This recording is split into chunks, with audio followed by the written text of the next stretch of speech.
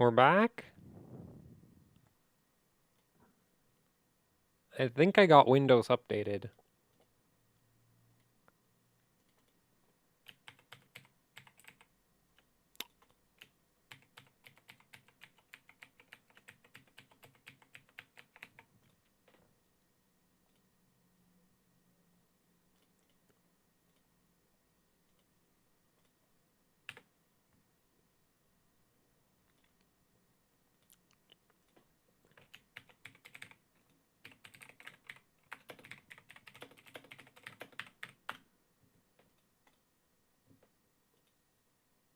I'm relatively certain I got taken down by Windows Update. Because my monitors went black, and when I rebooted the system, Windows Update started. So, I don't know. I'm not really sure what happened there. I don't know. Oh my god, what is this? Oh no, they put a...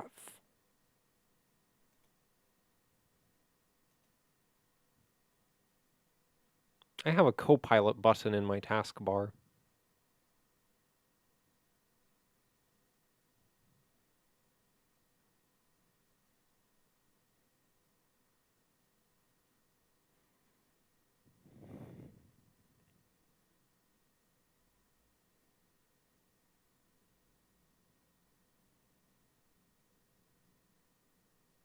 Yeah, but I need security updates.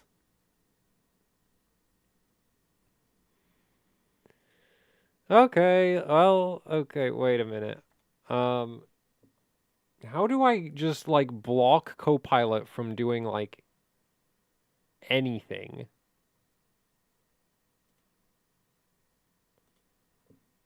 You've got to be kidding me.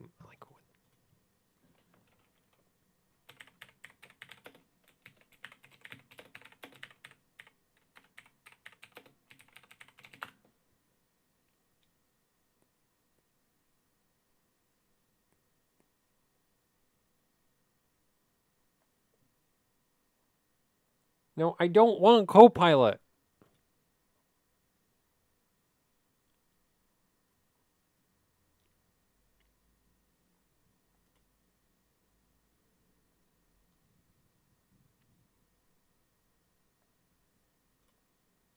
Oh, god damn it.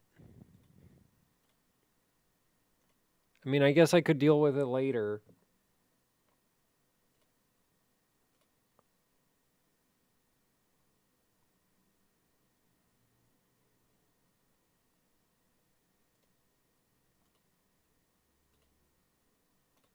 Huh, apparently you can just uninstall it.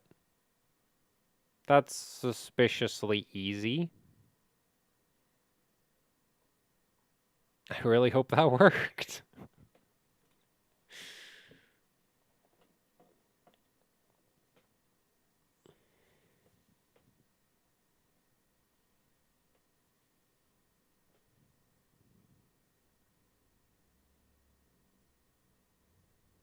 I'm not on Windows 11, I'm still on 10. I'm, very seriously considering, switching to Linux. Because, yeah, I do not, like, the operating system is a glorified file manager and a driver carrier.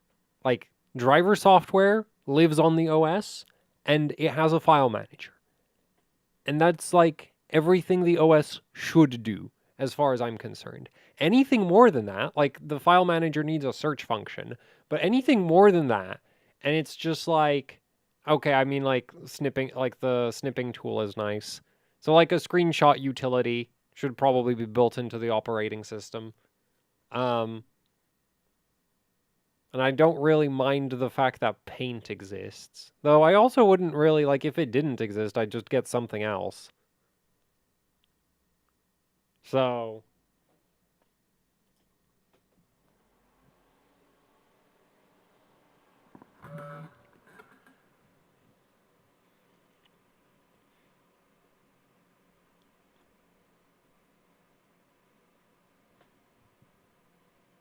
Because, when it comes to,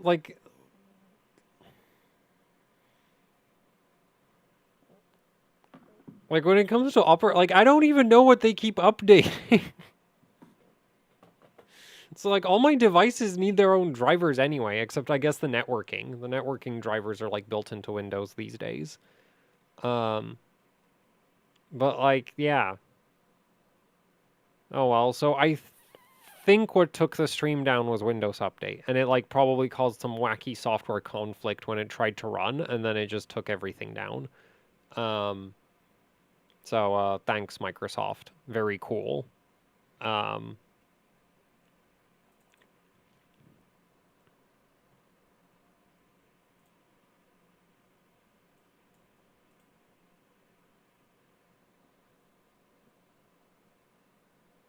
Yeah, I think this update is from yesterday.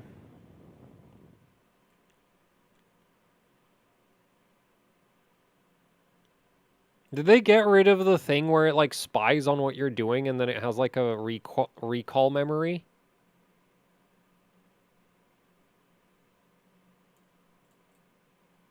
Because, like...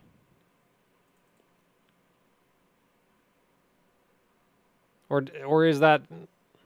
It's supposed to be... Oh, well, then why didn't it freaking prompt me if I want to opt out of that? Like, it's, like, the first thing it should do is ask me if I want to opt out of whatever the hell... It was called recall, wasn't it? Or something like that. And you need to disable it in PowerShell. Oh my god.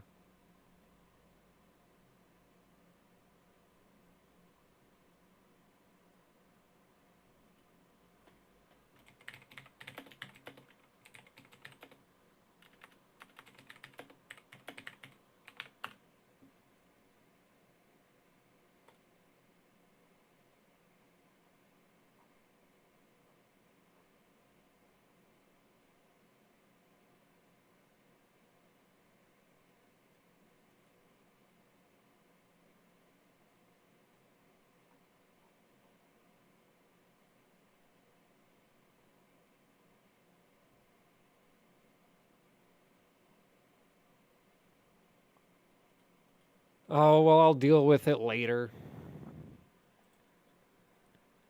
And then I'm like seriously looking into switching to Linux.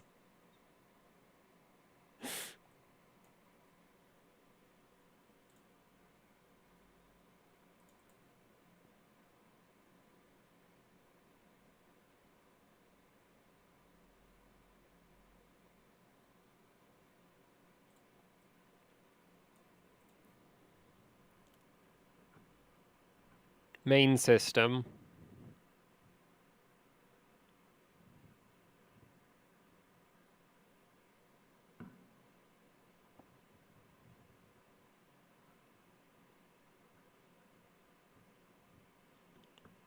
Yeah, just the main system getting switched to Linux. Because obviously, like, there's no actual benching scene for Linux.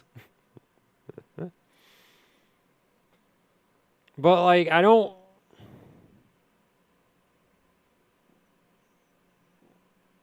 Like... I don't want... Yeah, like, I don't want recall.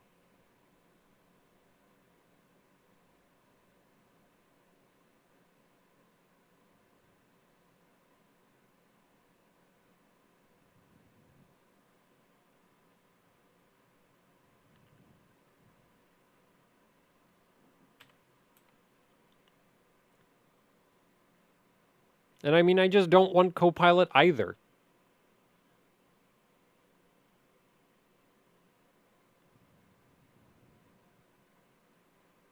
No, but there's not like a Linux benchmarking scene. I don't, like, I know there's benchmarks you can run on Linux. I mean, there's not like an actual, like, overclocking scene for it.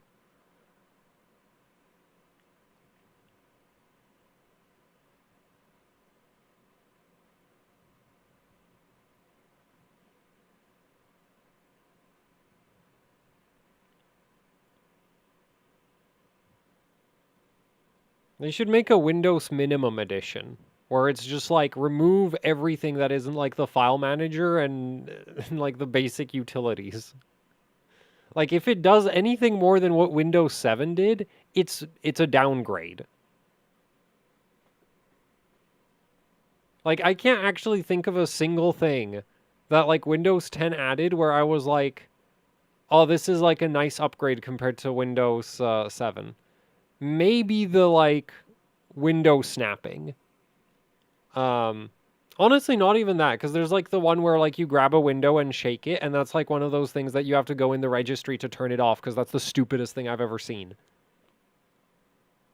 They're like, yeah, why, yes, I would like to have all my other windows minimized while I'm trying to move this window by a couple pixels so that I can like fit everything I want to see at the same time on the screen. Thank you. That's really helpful of you, Microsoft.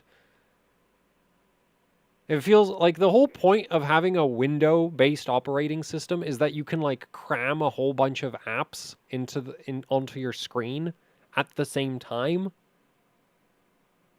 You know?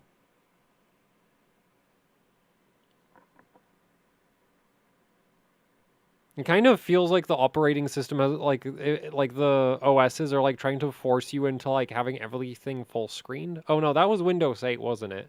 Where it was like really hell bent on full screening everything. And it's like I actually like to use my, monitor like screen space for more than just one thing. Um it's not a phone. I have plenty of space.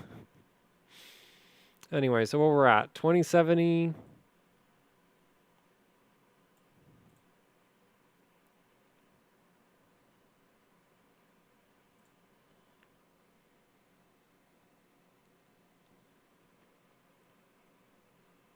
Nova X870 is god tier for the price. Why do you say that?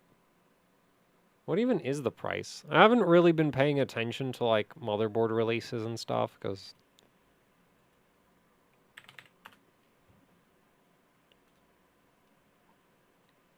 like the hardware releases haven't been particularly exciting.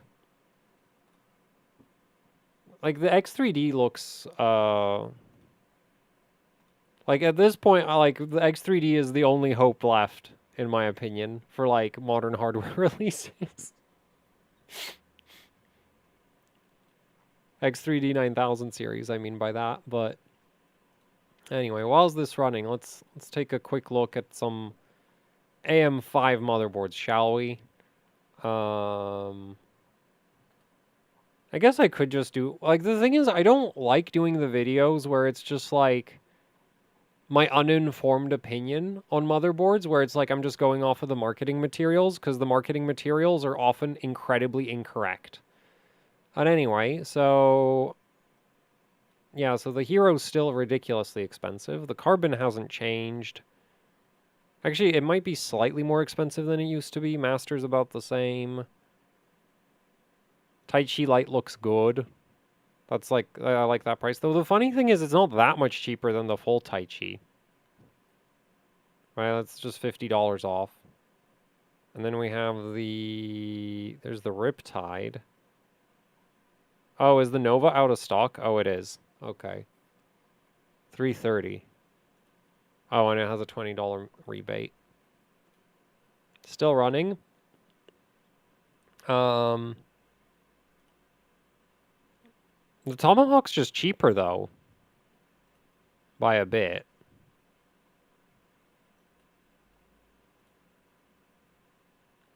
Because I actually requested a review sample of this thing. They do both have a postcode, so that's nice. Oh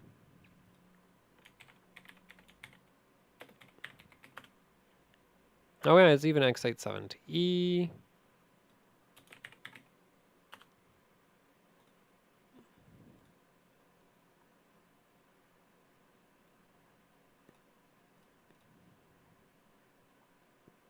Oh, I guess I could have just gone through the main page. Anyway, how did that... Oh, it's loading combined? Okay. Like, the coil wind stopped, so I was like, did it finish? Man,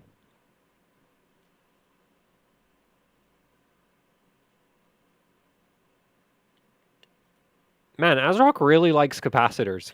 That's a lot more capacitors than what MSI has on there. Oh, this also has the 20,000 hour 1,000 microfarad capacitors. Huh, so maybe I wouldn't have to buy a Tai Chi.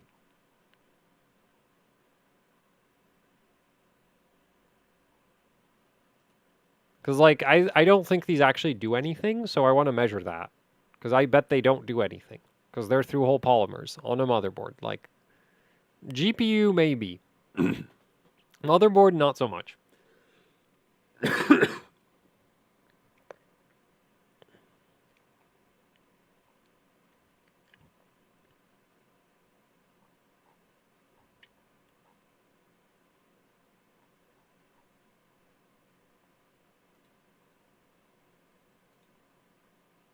Okay, that's a solid rear I/O.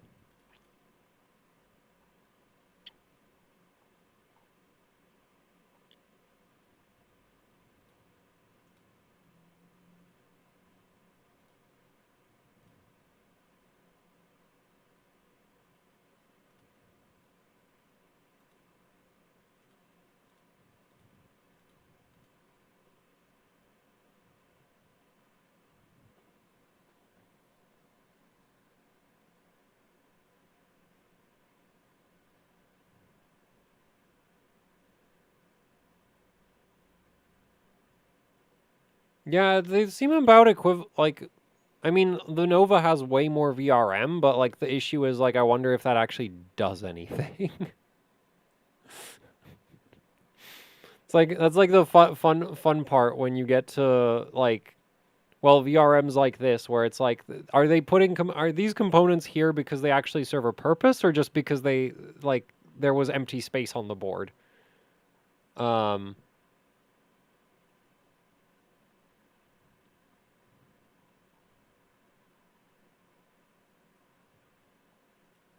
Oh, they have captive screws. That's nice.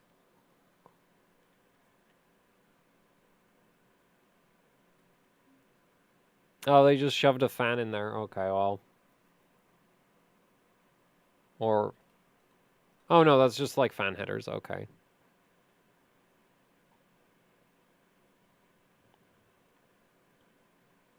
I thought they crammed a fan into the VRM heatsink, but I guess not. Not that it really matters.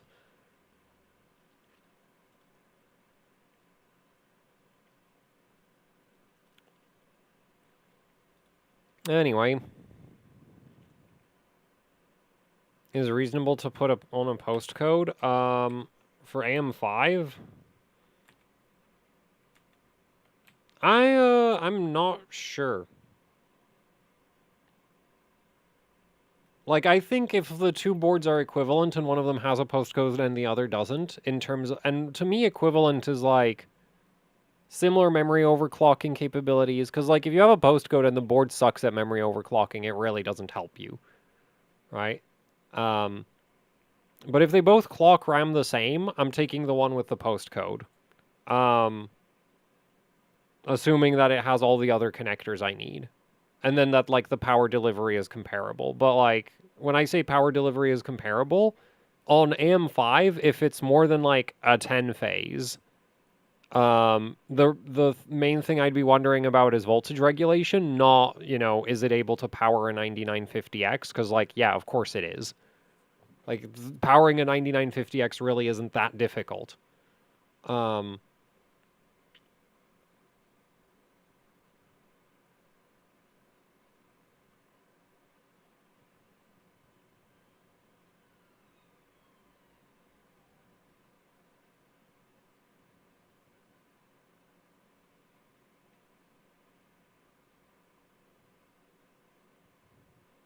Well, usually you get the peak efficiency around 20, 30 amps output.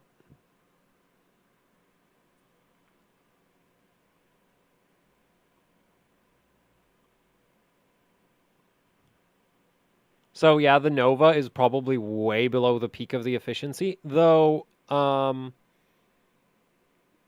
funny thing with motherboards is that you also run into like power losses in the inductors, and the inductors that you see on a lot of motherboards are actually like motherboard inductor choices are weird for consumer motherboards, like really, really weird. Like if you look at old motherboards, like DDR3 era motherboards, like Z680, the typical motherboard will have like 680 nanohenry inductors, which is huge. Like, that's absolutely just insane amount of inductance, which basically means you can't really have, like, for a given physical footprint, you can't really have that high of a, like, maximum current through the inductor, because you need a certain number of, like, turns in the coil to achieve that level of inductance. So that means more wire length, which, you know, yeah, you can make the wire thicker, but then it takes up even more space. So you end up with, like, kind of very high inductance, but, like, low current inductors. And at the time, like Z680, like, you could get a GTX 480, which had a 6-phase, and the inductors on that are 150 nanohenries each. Right?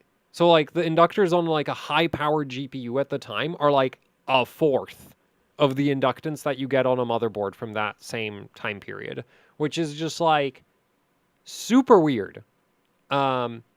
And that's still kind of a thing, even today. Like, Asus likes to use 400 nanohenry inductors for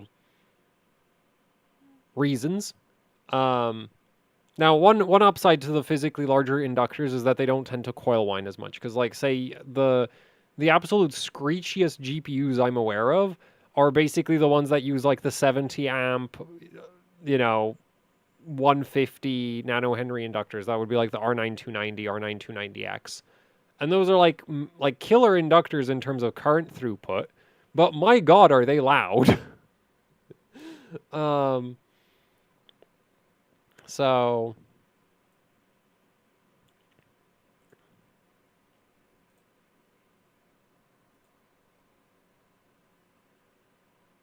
yeah. Um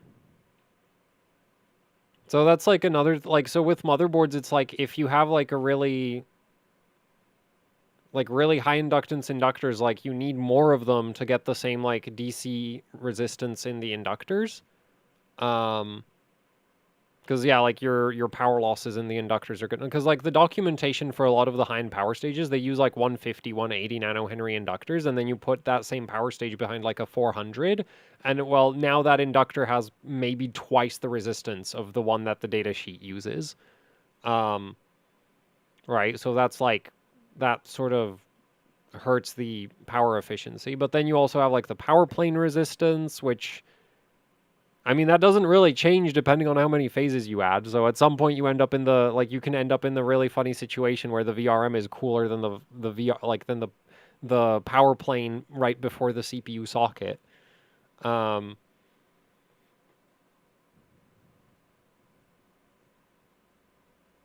is dual rank still better with DDR5 like with DDR4? Not, like, the difference isn't anywhere near as big as it was on DDR4. The way to start learning, teaching yourself overclocking GPU summer. You just do it. Like, like it's like like GPU, you literally just download Afterburner and you have the, like, clock sliders and you can just play with it, right? Because there's, like, Afterburner, especially on NVIDIA GPUs, like, you can't do anything that's going to break the card. Um,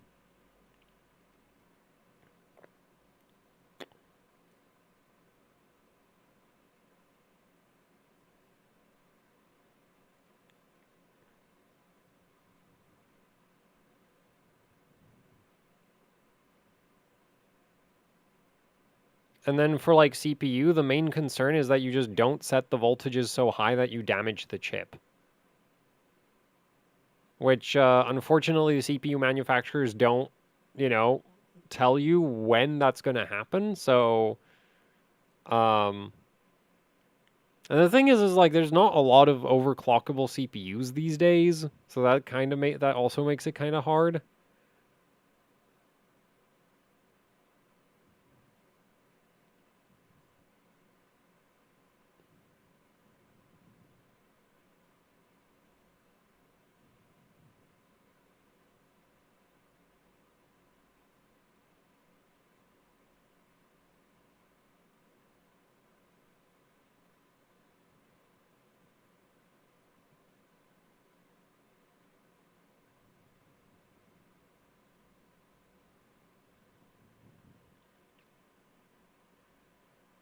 Where I went wrong with the overclock?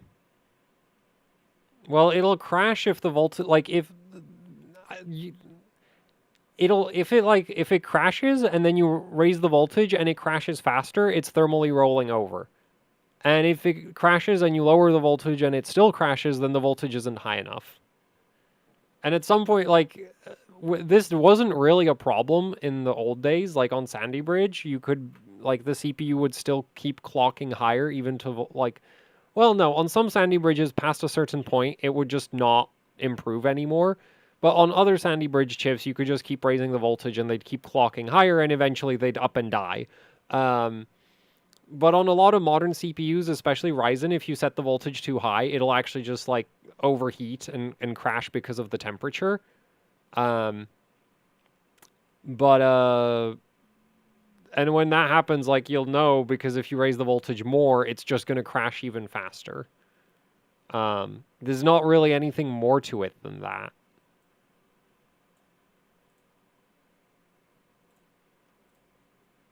Like overclocking is kind of brain dead, in my opinion. It's not really that complex an activity. Unless you're doing like modifications and stuff.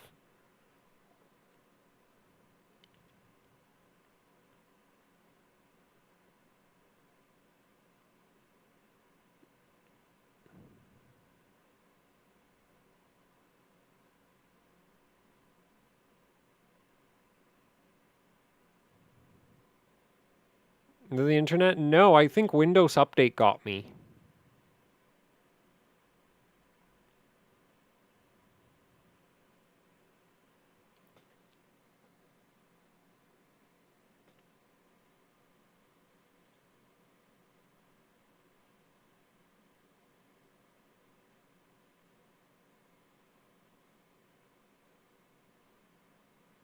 Well, LN2 overclocking really increases the amount of work needed.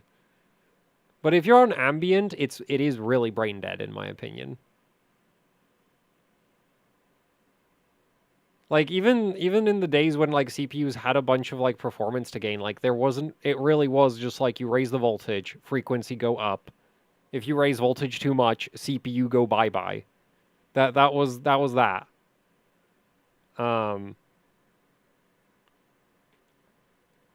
Now, memory overclocking, depending on the platform, can get quite involved. And DDR5 is just generally a horrible mess. So, but the thing is, it's not like an intelligent mess. It's just brute force trial and error on across a larger set of settings. Okay, so that's GPU maxed out, I guess.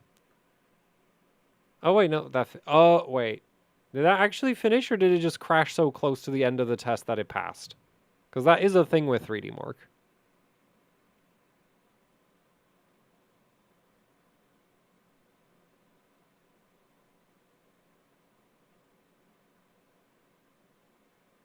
Where's the gaming?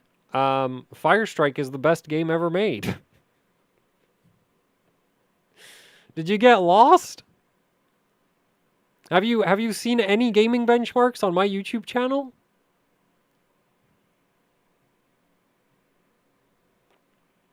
Because if you have, I'd love to know about them. I don't know how they got there.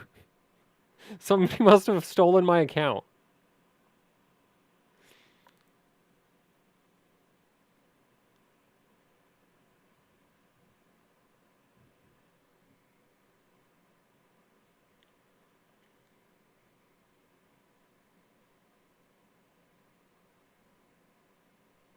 Okay, so that's still finished. What did that run at? 2160.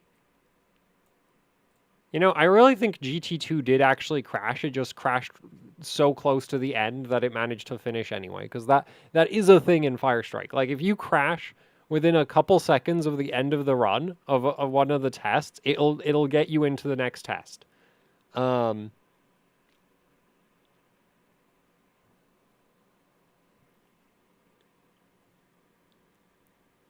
Also, what power are we pulling? Oh, this isn't really that power hungry at all. It's under 400 watts most of the time.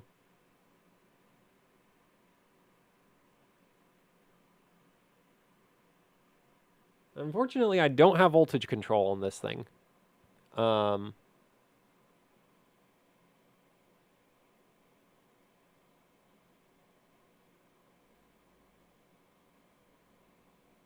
Overclocks for no reason? Yeah. I mean, what is the point of playing games? Have you ever thought about what you achieve in life by playing video games?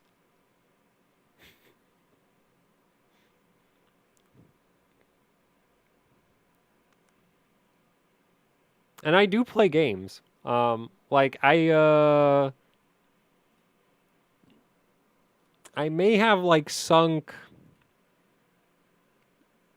33 hours into Age of Mythology Retold in the last like week. That totally doesn't have anything to do with the lack of content getting uploaded to YouTube.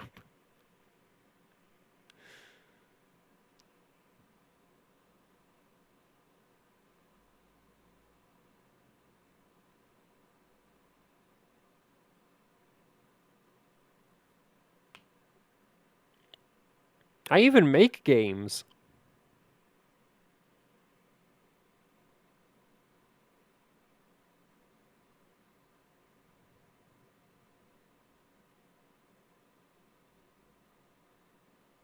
What? No, I don't. Well, no, I have a 7800X 3D in my daily system. It doesn't overclock.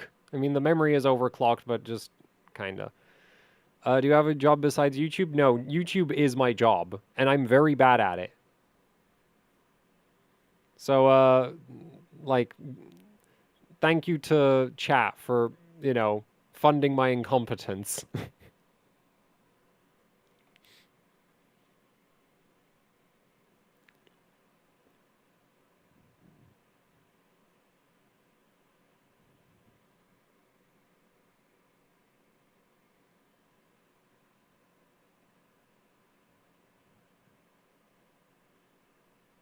You got X3D? Yeah, like, if you just scroll through my videos, there's like a ton of memory overclock videos. Just watch any of them.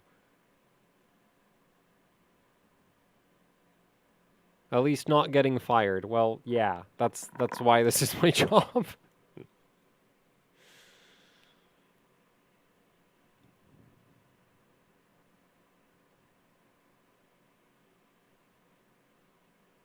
Came here trying to troll. Yeah, I know. I was ignoring him. Like, just like, I don't know why chat bothered engaging. Like,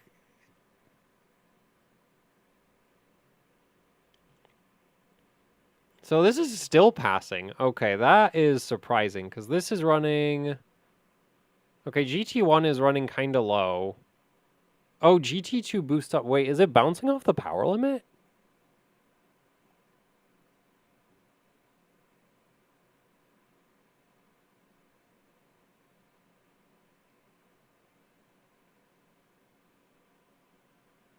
It seems reasonably well balanced between the three power connectors, so like I don't know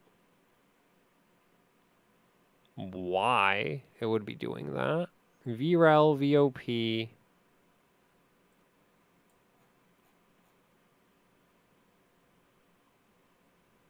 It doesn't say power limit anywhere.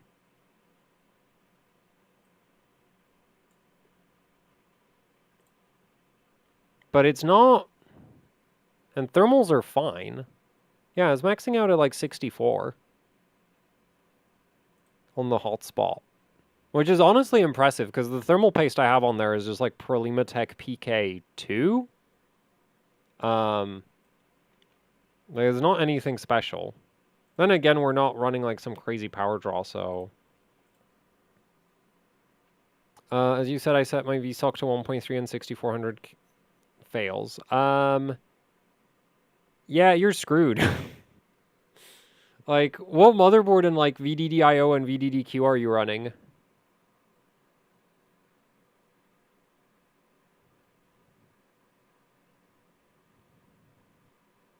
What score you need to get in the Hall of Fame? Well, a score that is not possible with a 9950X. Because this CPU is really bad at Fire Strike.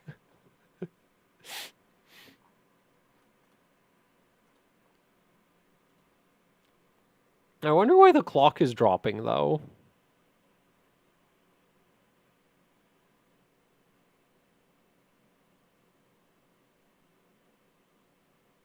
Man, like, the plan for today's stream was, I can't actually mod the GPU because one of my speakers died. And there's like disassembled speaker all over the corner of my desk where I do all the soldering. Because I'm waiting for, well, I already tried replacing so what died in the speaker is like a 240 to 5 volt converter. So 240 VAC. So yeah, I'm really thrilled about trying to fix that. Not technically the first time I fixed something that runs on AC. Like, I fixed the charger for my camera. But that was really simple because there was a dead diode. So I just replaced the diode and everything was good. But with the speaker, the 5 volt regulator does not output 5 volts. I desoldered every single one of the through-hole components. I measured every single one of them. None of them look bad. Now, I don't have schematics, so I don't know what they're actually supposed to measure, but I did find a like example schematic for the chip that they're using, and everything seems to check out. So, like, I don't know why it only outputs 0.8 volts. So I replaced the chip. It still only outputs 0.8 volts. So I replaced it again. It still only outputs 0.8 volts. Also, that PCB is just the cheapest single-layer PCB. Like, it's the bare minimum, right? For to be a PC, like, to function.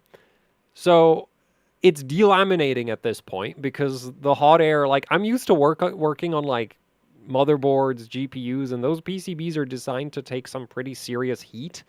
This isn't. So like I'm used to using the hot air set to like 350, 400, degrees Celsius.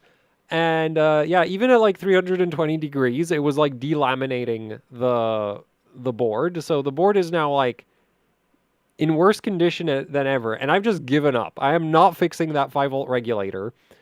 I ordered a like all-in-one little 240 to 5 volt, and I'm gonna stick that in there instead.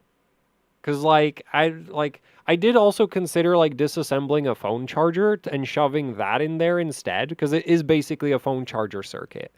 But the thing with 240 VAC is like when you take apart a phone charger, it has like you have a bunch of high voltage exposed on the back of the board. And I am not sure about like spacing requirements, right? Because that's like the main concern I have with it is if you put 240 too close to something, it could lead into like, could become a problem later. And so I decided not to do that because, yeah, the phone chargers are not quite the right. Like, I took apart 2 random chargers I had lying around in a drawer for like forever. I broke one of them because getting through the casing was a massive pain. And the other one is not quite the right shape. So I've given up. I'm waiting for a 240 VAC to 5 volt, like fully enclosed converter. I'm going to stick that in there, and then it should work. Because as far as I can tell, the whole reason the speaker stopped working is because the 5 volt supply died, and the 5 volt supply is necessary to, like, there's like a relay that turns on the main transformer. The relay runs off of the 5 volts, so if there's no 5 volts, the thing, like, the thing doesn't, like, work at all. So, yeah, and that should hopefully show up today. Anyway, there's a super chat. Hey, I have to ask, but just upgrading from AM4 to AM5, I like to game, and my work is take away all my 32 gigs of RAM in general. Have you any suggestions for memory sweet swap where I can go about 32 gigs? If you want a lot of RAM, 96 gigs is actually like a decent option on AM5.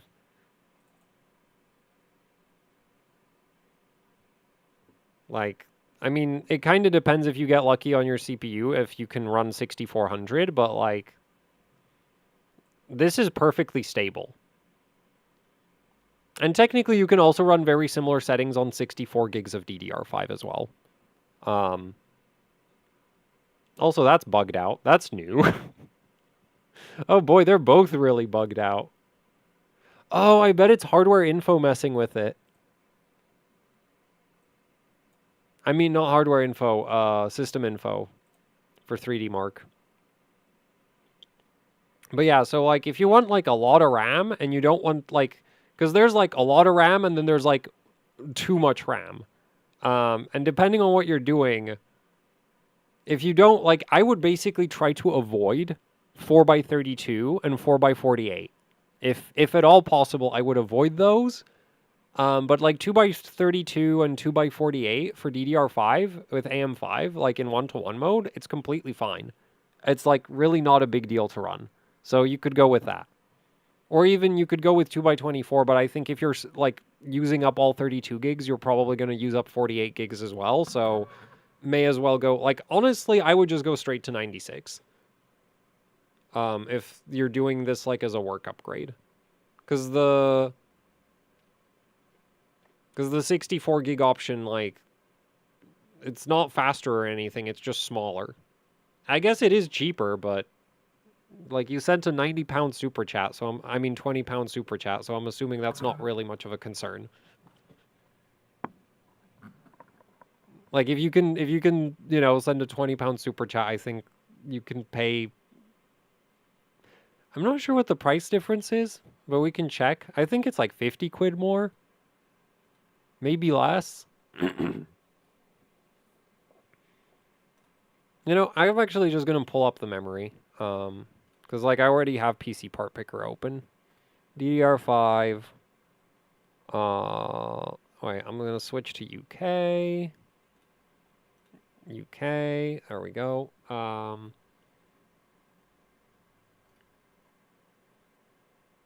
Where's 2x48? Man, this is such a horrible way of organizing this list over here. So I would go for...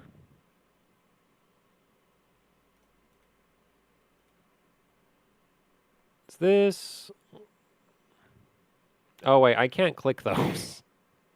I bet it's going to pull up my address. So I guess we're just going to try find the data sheet for these.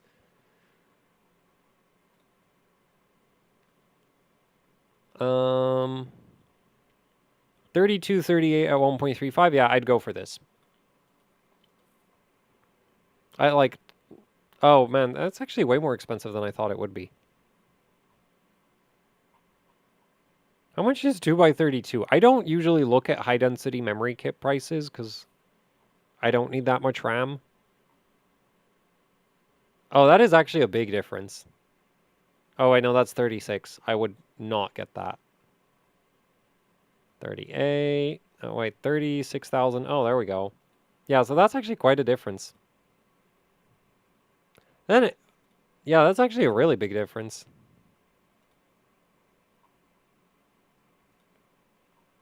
So, yeah, I would consider this or this, depending on how much you want to spend. I like technically other options for 6000 CL32 exist. Like there's, I mean, not 6000 CL32, but like for 2x48, there's also 6000 CL30. But that's going to be even more expensive, and it's not actually going to be any faster. It's basically the same stuff, just.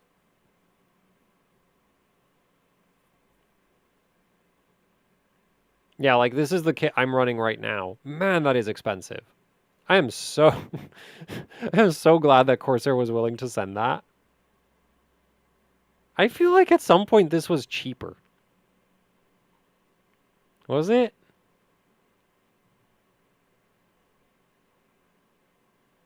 No. Actually, it was only more expensive in the past. Huh.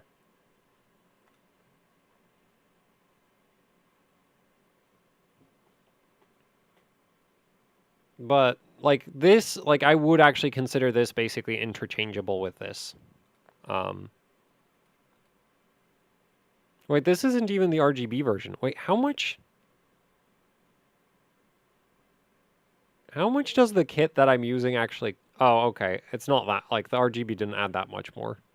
I mean, it is still wildly expensive. Like, I'd never pay this much for RAM myself, because, like, I don't need 96 gigs. But yeah. Like if you need a lot of memory capacity. Funny thing is 128 is like almost a reasonable, but it runs so bad. I would avoid 4x32 basically as much as possible.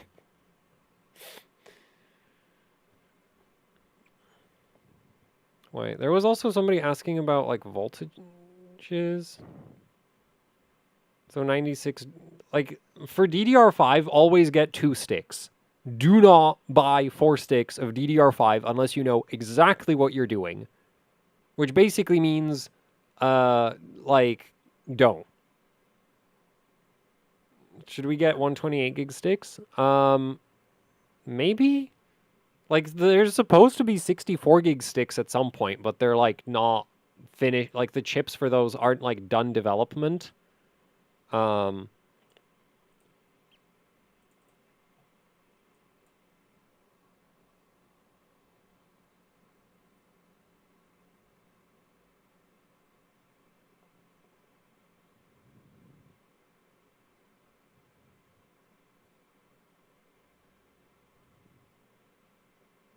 I want to dip into extreme overclocking, and I don't have access to LN2. Is dry ice a good choice? Yeah, dry ice is definitely viable. It's actually really easy. Like, dry ice on a lot of hardware is basically about as complex to run as water cooling. You just need to make sure that your stuff is prepped properly.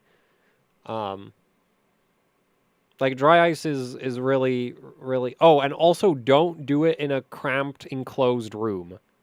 Definitely don't do that. Like...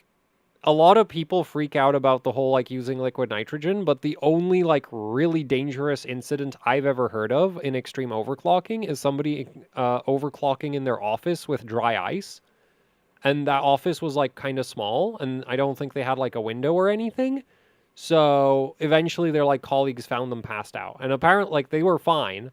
But, yeah, like, dry ice, you really need to be careful about not being in, like, a closed room, because as far as I know, carbon dioxide is like straight up toxic at very high concentrations.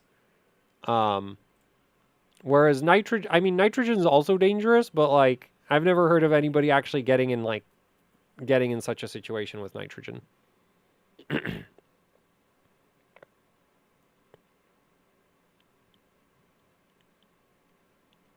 Your experience with UDIMs? I mean, ECC UDIMs? No. I've like, the thing is, I don't particularly like overclocking RAM. So I avoid buying RAM. Like, I have a huge GPU collection. Like, and a massive motherboard collection as well. But I don't like RAM. So I don't really, like, basically, if I can't get it for free, or I'm desperate, like, in certain situations where it's like, I just need anything, I'll buy a memory kit for testing. But, yeah, generally speaking, I avoid buying memory kits. Because, yeah. So, and, like, I can't exactly, like, call up Hynix and be like, hey, do you want to send me ECC UDIMs? Because, like, nobody I could actually get samples from makes ECC memory. 1.4 VDD, VDDQ, and VDDIO is not too high. No, it's fine. It's completely fine. Like, on some motherboards, 1.4 VDDIO and 1.4 VDDQ is not going to be stable, but that's not, like, it's not dangerous to the CPU at all. In fact, even, like, 1.5 VDDIO is not going to hurt the CPU. Or, well, at 1.5, I kind of, like, I'd start kind of being concerned, but it's probably still not going to hurt the CPU. Are you desperate enough to sell? No, I like motherboards. I don't like RAM. Motherboards are interesting. RAM isn't. RAM is just a stick of memory chips that never work. You wanna... I'm kind of too busy with stuff. Is 7800X3D worth going over 6000 with RAM? If you have a 7800X3D and you buy a 6000 rate, like if you buy like a Hynix memory kit, so like a 6000 CL30 or 32, you can just overclock your 6000 CL30 or 32 kit to whatever the memory controller does. Right? Like the...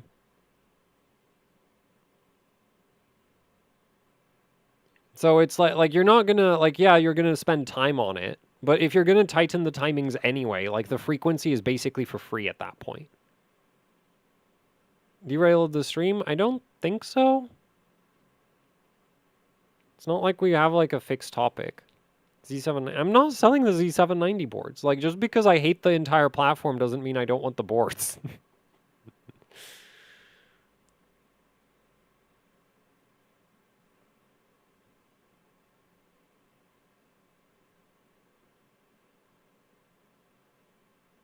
Oh, something broke.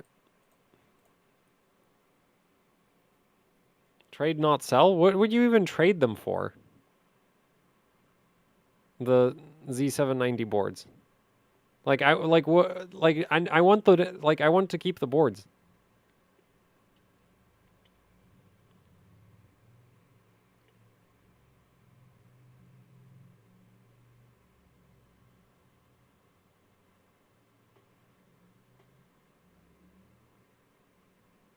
What? But I don't want your Z690 Kingpin edition.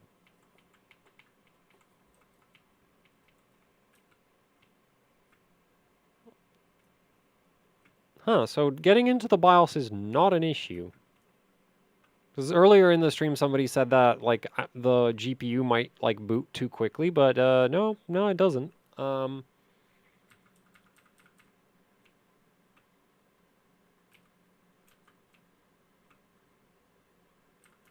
mean, I guess we gotta try PBO and see if we can actually get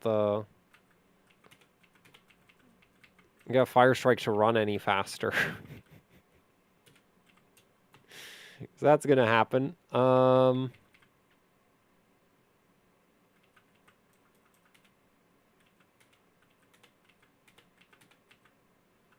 with like -8. Actually, you know what? I'm just gonna max it out. Like this in my experience either does a little bit or nothing. So I'm not too worried about that. And then, oh wait, manual.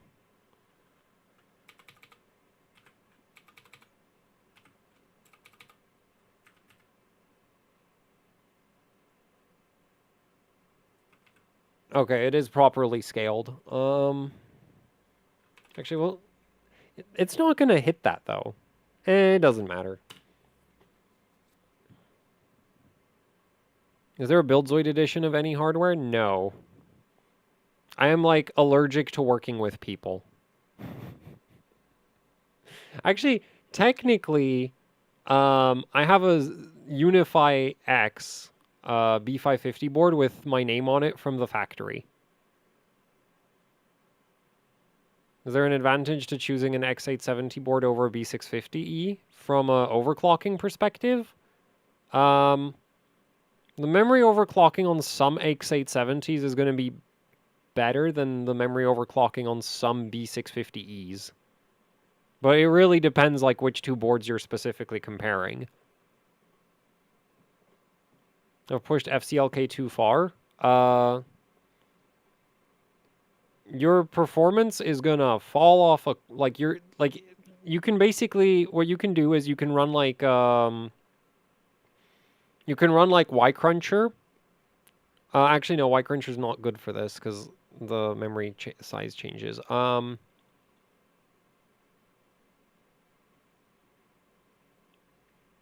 Okay, so there's like a dumb way of doing this. And the dumb way is you raise the infinity fabric until it hard crashes, and then you run 66 megahertz below that. That's basically, that's like the alternative way. So if you have a CPU where it like works at 2200, but like, and then like crashes at 2033, 2233, then you run it at 2166 max.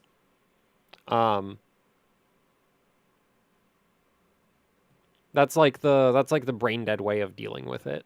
And if you're at 2166 max is like, you would use that if you're in like 6200 or 6000. And you wouldn't use that at 6400 because for 6400s, 2133 is generally better. Anyway, let's see if PBO does anything for the Firestrike physics score. I kind of don't think it will.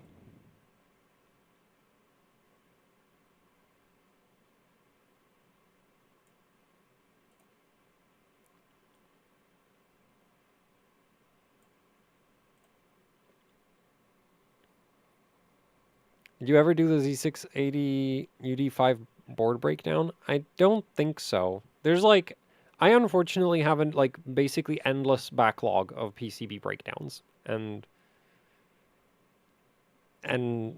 it's a problem, and I don't know what to do about it because, yeah.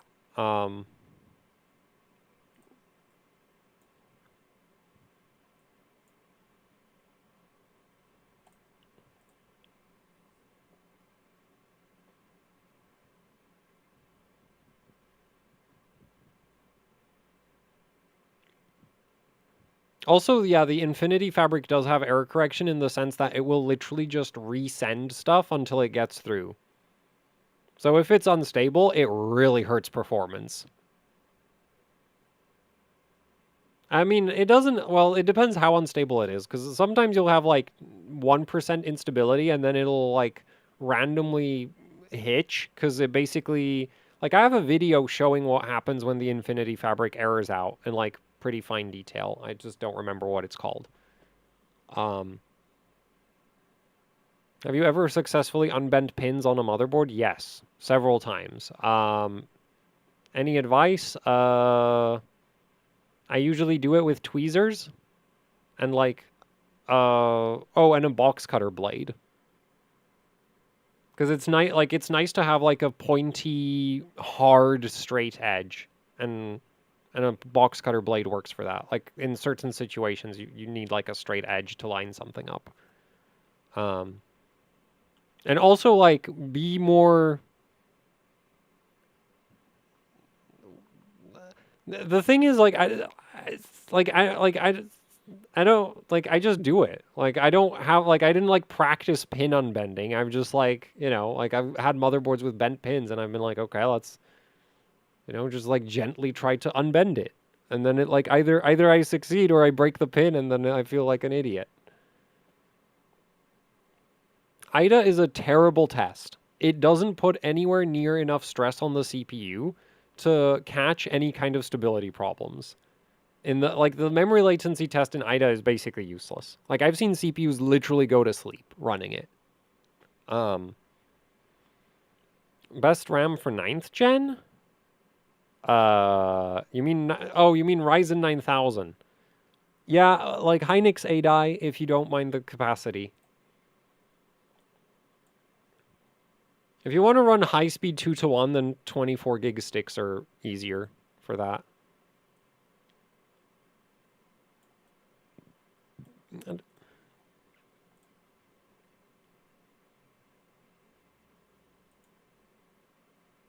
we're not, yeah, no, I'm not running the memory too high.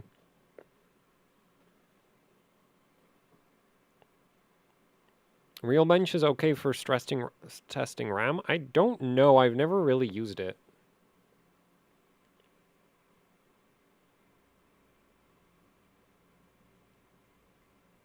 Like, I've done a X58-OC with like the gigabyte board. I have one of those that had bent pins. I have an X79 dark, no, not X79 dark, X79 black, Rampage 4 Black Edition. That had bent pins or a bent pin. I have a Z97 MOC, no, Z87 MOC formula, and I think also a Z97 OC formula. I think both of those had bent pins.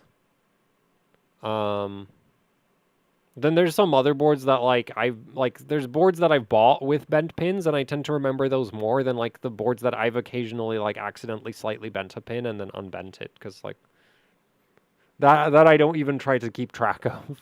Not because it happens super often, it's just like it's never really been a big deal for me to deal with that.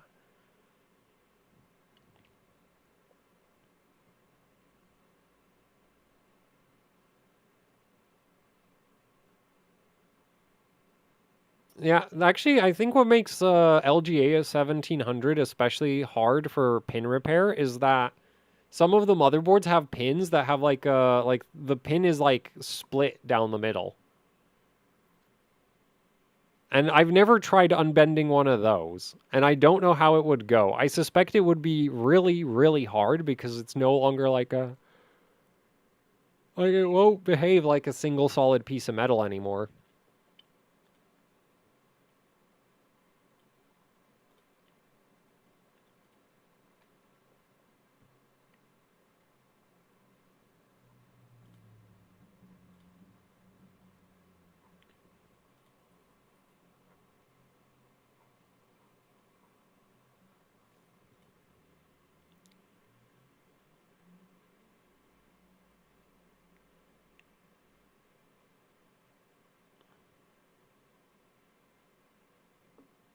I think some LGA 1700 boards still have like the full solid pins, but yeah, if you if you have one of the boards with the like split pins, then that must absolutely suck to unbend.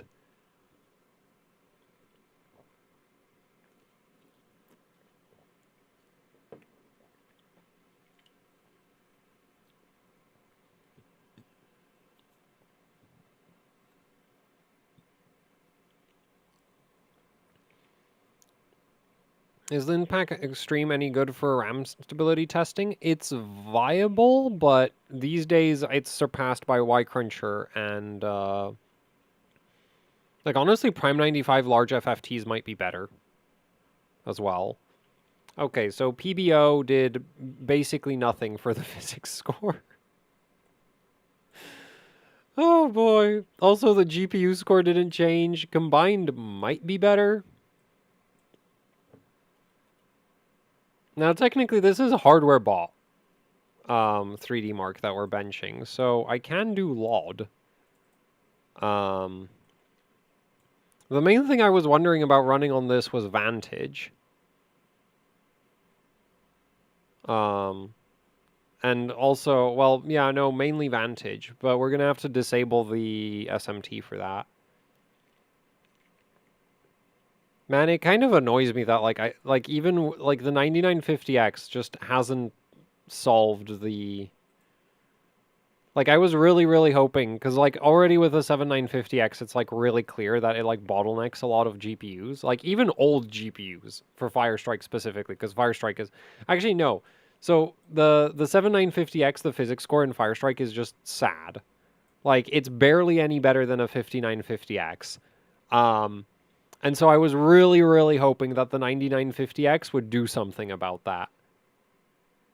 This is still slower than a stock 14900K.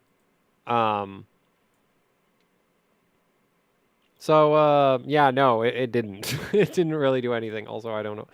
We need to do this differently because yeah.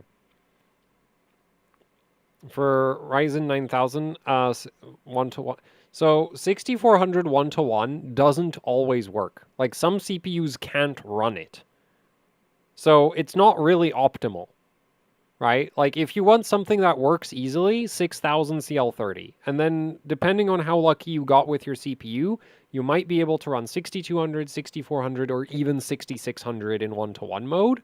But like especially 6100, like 6600, you need to get very, very lucky for that to work.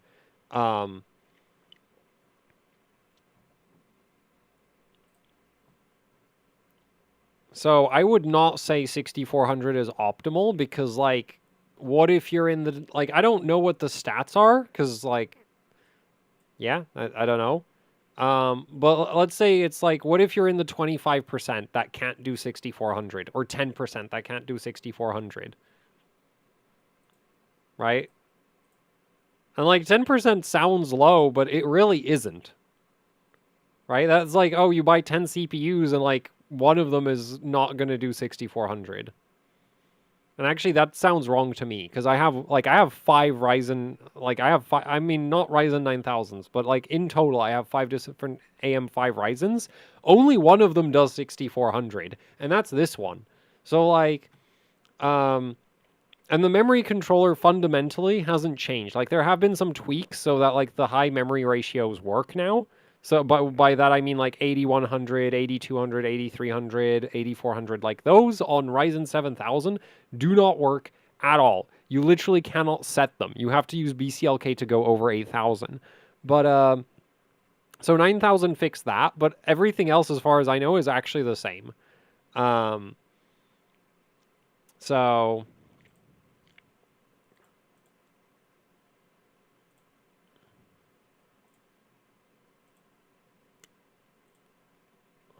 where's the power settings?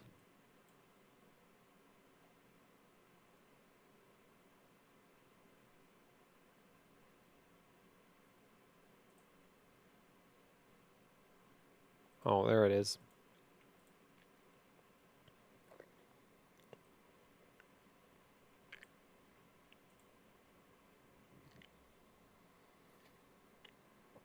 Will break benchmark records with LN2? I really doubt it.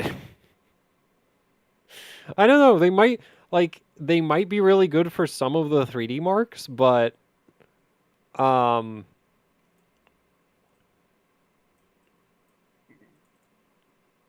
the thing is, like, the 3Dmarks really need a lot of cores, and AMD kind of, and like the 3Dmarks need a lot of cores and a lot of memory bandwidth. Like Time Spy sucks on the 9950X. Like massively sucks on the 9950X because there just isn't enough memory bandwidth for that benchmark. And like X3D isn't gonna change that. So I don't know. I don't think it's gonna help that much. I'm gonna go straight to +3. Apply. And now we're not gonna be able to see what we're running anymore.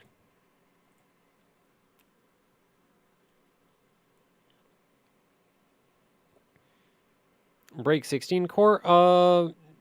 Like Cinebench or something? Nah.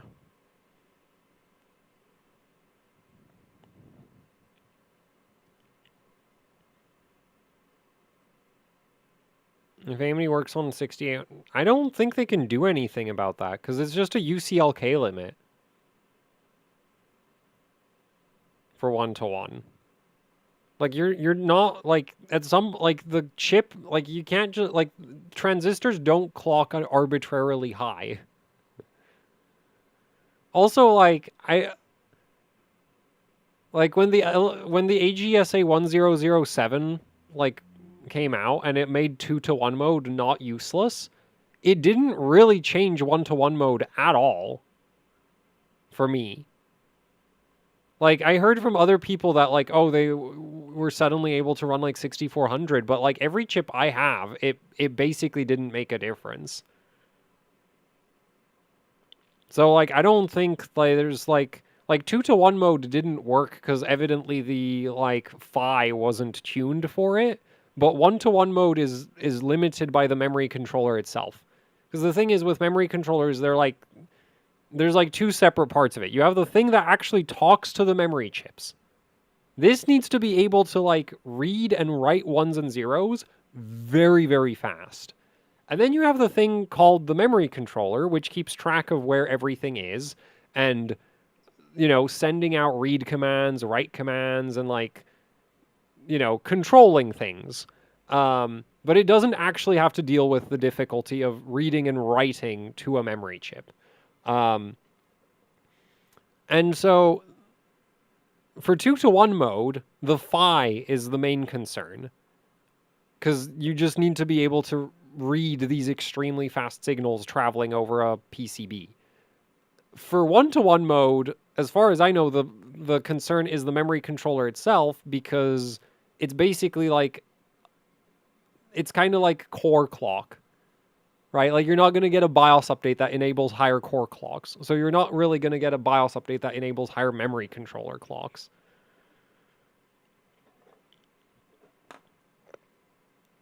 Threadripper, yeah, but that's a completely different memory controller. Like, you can design a different memory controller that clocks higher, but you can't BIOS patch a slow memory controller. It's like, oh, we're going to put out a BIOS patch to make the CPU run at 8 gigahertz. And it's like, no, you won't.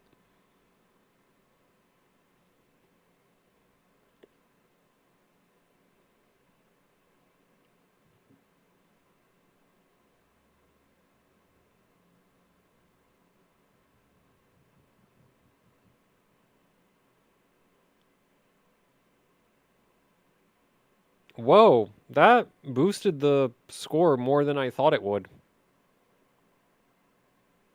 It's still not very good, though. we're still not even in the top 10. And I think I can blame the CPU almost entire... Like, I can blame all of that on the CPU, I think. Wait. What? Oh, man, we're so CPU bottlenecked. Oh, dude, it's so bad. Oh, my God. We're down, like...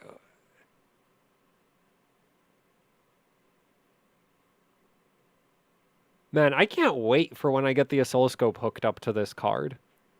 Because I imagine Firestrike is just going to be like that. It's just going to be a disaster.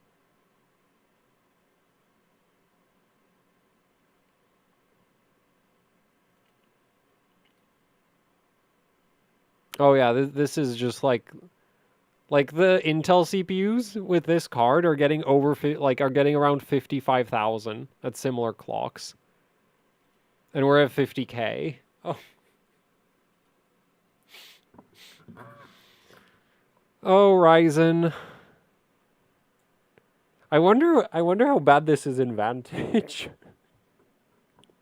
Because Vantage is like CPU bottlenecked on like everything. Actually Vantage was like not that bad like on the 1080. Like Firestrike I think is like uniquely terrible in terms of how it like CPU bottlenecks.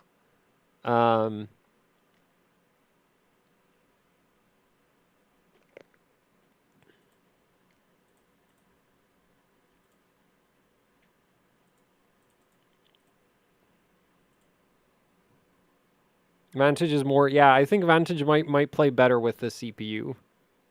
But man, like that is painful. This thing is so bad at Firestrike. Oh boy.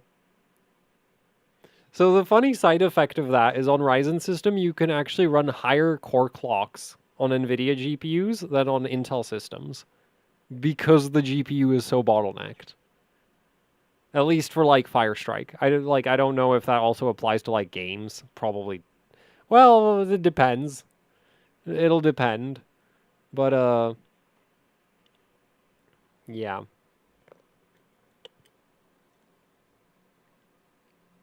Maybe in the top 100. What? I'm in the top, like I'm just outside the top 10 for all 3080 Ti results on Hardware Bot.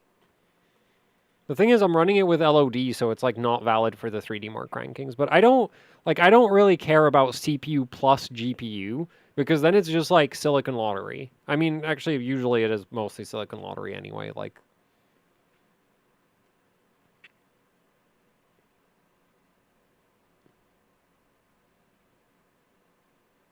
okay, so we're definitely gonna switch to Vantage because the Firestrike, like, there's nothing I can do about this. Like, this is just like Ryzen is bad at Firestrike. Really, really, really bad at Firestrike.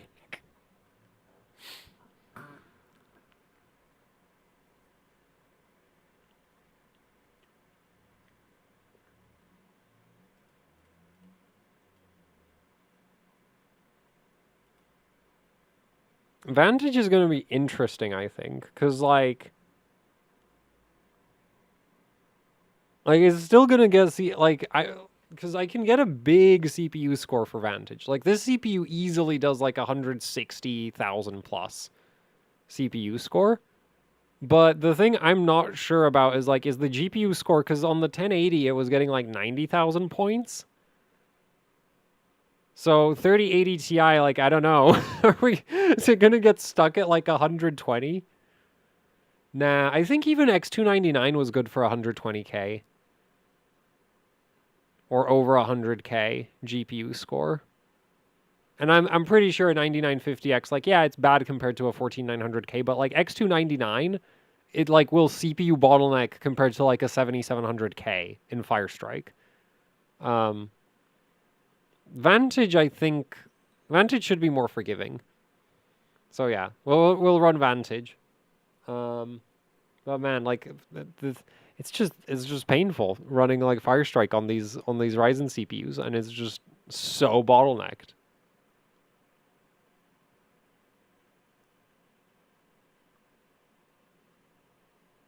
$54K, dude. There's people getting $54K on a 12900K, and I said like $54K GPU score. Like this is a problem. Because if I'm gonna pull it up, right? So, man, I don't know why like Edge just goes to like some random submission for my hardware bot. Anyway, so if we go 3080 Ti scores, right? I hate how that works. You have to put a gap, 384-bit. So if you look at Firestrike, right, so the first one is like whatever, but the thing I was looking at is like this one over here, because that's running like similar clocks to what I'm running, right? 2145, 1311, just air cooling. And this is like almost the same score I'm getting. But now look at why it's almost the same score. Literally like almost 5,000 points more GPU score, way less physics, way less combined, because this is a 12900 KS at 5.4 gigahertz.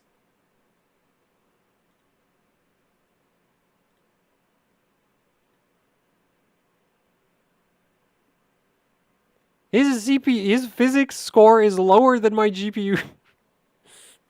Like my GPU score is almost the same as his physics.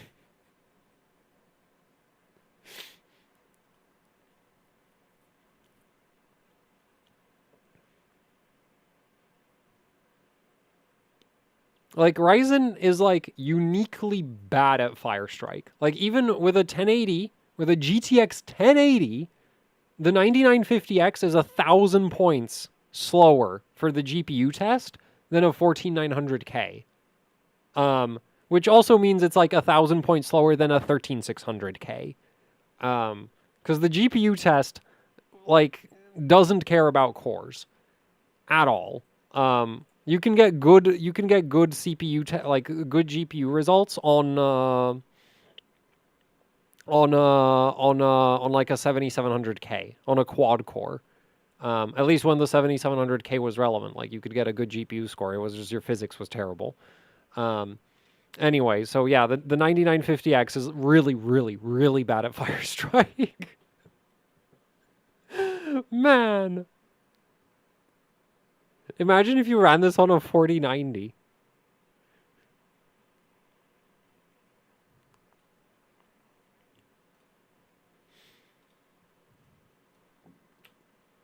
That would, like, I bet if you ran it on a 4090, I bet the gap would be, because, like, 5,000 points, that's about 10%. That's huge. Like, I wonder if with a 4090, it would be like a 30% CPU bottleneck. Or more.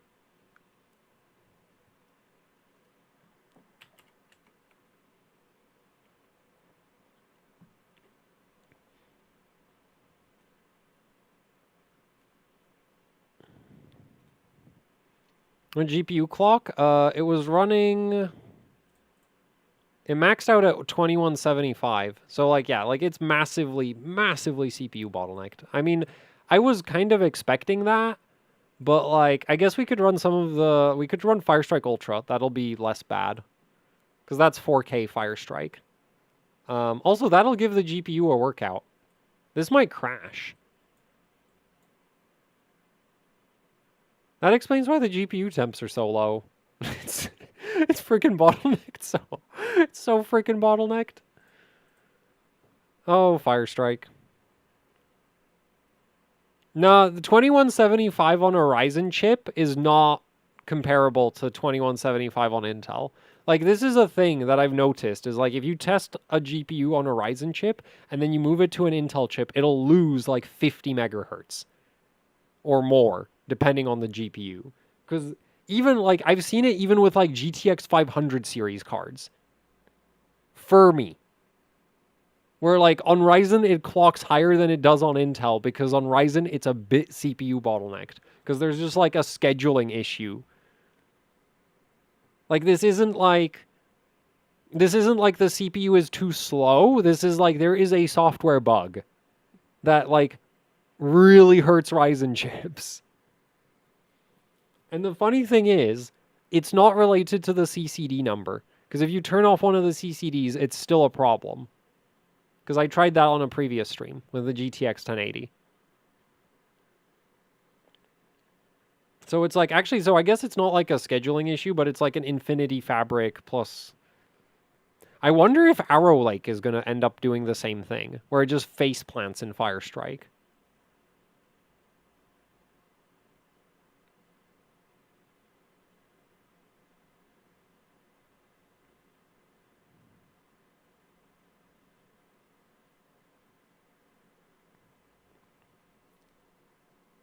No, it's not even because chiplet. Non-chiplet Ryzens also get wrecked. like Firestrike just really likes monolithic Intel CPUs. Like X299 also doesn't run Firestrike the best. Like X99 is like better for your GPU score than X299. So like,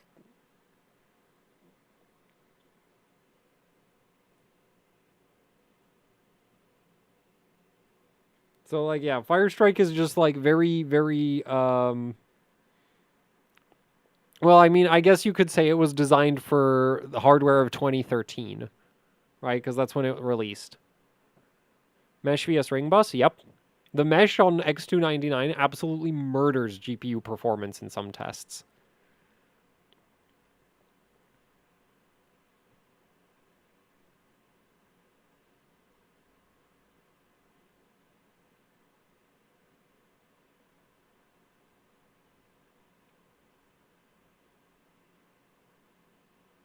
Generally, high FPS needs more CPU. Well, yeah. But, like, it's not, like, the thing is, like, Vantage isn't as much of a problem as Firestrike is. And Vantage runs faster than Firestrike. Vantage is up in, like, the, like, 300, 400, 600 FPS range. Actually, with a 3080 Ti, we might see a more than that. And that's fine. And then you run Firestrike. I think it's like Firestrike and DirectX 11. Like, I think it's specifically something to do with Firestrike's DirectX 11. Because I think even 3Dmark... Actually, 3Dmark 11 is also bad. Well, 3Dmark 11 is DirectX 11, so, like... It might be like Ryzen and DX11 don't like each other. Anyway, so Firestrike Ultra. What's that look like? Huh. Yeah, that's better.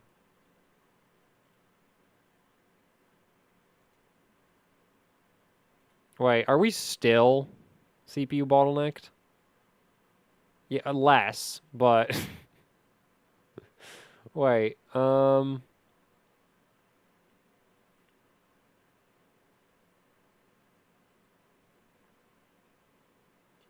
No, my combined score is great.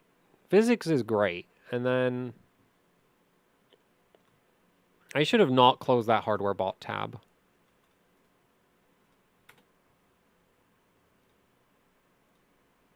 So, we're going to quickly go... So this is a Firestrike Ultra. Oh, and he's not even running LOD. Wait, this is a 5950X. Oh, but it's on dry ice. This isn't with LOD. Wait, I wonder if... Do 3080 Ti's have ECC?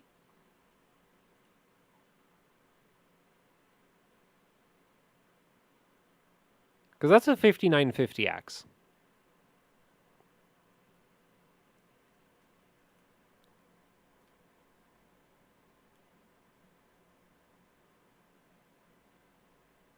This is a 12900K.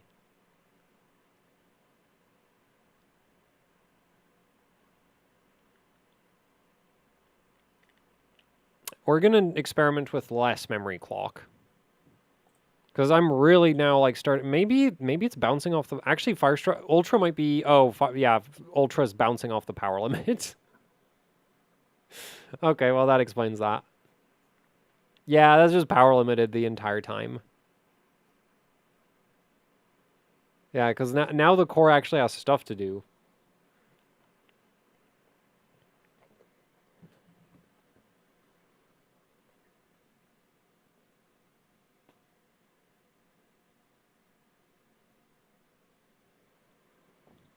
Oh, well, unfortunately, I do not have software solutions to NVIDIA software problems.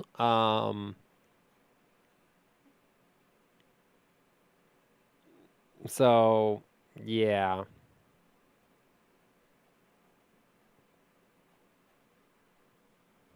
We're not going to do anything about this right now. What is the power limit? 420 watts.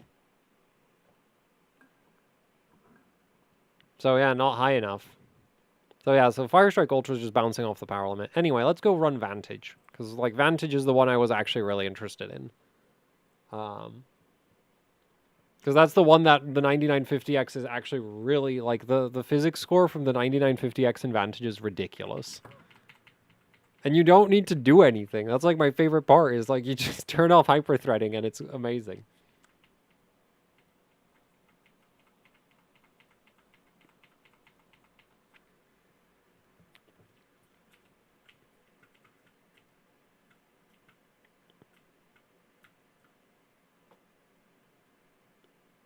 The thing I'm not sure about is, like, do I want to shunt mod a 3080 Ti Hall of Fame?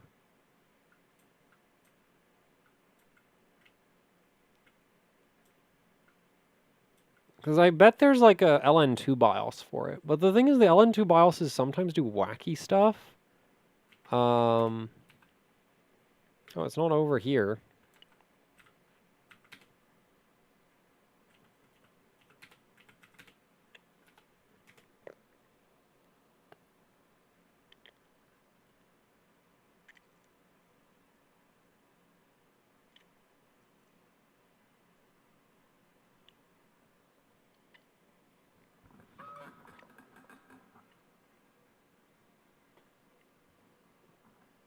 I think I'll just shunt mod it. I don't really like dealing with the whole, like, oh, I wonder what BIOS is on this GPU. Because I have that with AMD GPUs where it's like, I'll fire up a GPU and then it's like, oh, what's this BIOS?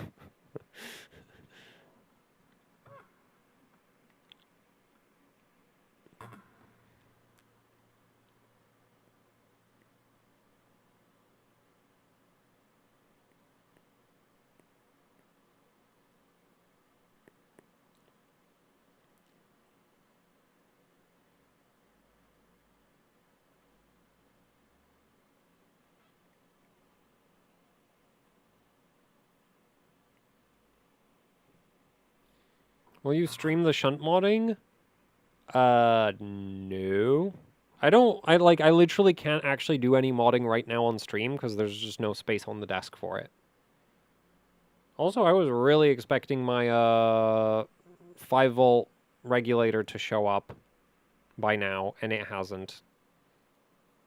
Then again, I guess it's pretty small, so it might have just got stuck in my post box.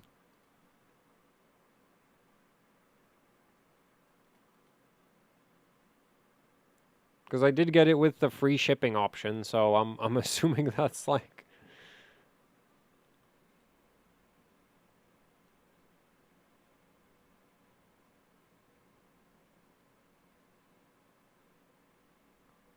Wait, what? Why does it say they sent it with shipping? Like, with, like, tracked shipping? And I don't see a tracking number. This is really stupid.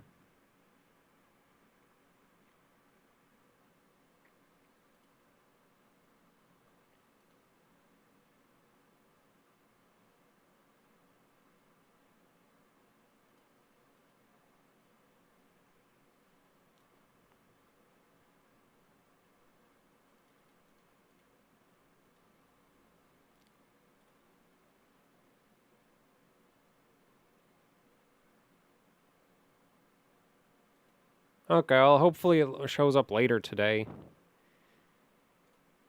Because I've not been having a good time having only one speaker for like the last week.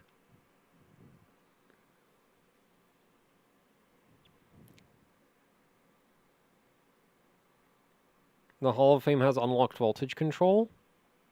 Yeah, but if we're bouncing off the power limit, that's not going to get us anywhere.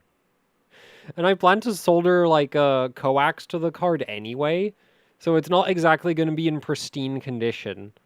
And I'm not sure why I'd even care about that, because it's like, I'm not going to sell it. Like, the only way somebody's getting this card is if, like, I die. And then it gets auctioned off after my death. Because I ain't letting go of it. It's mine now.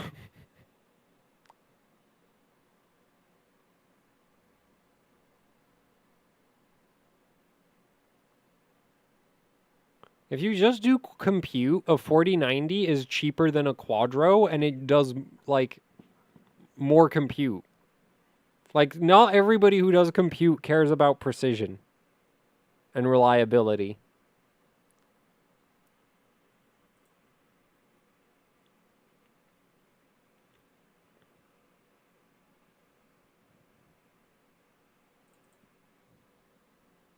Right? Like, if you're buying a 4090 to accelerate your AI waifu simulation, like, it doesn't need to be super precise or anything.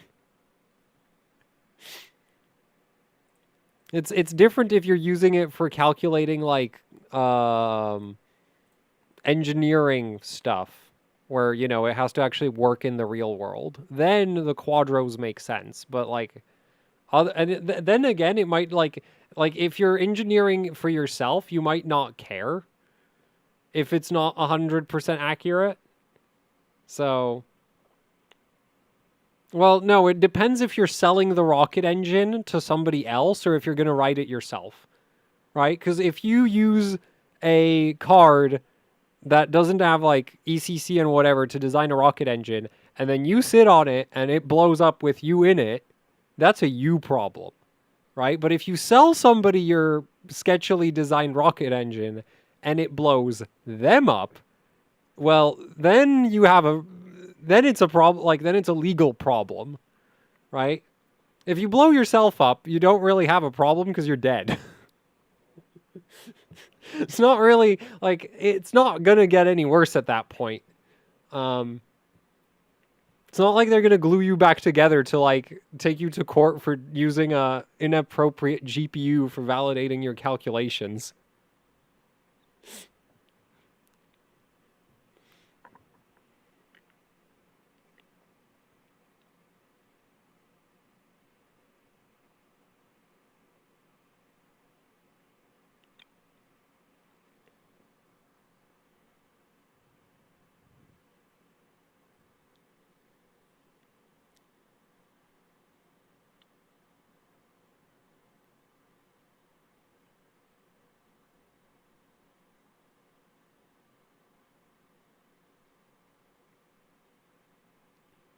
Do 980 Ti Strixes die often? I don't think so, just because I haven't seen that many broken ones. But it's still a 980 Ti, so...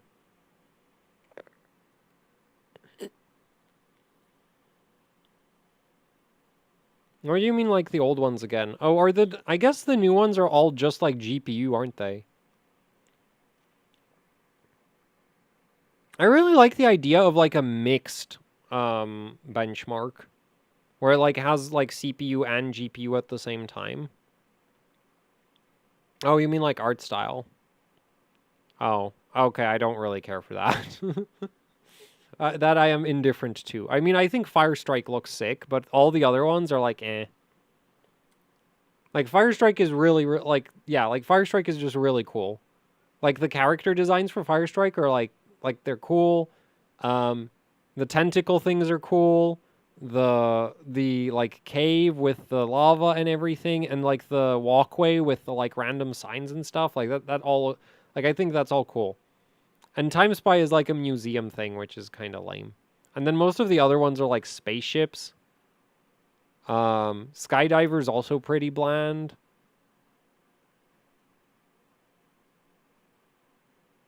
Yeah, no, I think Firestrike's the only one that's like... Yeah, I think Firestrike's the only one I really like, artistically.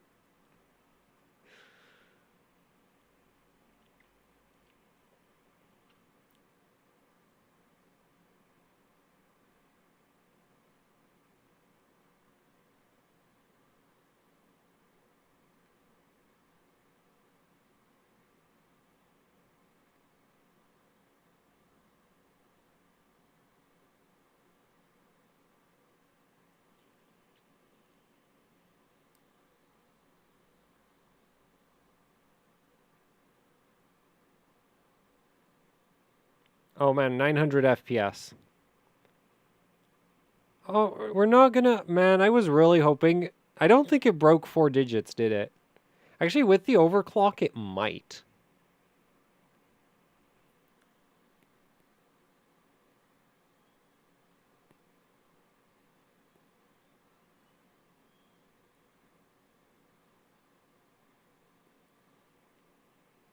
We might get 1K once I overclock it a bit.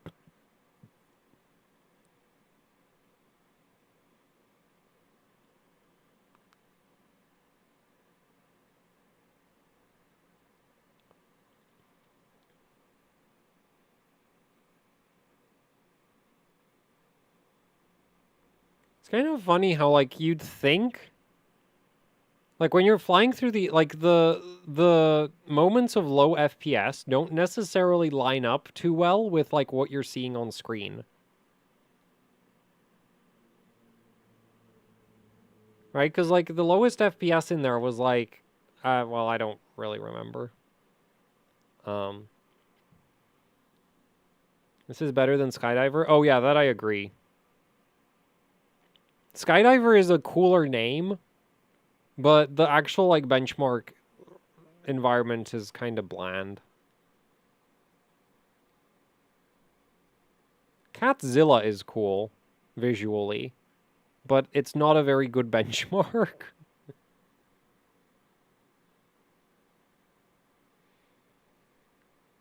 I still like Unigine Heaven. Like, Unigine Heaven is still nice. Valley's bland. Not really a fan of superposition either.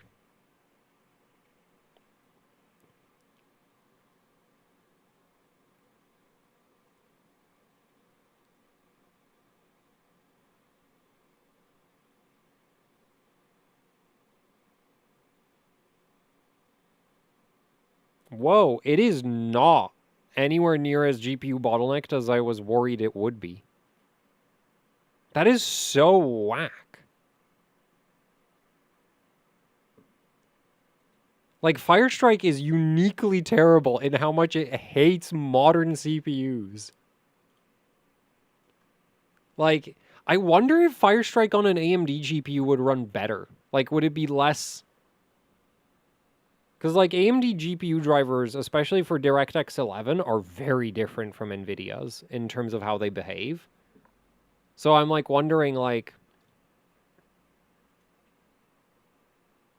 if you took, like, a 6900 XT or something, and you ran it on a 14900K, and then you ran it on a 9950X, would there be less of a gap than there is with a 3080 Ti? Anyway, so Vantage, and I'm pretty sure we just ran performance. Oh, there's not a lot of hardware points for it. No, wrong button. But, yeah, so this is 161K, but this is an overclocked 3080 Ti. Mine is stock right now. Man, that is a really good CPU score. Oh, 14900 KF. Oh, and he also figured out how to get the E-cores to work. Man, this is... I spent, like, not super long, but I spent a while trying to figure out how to get Vantage to run. This is Windows 10. It's not even Windows 7. Actually, this might be 11? No, this is 10.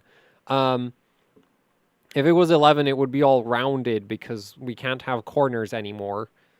because corners are too edgy for modern software. Uh, actually, Vantage is very round as well, but whatever. Yeah, because so basically the problem I ran into with trying to bench Vantage on Intel is that the first CPU test, that one would run well, and that wasn't a problem. But the second one would randomly just face plant. Like, it would just run at like 60 operations per second.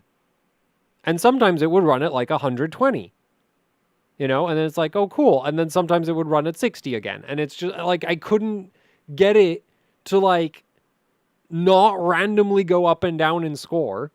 Also, the loading screen for some reason was taking forever, so it was just a massive pain to try like do anything about it, and I just gave up. And I'm not like thank you 99 thank you AMD for making a CPU that's actually really good at Vantage. So I don't have to learn how to use a 14900K. Anyway, let's overclock the GPU. I might take the top score for this. Now, Vantage is long, so I don't think we can run the core clock as high. We're going to start a bit lower on the memory just because I'm unsure about it. Oh, and I think we need to restart Vantage. Yeah, because the UI is all like messed up. Isn't your CPU score really high? Yeah, because it's a 9950X. Like, the 9950X is a massive beast for Vantage. The 7950X was also a beast for Vantage. Like, the 7950X is really, really bad at basically any 3D benchmark that isn't Vantage. And the 9950X is, like, significantly better than a... Okay, not significant. Like, it's better than a 7950X in Vantage by quite a bit. Like, Vantage on a 7950X, you can easily get about 150K. Like 150K, like 145 to 150, really easy. This CPU at stock settings is like 164K. You don't have to do anything. You just turn off SMT. Okay, that's something, but you just turn off SMT and it does 164K. Like actually a beast for Vantage. Also, I really want to run quad Crossfire with this CPU. In Vantage. Because that's just going to crush.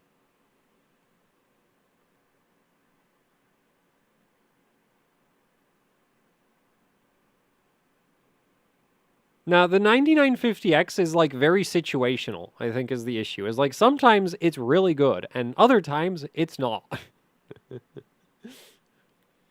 But yeah, like, the Vantage CPU test is, like, kind of... Like, it only goes up to 16 threads, and if you have more than 16 threads, it really doesn't like that. And the 9950X is basically the, like, and... Like, the funny thing is, like, Firestrike is, like... Really, like, Firestrike plays really well with the E-cores. TimeSpy plays well with the E-cores. TimeSpy also doesn't, like, usually work well above 16 threads, but somehow it works with E-cores. It doesn't work with, like, SMT on 9950X in TimeSpy is really bad. Unfortunately, even if you turn SMT off, the 9950X is still really bad at TimeSpy because it doesn't have enough memory bandwidth. But Vantage is, I guess Vantage is so old that it's not like super memory bandwidth heavy. But it still loves cores. So the 9950X does really, really well with it. Can't they just update TimeSpy? No, because that would change the benchmark.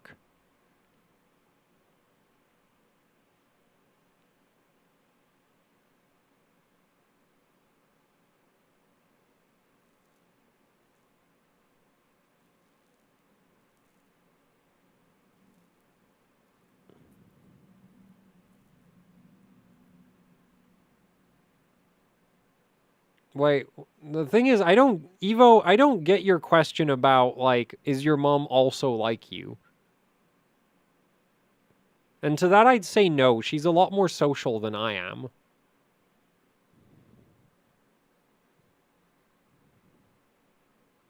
and doesn't have trust issues, which is why I do.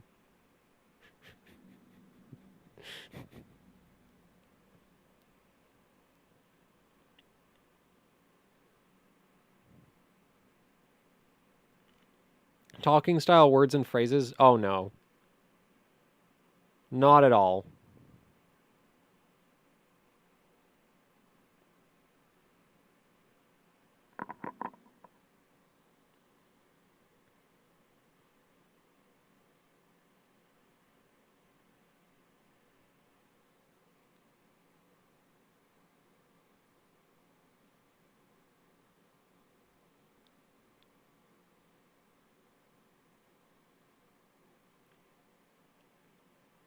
Between Panasonic SP caps and tantalums.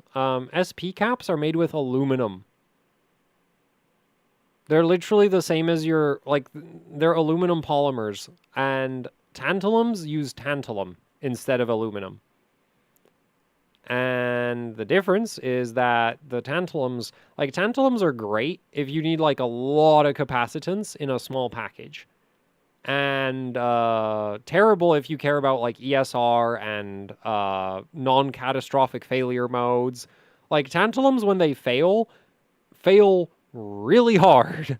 They're also, I think, more susceptible to soldering damage, but I'm not 100% certain of that. It's just a suspicion I have based on the fact that every time I've tried, like, soldering tantalums and desoldering them, in my experience, very often ends up with the room smelling really, really bad. Whereas aluminum polymers, I don't think you can, like, I think you can definitely overheat them, but it's, like, harder.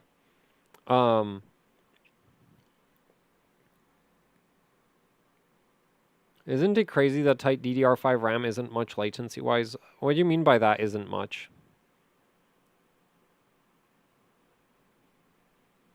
Like, the issue with latency is how you measure it, right? If you measure it the way IDA measures it, the lowest latency CPU ever made is like a 7700K or an 8700K.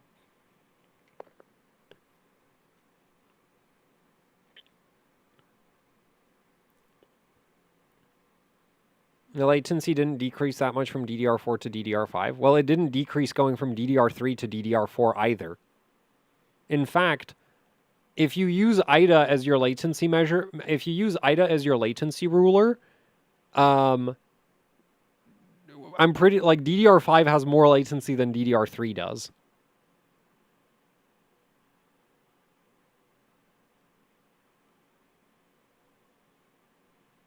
Because there's, like, and the funny thing, like, the thing about memory latency is that, like, it really depends how you measure it.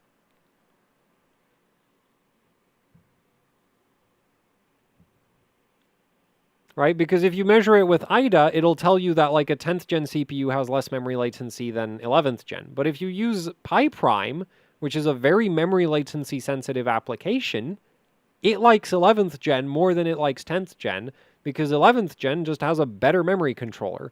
Like, 11th gen runs lower memory clocks, and I guess maybe there's, like, a L3 cache or something to it as well, but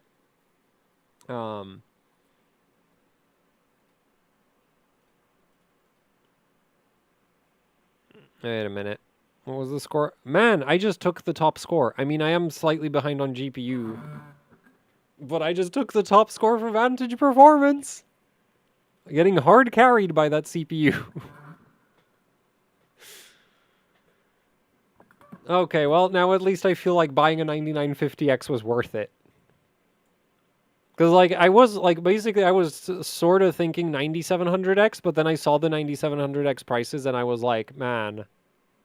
And it's an 8-core, so it's just gonna not, like, it's not even gonna be good at 3Dmark.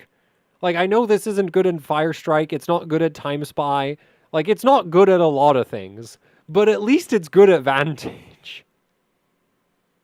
Whereas with a 9700X, it would just be like, it's bad at Firestrike, it's bad at Time Spy, it's bad at Vantage, it's bad at absolutely everything, but hey, I guess it plays games or something. And it's like, I would honestly actually rather buy a 14700K than a 9700X.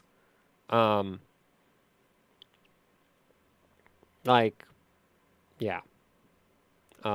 Actually, it would be a 14700 KF or a 13700 KF. Um, actually, what's kind of an interesting option is like 14700 non-K chips. Though, like, I mean, if I was building a system for a friend, I'd totally actually go 14700 non-K.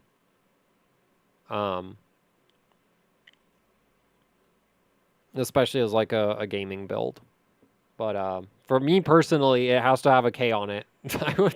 Can't live without the ability to um, overclock, even if it doesn't actually boost performance very much. But yeah, I just took the top score for this bench because the current top score is 158. Now I am behind on GPUs, so it is like it is getting carried by the CPU, which is a bit lame. So we need to improve on this. I wonder if we're getting power limited. Actually, I might be able to just run it again, but yeah, it might be bouncing off the power limit a bit. Yeah, because this score I'm looking at, like, that's hitting the power limit, so I'm probably hitting it too. He's running slightly more memory clock. That might help. I think that's more memory clock than I'm running. So yeah, like the 9950X, actually good at Vantage. Not really good at anything else, but Vantage.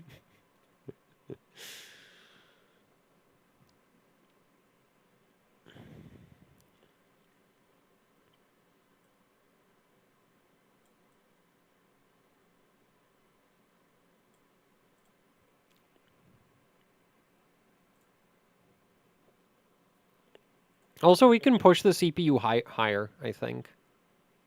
Like, I don't think PBO for Vantage, I don't think PBO is ideal. I think like a static all-core might actually be better for Vantage. Because it was with the 7950X, it was actually better to run static all-core. Or we could even try ECLK. Why, I turned off the CPU test, so I didn't want to do that. I'm relatively certain that the 9950X is capable of over 170,000. On like a water cooler, like an AIO. Man, on LN2, I bet you could get 200K with a 9950X.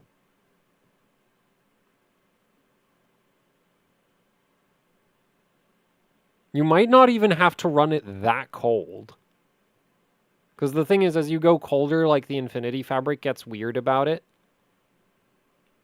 And that might be a problem. 180K on water? Yeah, maybe with like a deal it as well.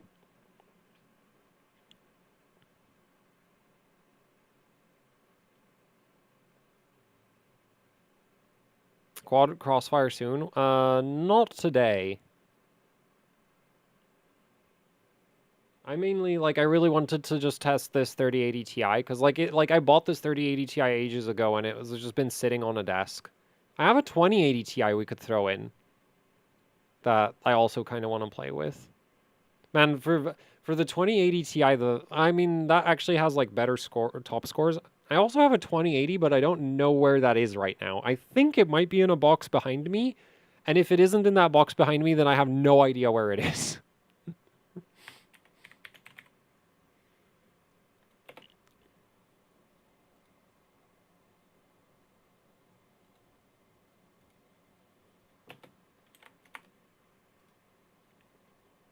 Because I bought a 20... Actually, I have two 2080 Ti's now, because somebody was kind enough to send me their old 2080 Ti, and I also picked up a broken 2080 Ti Strix on eBay, and I fixed it. So now I have two of them. Oh, wait, so the current world record for the 2080 Ti is on an ambient... Wait, yeah, on an ambient 2080 Ti for Vantage performance. So that would probably be a very easy first place.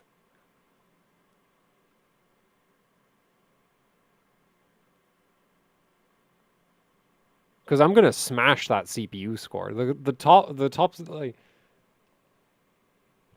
Well, okay, maybe I shouldn't be saying easy first place, because that is a 2.2 gigahertz 2080 Ti. So that might be. I'm not sure. I'm really, really not sure, but I don't think it would be that hard.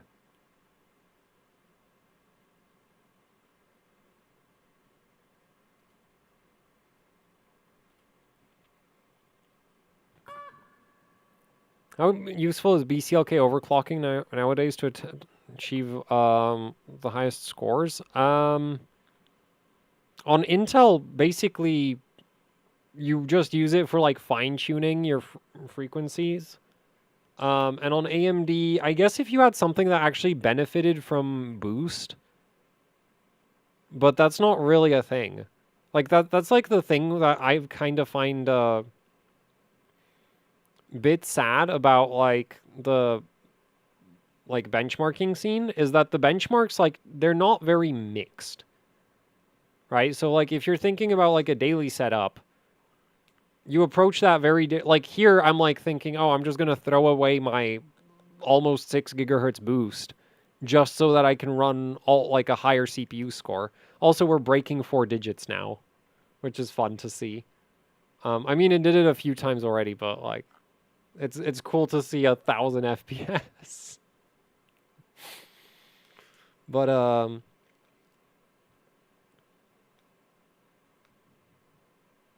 yeah, like I would like I am toying with the idea of like maybe trying to run this at like 103 ECLK so that it doesn't affect the memory. And that would like, because honestly, like if we boost, because right now we're at what, like 168,000 physics points. So if I raise the like BCLK by 2%, right, that'll be another like 3,000 points physics. That'll like, yeah, like 102 BCLK would easily push it over, like 170,000 point physics. Which even like 102 ECLK might do that. Though 102 BCLK is like more likely to do that because it'll overclock everything. I'm not sure if there's actually a benefit to having like slightly more PCIe bandwidth, like PCIe clock. Also, 102 BCLK with the memory settings I'm running right now is probably too high. Because we're at 6,400 and that'll be like 102, that's going to be, what, plus 100 and... Actually, no, the CPU can just barely run, not, like, it barely doesn't work at 6,600, so... 6,520 on the memory might work. But the alternative is, like manual core ratio, I think, would probably work better anyway.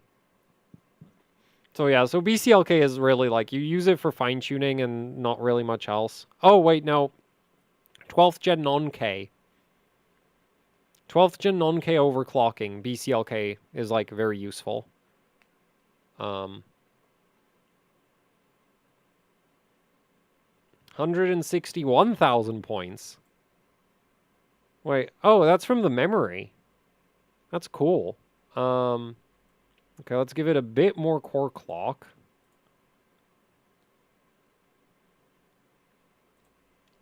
Oh, I need to restart the UI because it crashes.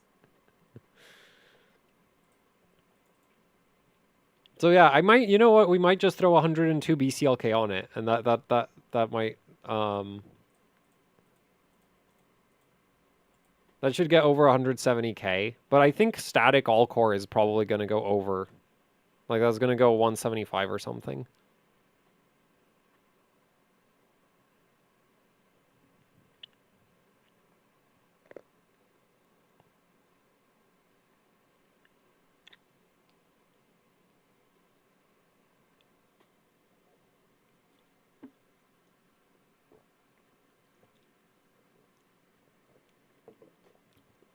Wait, the power monitor went away. Oh, you can really see when it's the CPU bottlenecked.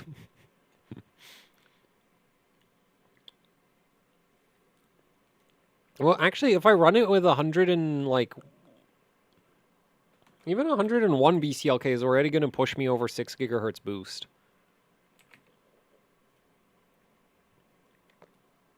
Because we have the 5950 max core frequency right now, because I have the plus 200 megahertz.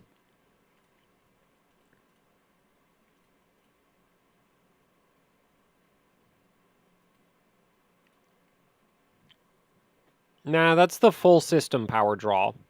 So the card is pulling nothing right now.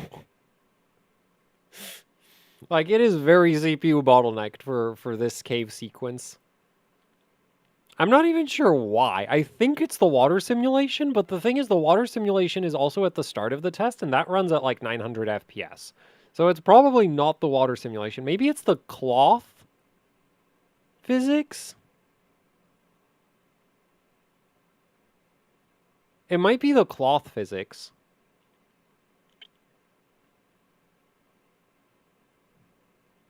Because there's like, well, maybe it is the water sim. No, because you have like NPCs interacting with the water, so maybe the water simulation gets heavier the more stuff is touching it. I don't know. No, the reflections I don't think would be CPU.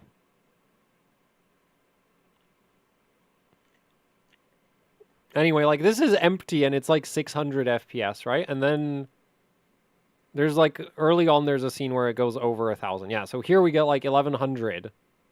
And then it starts dipping down as the... But like this is still like this doesn't look that different, right? Like we've got like 4 planes and the previous scene was like 3 planes and that was at 600 FPS. So yeah, it's like the bottlenecking in these like old benchmarks is like weird. Because it doesn't necessarily line up exactly with what you would think it would line up. Like right now, it's exposing a bunch of like internal geometry, so that kind of makes sense, I guess. There's not really that much happening. But the asteroid field is like not actually 3D when we see that. So that like the asteroid field not being like insanely heavy is not too surprising. This is really slow right now. Like this sequence right here. Right? Even though it's like, but there's like nothing happening.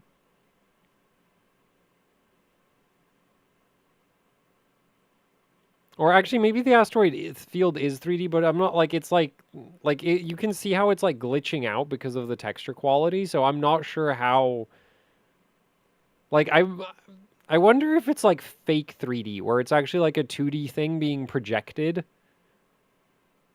Because you'll see some like really weird, like, fringing on some of the asteroids because the texture resolution is set so low right now. Right, like in this zoomed out shot, like some of those asteroids are basically squares. Because of the texture quality getting wrecked. So like, I'm not sure how 3D those asteroids are. Right, like look at how like weirdly fringy they are. That doesn't really make sense for like 3D geometry to do that if you just nuke the texture quality. So I don't think these asteroids are as 3D as they seem to be. They might be like some really wacky normal map or something. Or like some kind of tessellation effect.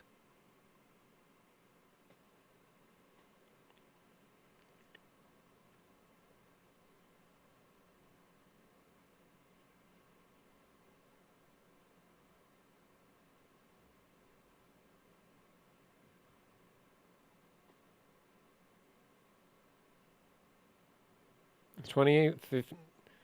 Dude, 59, everything will bottleneck the 5090. Like, it's just going to be absolute, like, there's not going to be a CPU worthy of the 5090. Are the animations FPS 1-to-1 with the frame rate? In what? In this? Probably. I mean, I can't tell. They don't look 24 FPS. Because I know, like, a lot of modern games do that when you have, like, fire particle effects and stuff that they run at, like, way lower FPS than the rest of the game. And you can tell. Like, it's really obvious. But this doesn't do that. So it might be locked to 60, because that's what the capture card's running. But I think it's more likely that those asteroids are some, like, weird, like, texture warp thing.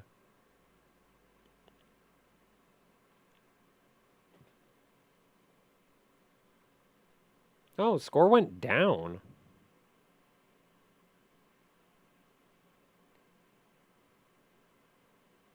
Interesting. I raised the core clock and it got worse. So maybe it got, like, unstable or something? Anyway, let's bump the BCLK, because I want over 170,000 points.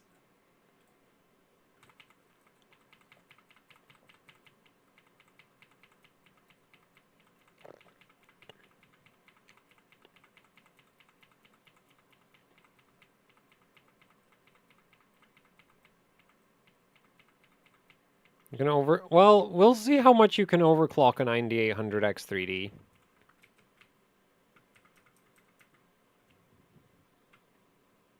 It would be really funny if it turned out that the best CPU Intel has for the 5090 is the 14900K. That would... No, actually 14900KS. That would be absolutely hilarious.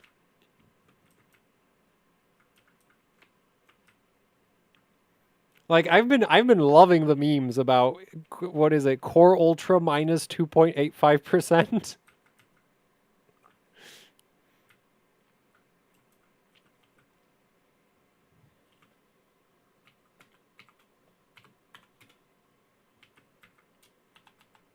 There, we're gonna run DDR5 6500.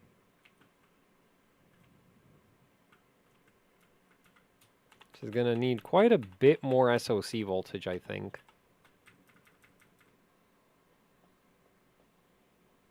I think 15th gen might be... No, I guess 11th gen is probably a good comparison. Now, the thing I'm worried about, though, is with all this extra boost, it might crash when we're sitting on the desktop, so I'll just take a little bit out of that.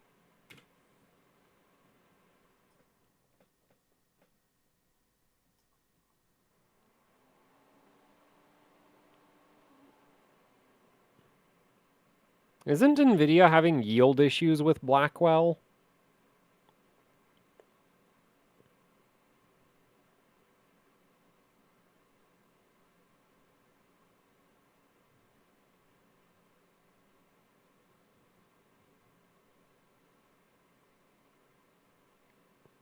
I don't really follow leaks that closely, but...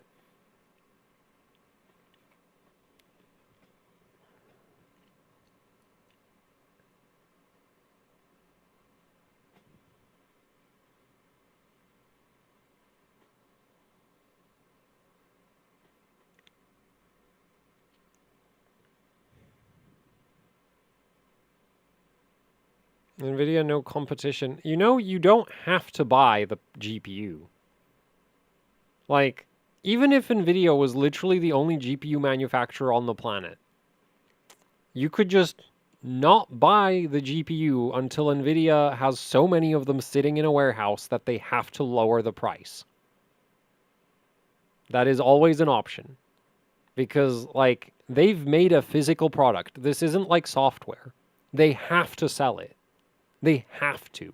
Because if they don't sell it, they just paid TSMC an insane amount of money for a bunch of chips that are wasting space in a warehouse that they have to pay for. Right? So, like, you could just not buy the expensive GPU. And then the manufacturer of the expensive GPU will be forced to make it less expensive.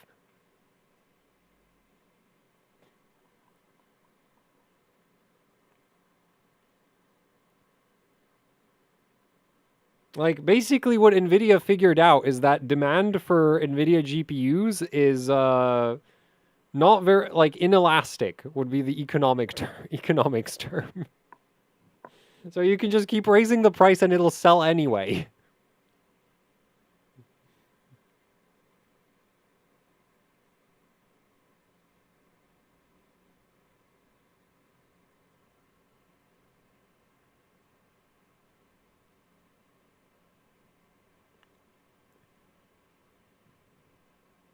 Data centers will buy them in...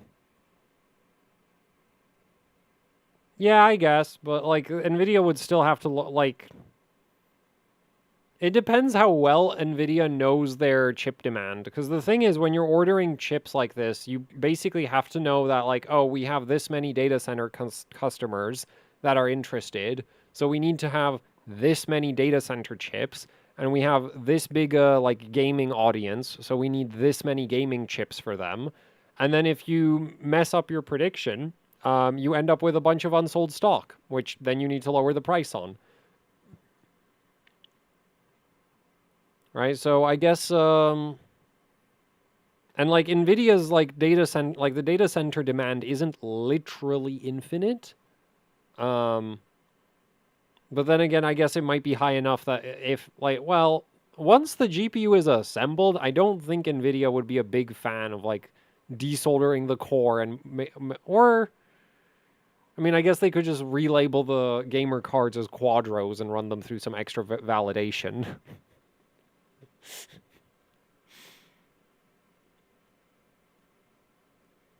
So apparently the BCLK overclock is causing major issues.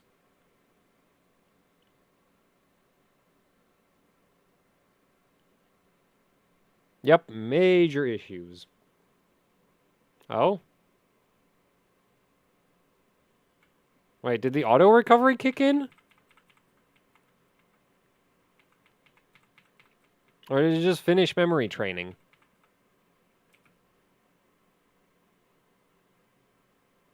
Oh, it trained. Oh, that's weird.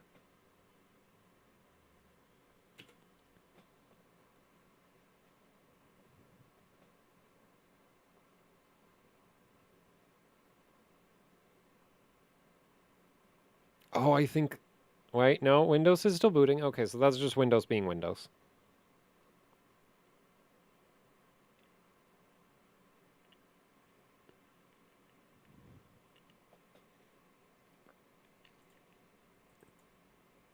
It's time to absolutely destroy Vantage. Man, I feel kind of like this stream hasn't been very like, I mean the score is good, but I didn't really have to work for it. I feel kind of bad about that.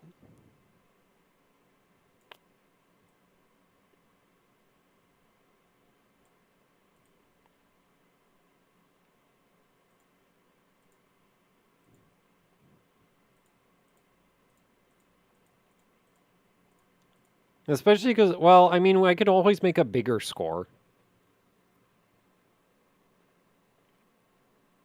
Carried hard? It's not like my GPU score is that far behind the existing top GPU score. And like, I mean, I'm not sure how much there is that I could do. And I am like, well, I guess we'll see if this is going to help the GPU score or not. Right, because we are running the CPU a bit faster, the memory a bit faster, the PCIe a bit faster. I kind of wonder if at this high a frame rate, it might actually like the extra PCI, like 1% more PCIe might, like it would be kind of funny if 1% more BCLK or 1.6% more BCLK translated into 1.6% more GPU score, but I kind of doubt it. Like, if it did, that would be cool, but I don't think it will.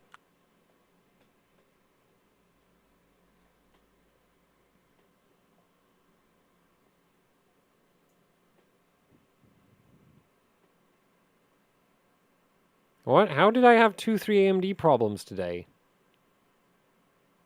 I mean, my daily system, like, rebooting randomly during the stream, I still don't know if that was Windows Update being stupid or something to do with my memory overclock. I'm going to blame Windows Update, because when it came back, it was updating. When I rebooted the system, there was Windows Update running. So I think that was Windows Update was like, oh, I'm going to notify the user, and then it, like, crashed itself and ruined my stream.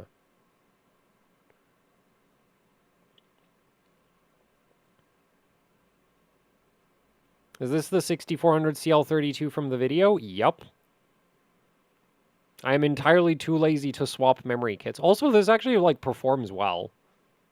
Except now we're at 6,500 on the memory. Still in 1-to-1.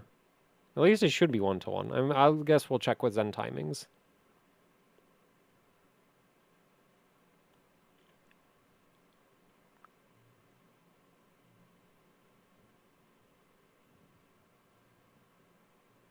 Gotta love those forced updates, yeah.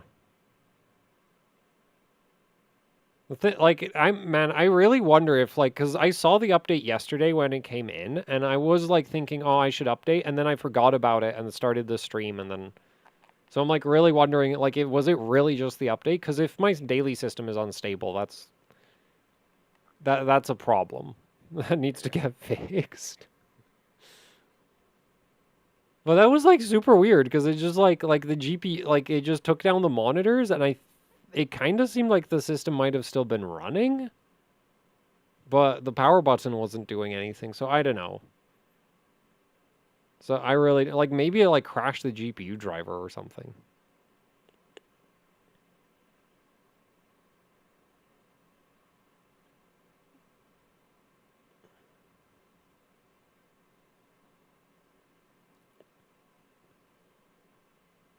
You know, now that I've seen the 9950X do, like, way better than my daily system in my game. The funny thing is that also seems to be way better than a 14900K. So I'm gonna have to, like... Yeah, I'm definitely gonna make, like, a benchmark scene for my game.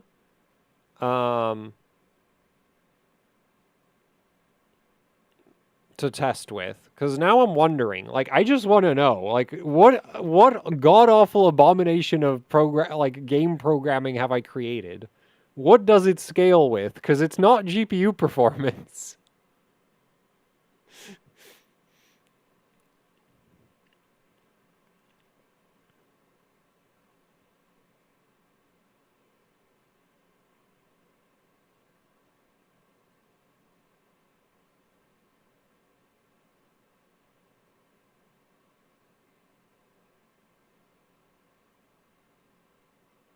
You know, 9950X 3D, if, like, the fact, like, it looks like we might get dual V-cache now. I kind of wonder if that's going to play really well with 3Dmark 11 physics. Because the 7800X 3D is, like, weirdly good at 3Dmark 11 physics. And then the thing is, 3Dmark 11 physics does actually scale to, like, a lot of cores, potentially. So I'm like, what if we had a lot of cores and a lot of cache? Because on the 9950X, it's actually decent on the 9950X, but the GPU tests are terrible, so... Oh,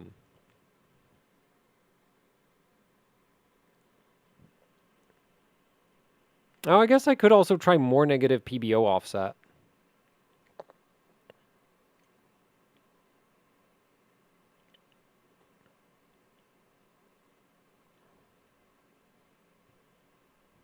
I'm worried about the 9000 series X3D pricing, though. Because the 9700X, like, the price on that is nuts.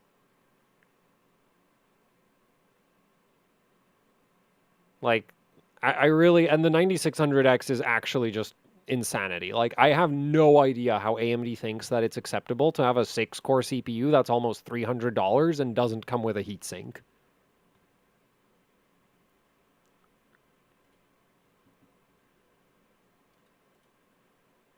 Like, I haven't checked the price in a while, but we can pull it up right now because, you know, internet.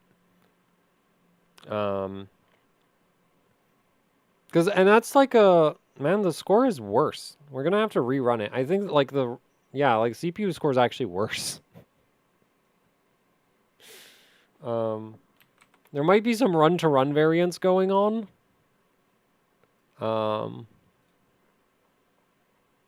Yeah, no, 9600X right now on PC Part Picker is $280.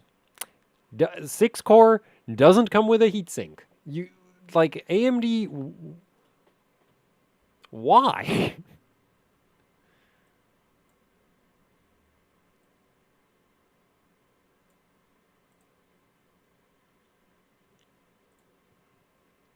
I have to restart the test. 13700K was like 260. Yeah.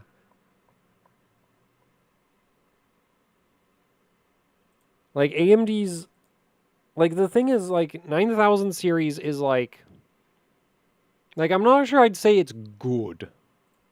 Because again, it's like really iffy as to whether or not it's like some situations it's good, some situations it's not.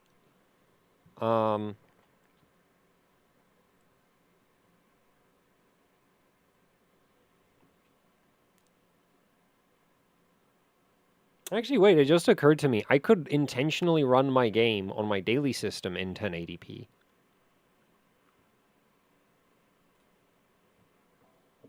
To do the comparison against the test bench.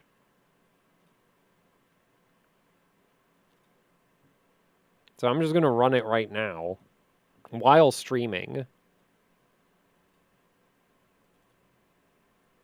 Oh man, I really hope I didn't change the test level.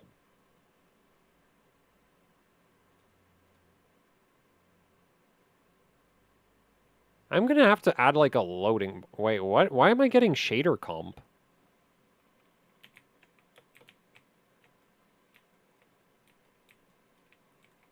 But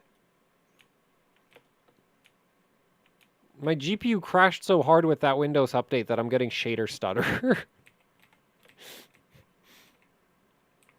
Oh, wait, I have the frame rate limit set.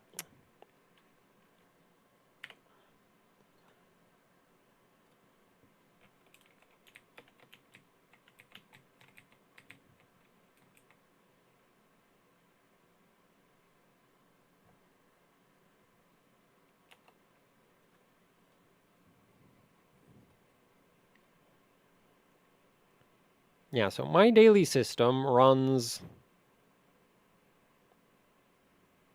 Oh, I figured it out. I'm just going to look at the opposite corner of the box.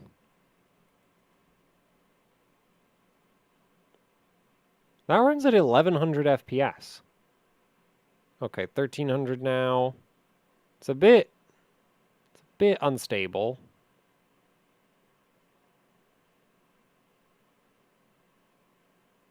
1400. Man, it is really unstable. Definitely gonna wanna redesign that to be an actual benchmark.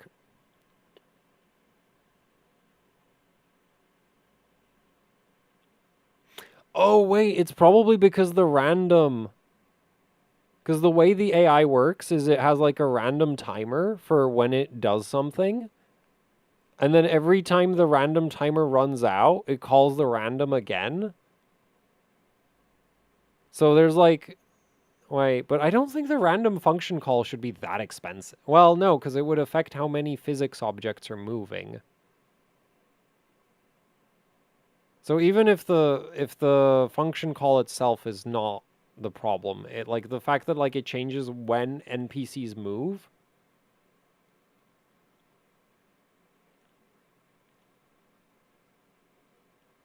Okay, but it still seems okay. It seems to have stabilized around 1350 on my daily system. I know 3Dmark's still running, and that's with me streaming. Not that that really matters because like my game runs on one core, so you don't need many cores to stream my game. Even if you CPU encode, I'm not gonna use most of your CPU.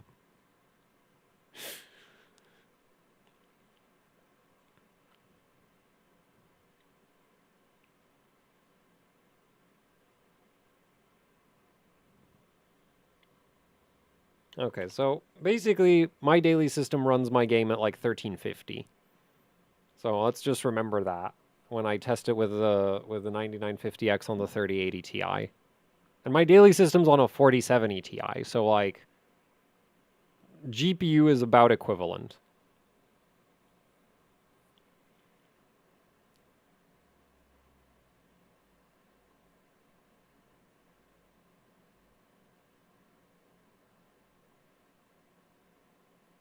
That's the TDP limit of this card, this 3080 Ti, 420 watts.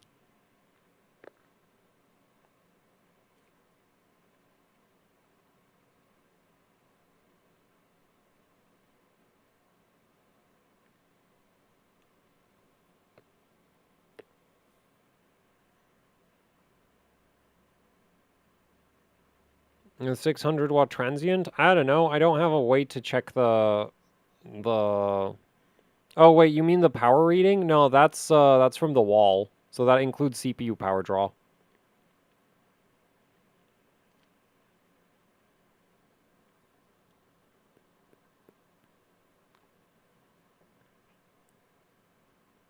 Right now? No, for 3Dmark it's not running constantly 400 watts. Or like for Vantage it's not constantly at 400 watts. Like it's CPU bottlenecked a bunch of the time. Yeah, I know NVIDIA 3000 series has very high transients.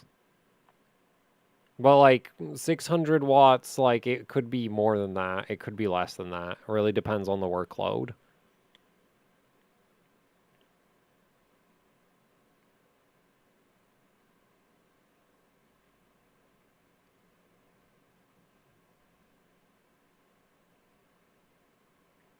Like 600 watts transient to me is just like a really weird, like weirdly specific number.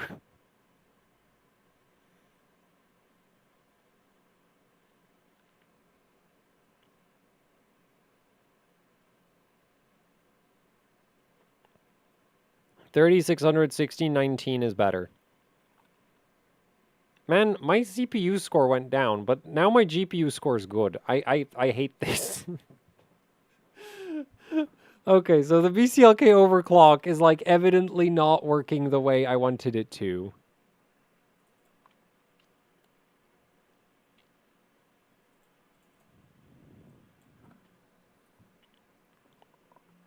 Also, we are at DDR560 500 right now. But yeah, this is not working the way I was hoping it would. So this is a problem.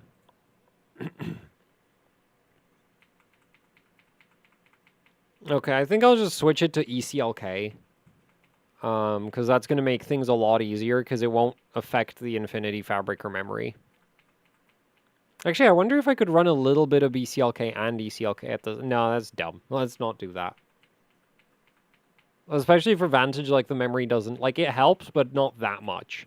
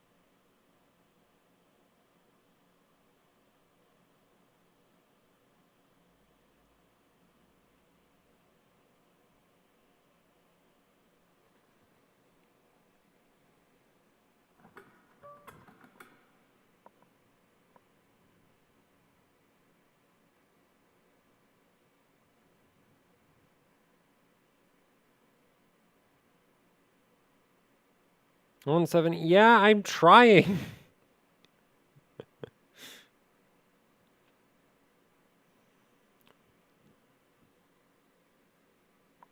I really thought just raising the BCLK would do it, but it didn't. It got worse.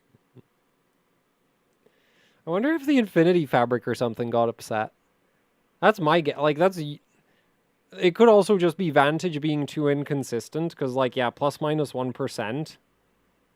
when you're getting scores this big is like a, you know, like 160,000 points over. Like if your score is 160,000 points and you have plus minus 1%, that's literally plus minus 1.6K. So like, you know, it's not real, like it's not actually a lot of variance, but it looks big because the score's big.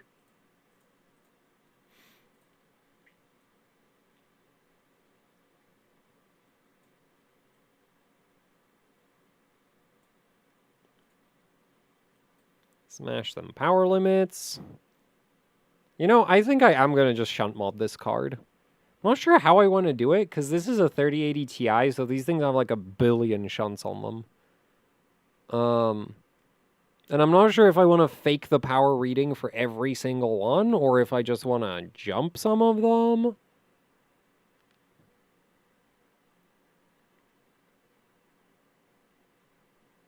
It could be kind of fun to just like triple the power limit. Because like, I do kind of appreciate it when I still have functional power readings, even if they're like, because if you go from like this might be on, I don't know, 5 milliohm shunts. So we could go to like 3 5 milliohms in parallel. I don't know what that is. Actually, a 1 milliohm shunt would probably not trigger the safety. And oh, a 2 milliohm would be 2.5 times power limit. So like a 2 milliohm, yeah, I don't think a 2 milliohm would cause any issues. So I could just slap a 2 milliohm everywhere. And then the power readings, you would, like, whatever software power reading you get, you would just multiply by 2.5.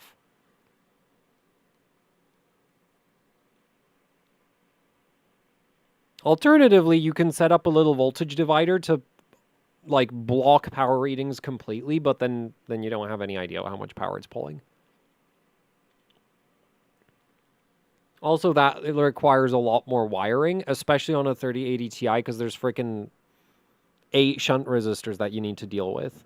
Instead of just, replacing 8 shunt resistors is easier than faking the readings for 8 different shunt resistors.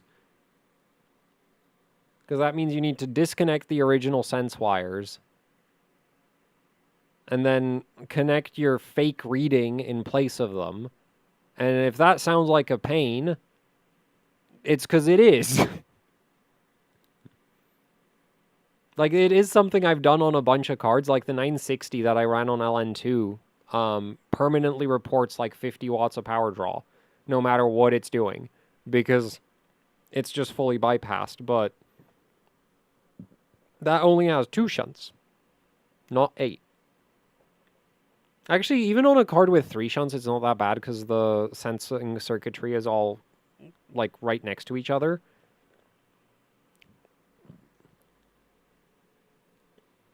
How much overclock you doing on this 9950X right now? Like, 0. No, it's like, I don't know, a couple percentage points. Not much. Like, there's a 2% ECLK, minus 14 PBO. So yeah, really, like, right now, not much.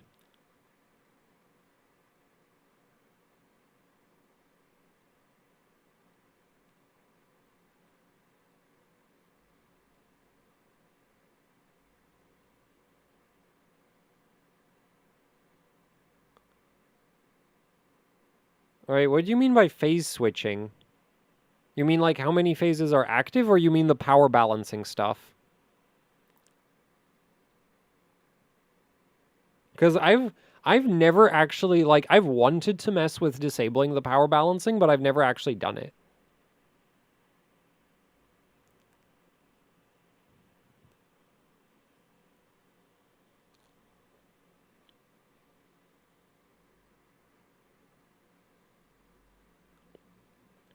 Like, one idea one thing I was wondering is, like, well, if I just solder all of the, like, I'm not sure, like, within my understanding, it should be possible to just replace all the balance MOSFETs with jumpers, and then just jump all the power planes together, and then it won't current balance anymore.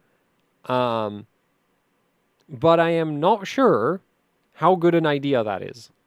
I need like I want like a sacrificial card to make, because like I can't think of a reason that doing that would cause the MOSFETs to like blow up, because like if the MOSFET is shorted out, right? If there's like a short next to it and the MOSFET turns on, nothing happens. If it turns off, nothing happens. So like it shouldn't matter if you just put a jumper next to it. And then like, yeah, you combine all of your 12-volt power planes. And the one concern with that is like the PCIe slot now might be, but you could just rewire the PCIe slot and then it's not a problem. Especially on an NVIDIA card where you have shunt resistors, you can just desolder the shunt and then deal with it. The power balancing stuff. Yeah, so yeah, I've wondered about like bypassing all of that.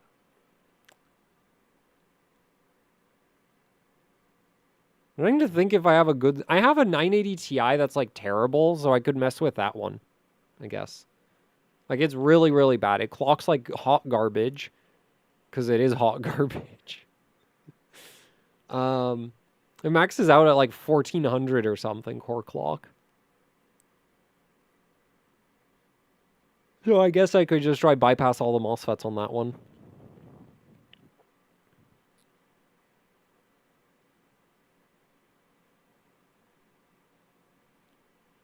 No, that one already exploded once. That's why it's so bad. At least I think that's why it's so bad.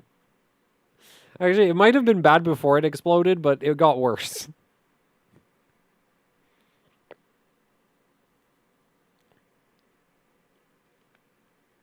Oh my god.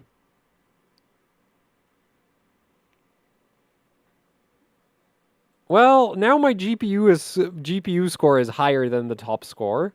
My CPU score is absolutely ridiculous, and my overall is huge.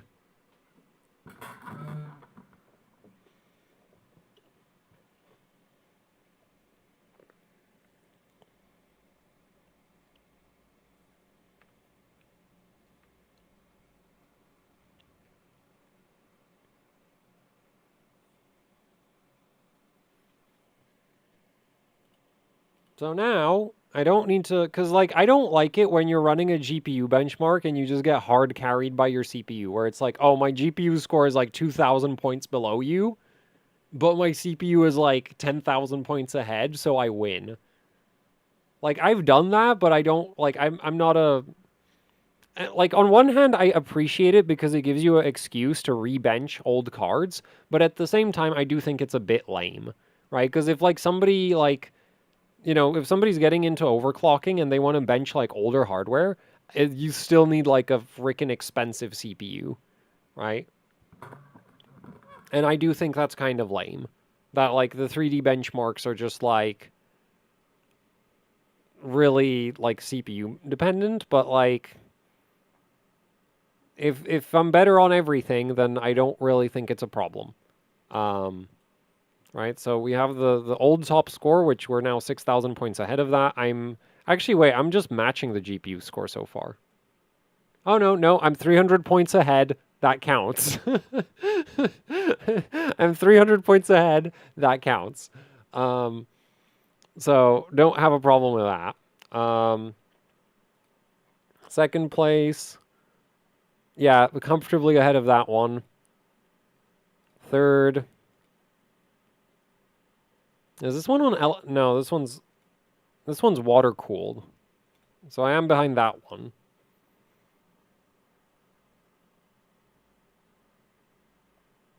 There's a 2235. I wonder what this one's running then. Oh, man, wait, is that? Oh, that's a hell of a GPU score. I mean, with that cooling system. Oh, this is outside, isn't it? Or it's like in a garage.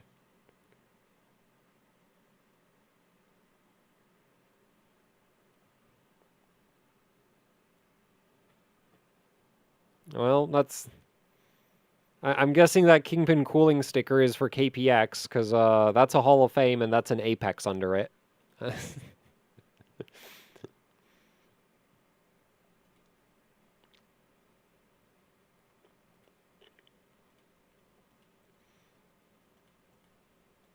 Okay, but we could go faster, I think.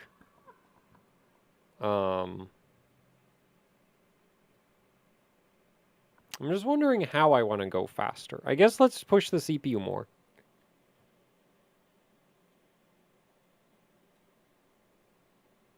OC Lab card on chilled water? Maybe.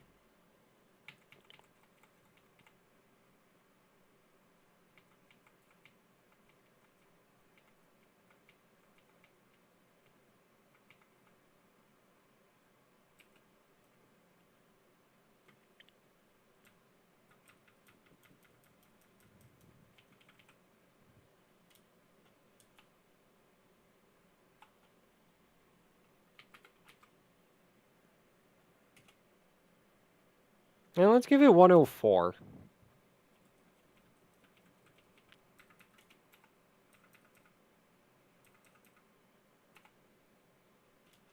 Actually, you know, it hasn't crashed yet. Let's just see what happens. Also,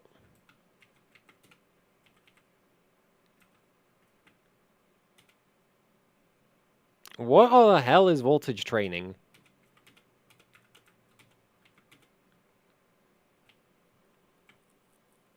So this is like a funny... Wait, what is segment... What? What is this? Oh. Oh, it's like the MSI has that on some boards. They have that thing where it like shifts from one load line slope to another.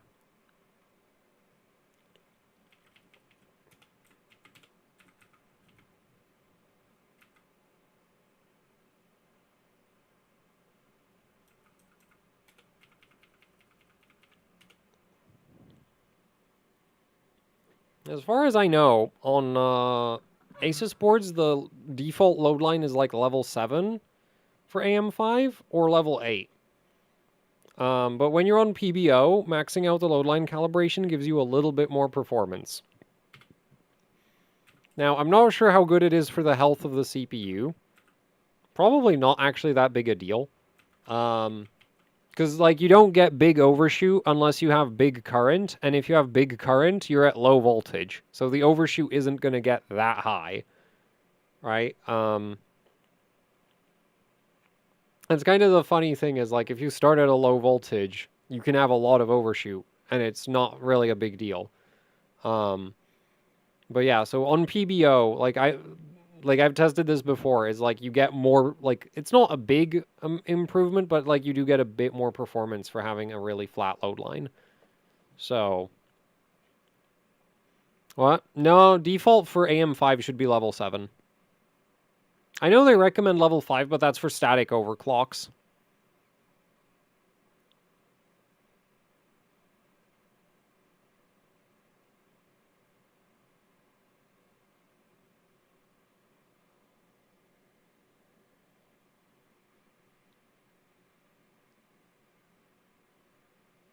Eh?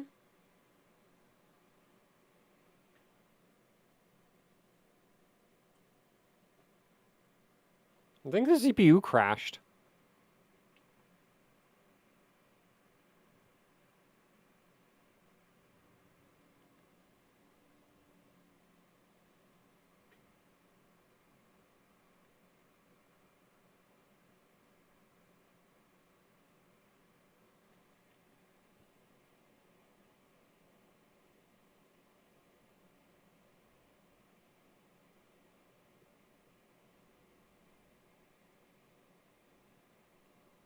What? Try APU. When I tried the 9600 on this board, it literally didn't post above 7800.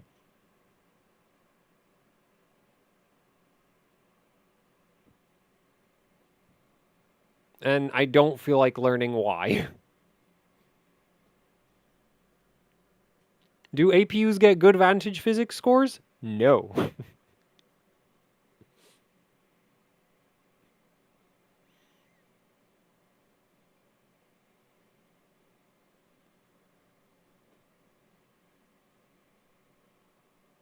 If it can't hard carry a 3080 Ti, I don't want it.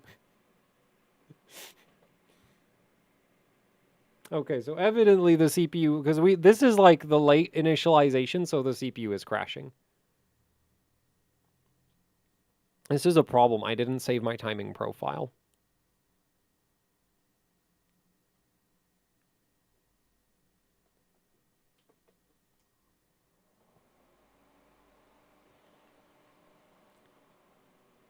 Why doesn't changing the load line calibration do anything? I don't know. Like some boards are just weird.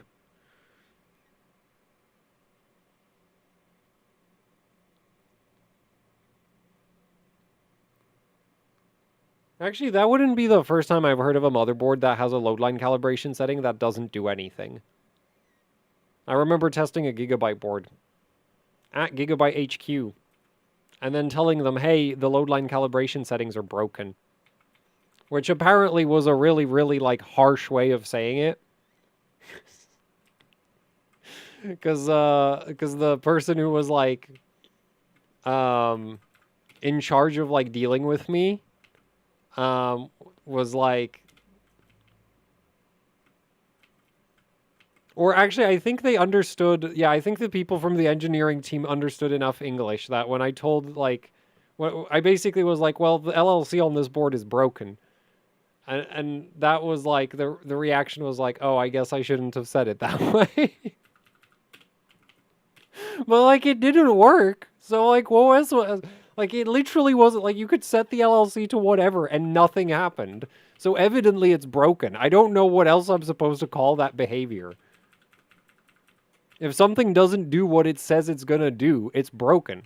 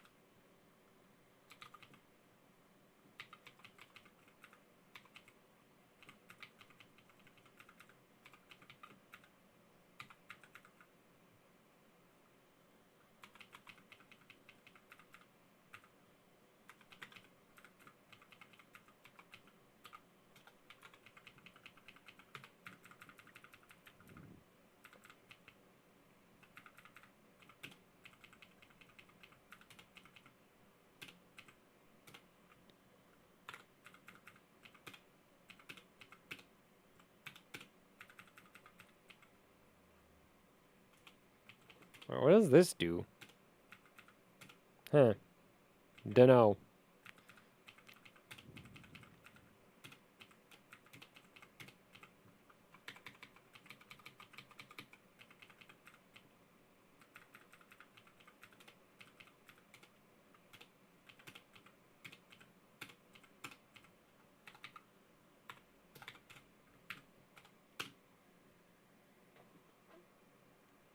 Not T-Foth.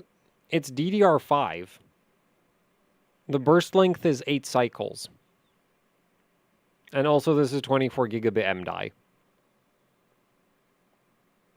Imagine you have a schematic for the Maxwell Titan. Yes. I don't think it matches the Tesla M40 though. Doesn't the M40 has like that wacky PCB with the L-shaped VRM? Or am I thinking of some other Tesla?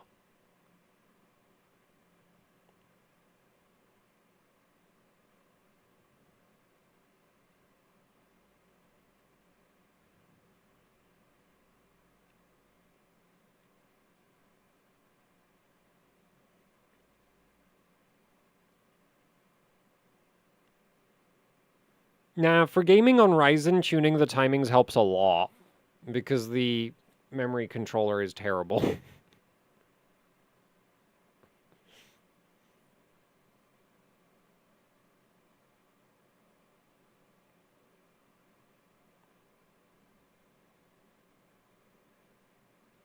Safer to flash a high power limit BIOS than a shunt mod?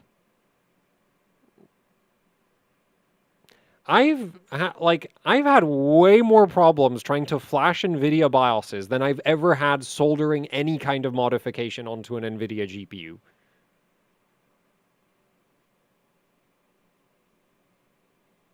Like, I literally think it's easier to replace a dead phase. Yeah, that's actually a thing. You know that 980 Ti? Like, I have a video about like repairing a 980 Ti that's like relatively recent.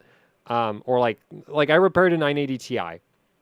And the hardest, like the most annoying part of repairing that 980 Ti was trying to get the MSI BIOS off of it because it's an EVGA PCB, and I was trying to replace it with an EVGA BIOS, and that just didn't want to work. And in the end, I gave up and just ran it with the MSI BIOS because I don't like every time I tried to flash an EVGA BIOS, it just wouldn't post anymore.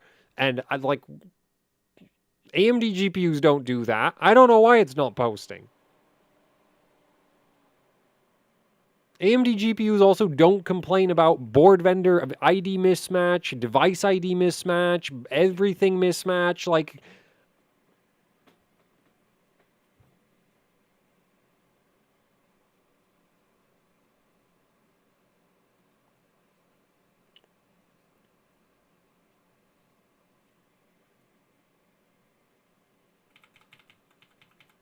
auto recovery?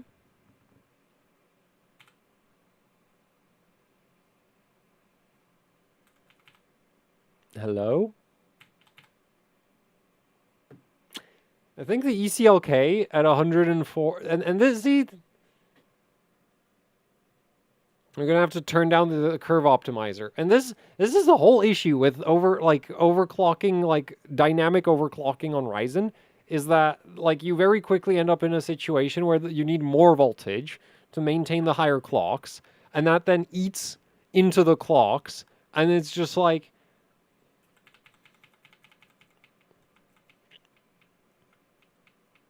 which, like, it makes sense why it behaves that way, but it's annoying, because, like, you end up with this really awkward balancing act. No, please! I just want to turn the ECLK down. Oh my god.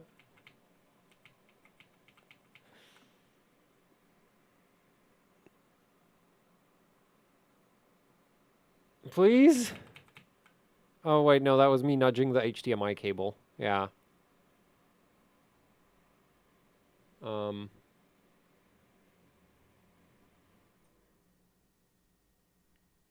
What? I literally punched in the same timings that I posted. Those are literally the same settings I used for the video that I posted, like, 12 hours ago. Actually, not at 12 hours ago, like 8 hours ago. The timings are not the issue.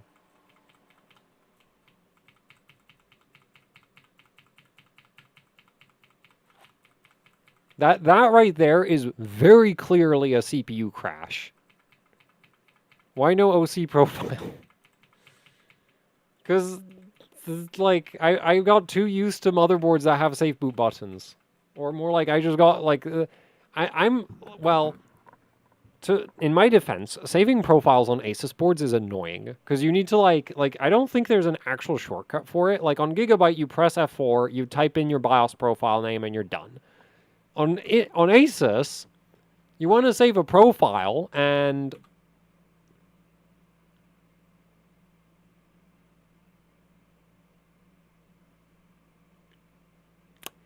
yeah, there's no hotkey for that. So instead, what you got to do is go all the way over to Tool, then have to scroll all the way into Asus User Profile, and then you need, and it's just, this is the most obnoxious way of handling BIOS profiles ever. MSI has a hotkey that you press and it pulls up all of your profiles. Gigabyte has a hotkey that you press, it pulls up all of your profiles. ASRock, just because they can't be bothered to implement hotkeys, they just put the BIOS profiles into the like main overclocking menu. And then there's Asus, where they put it all the way over here.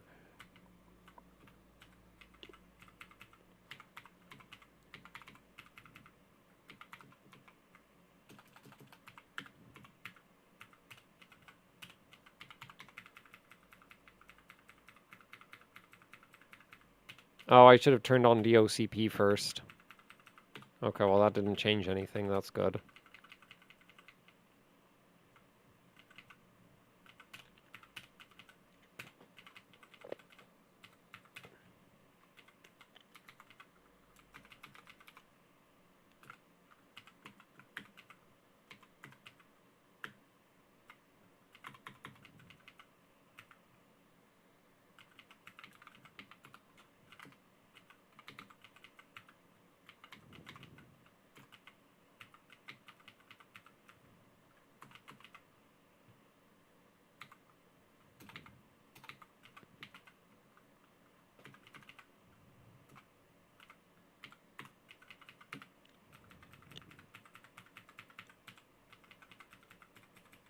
Like, this takes forever!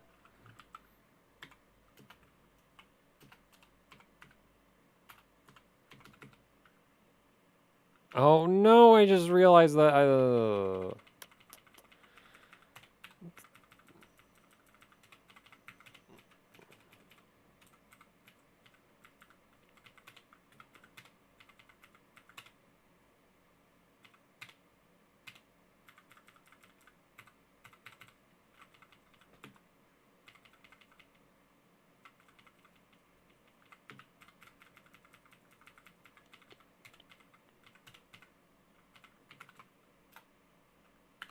Okay, we're just gonna try 104 and I'm not gonna touch any. Well, no, I'm gonna max the power limits, and also the scaler, but I'm not gonna touch the frequency adjustments. Manual.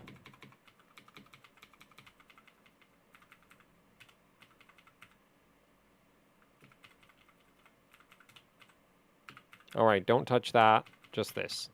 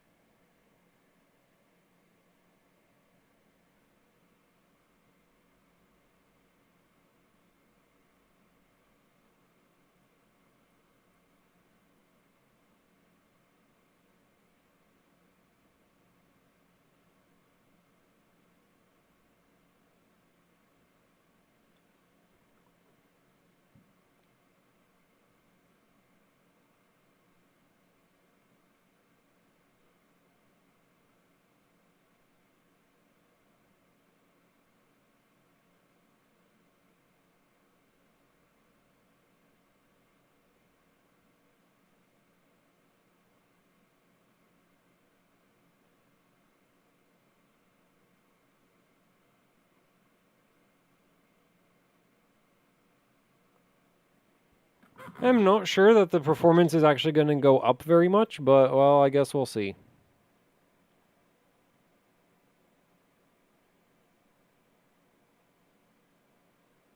Because I did ditch the entire negative curve offset. So we might actually just get the same score.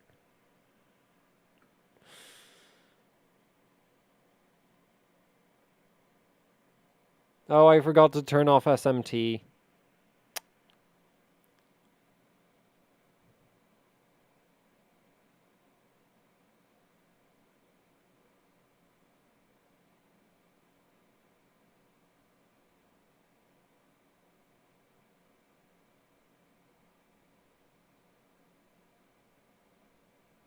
I don't know what frequency it's running at in Vantage.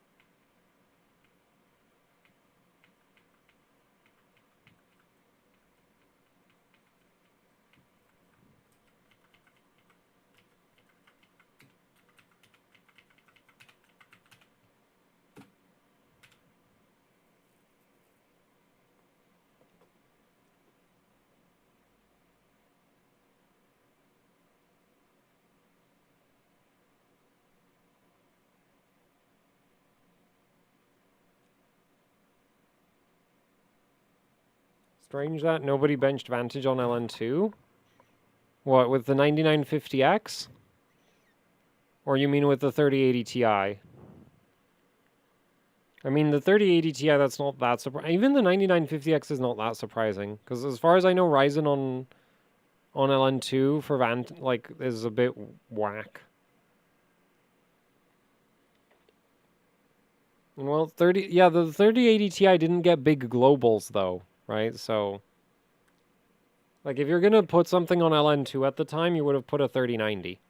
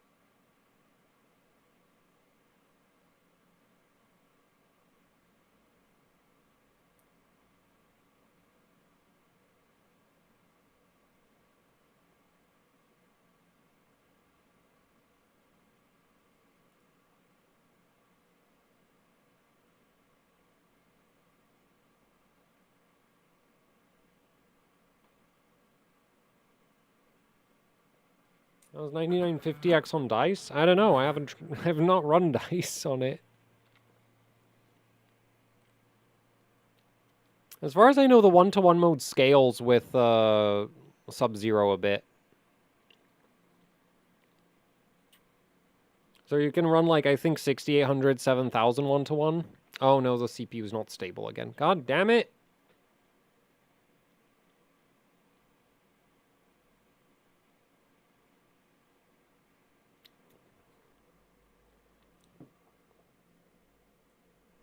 Too much boost.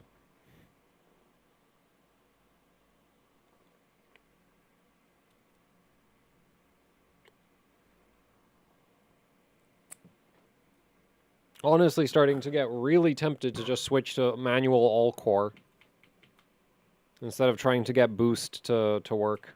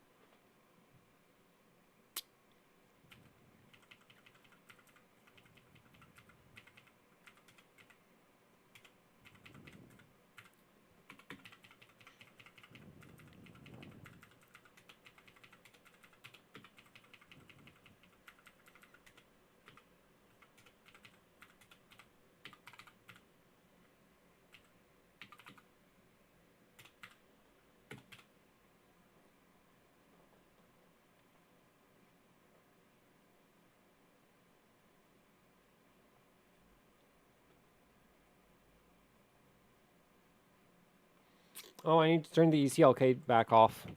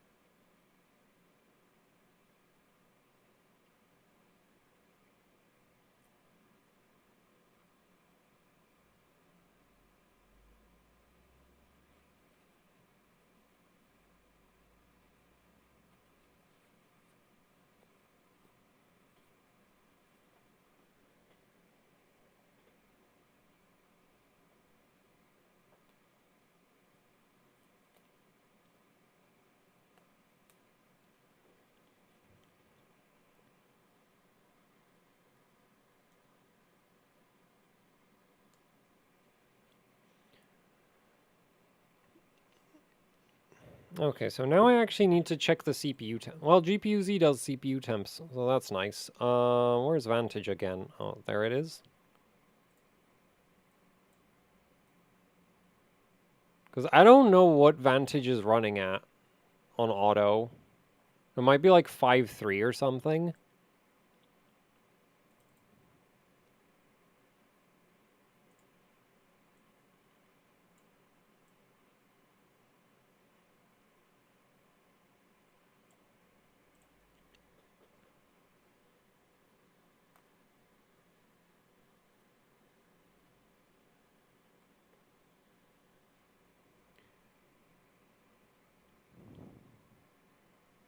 Wait, where is my CPU?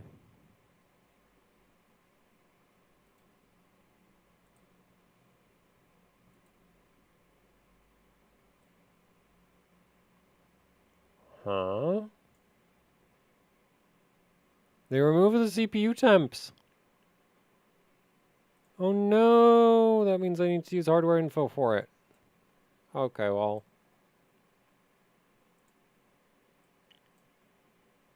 The thing is, like, hardware info has a lot of overhead.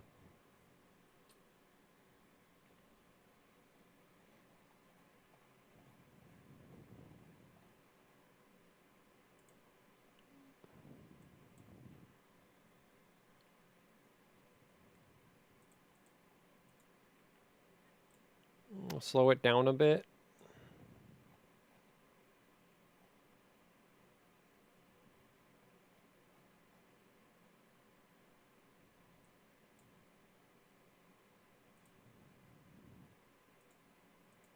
Because I'm also wondering if it'll, like, lose GPU score. Because, like, we might be losing on the GPU tests.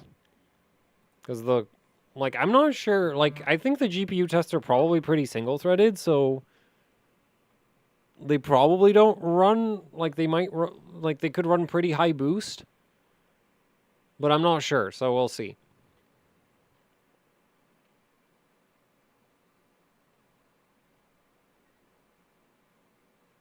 No, there's some versions of GPU-Z that have CPU temp readout.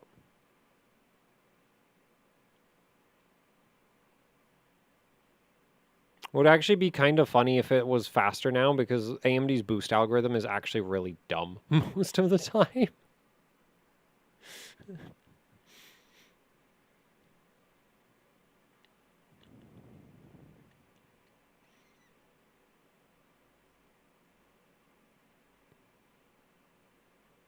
Actually, like, Karhu runs at like 5.6. So yeah, this might actually be running faster than PBO was.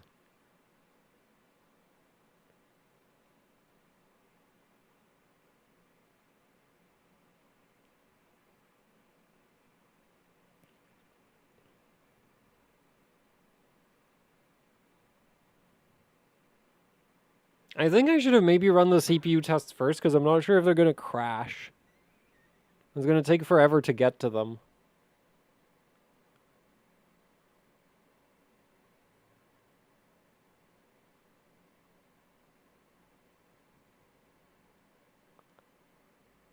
$9,000 versus 12, like 12, 13th gen IPC really depends on what you're running. Like, AMD has an edge for some applications, Intel has an edge for others. I don't, like, that's, like, the thing is, IPC is really not very clean. But, like, 7000 series IPC-wise, I'd say is just straight up behind. Well, it might just be the memory controller being so freaking bad. Well, like, the thing is, if your CPU is stalled out on memory access most of the time, it does, like, the IPC is also low. So...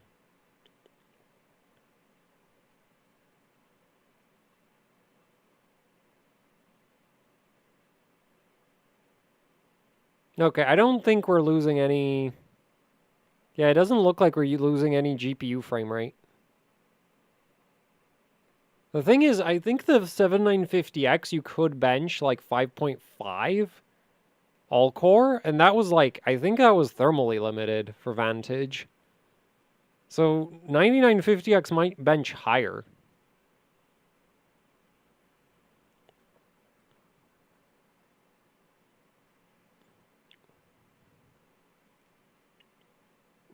It's slower? I wouldn't say so.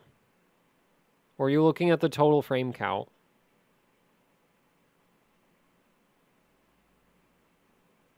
Oh, wait, you're talking about the Intel AMD thing.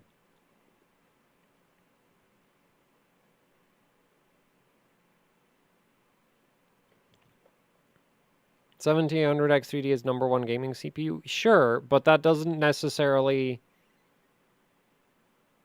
Like, the issue is how you define IPC. Right? If you measure IPC with something like Cinebench, then like 11th gen looks better than 10th gen. And then if you play a game, a 10900K is often going to be faster because it has more L3 cache. So...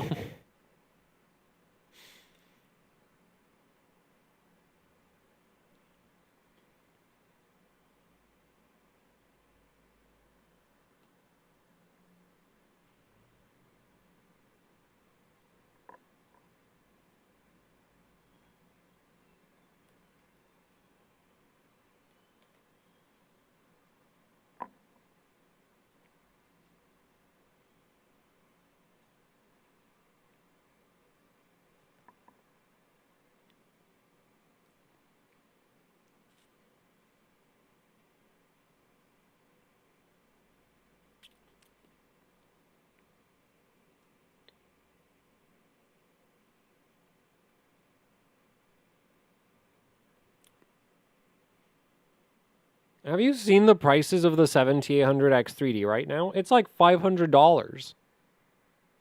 Like, at that price, I would seriously be considering a 13700K as an alternative. And I don't consider 9000 series an option. Now, if 9000X3D is not insanely priced, then, like, that might be a good alternative, but current X3D prices are absolutely just off the freaking wall.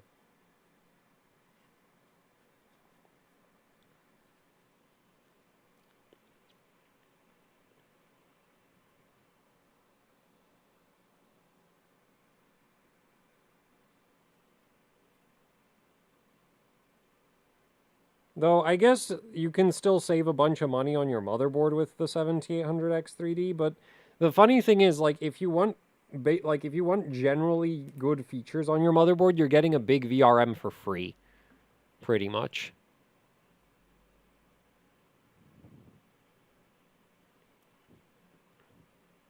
Okay, I think the PBO was running the CPU tests higher than this.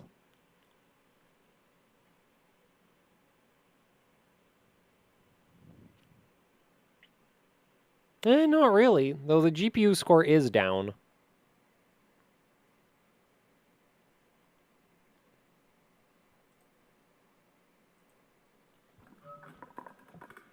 Oh, I didn't check the CPU temps. Ah, screw it. We'll just do it the brute force way.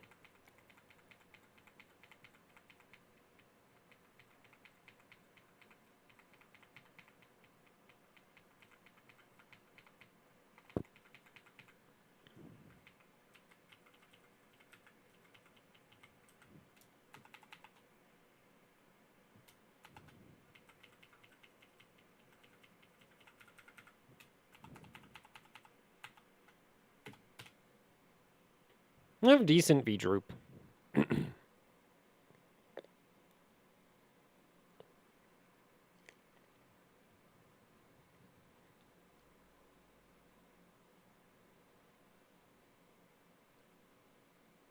Are you planning to test the CU dim sticks with Ryzen?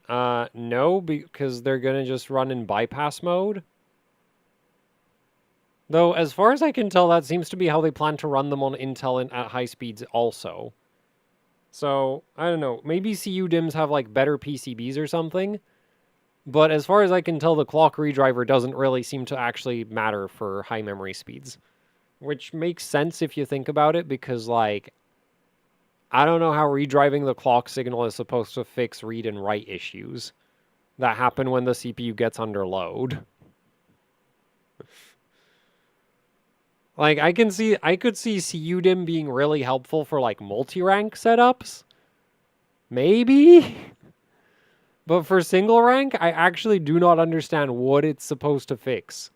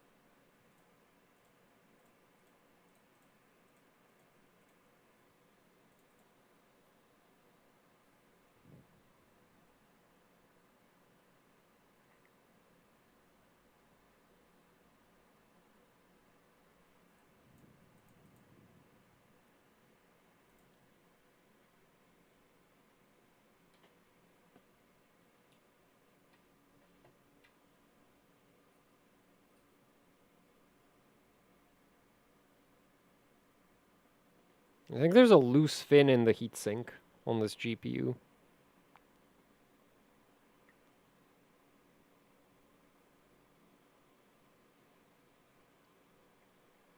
Because yeah, like it's annoying.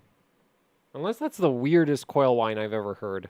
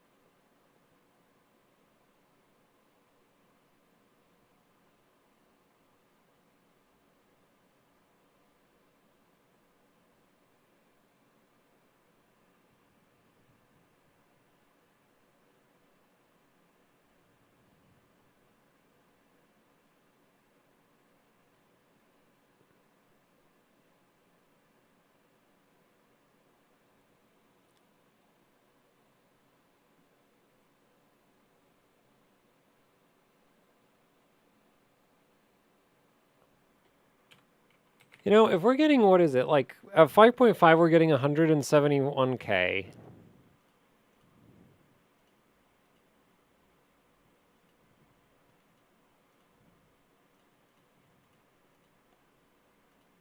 Then to get 175K, oh, we should get pretty close to that at 5.6.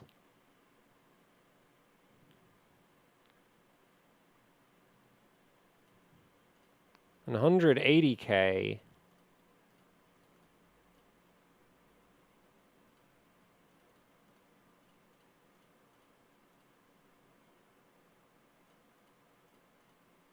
$180K would only require 5.8.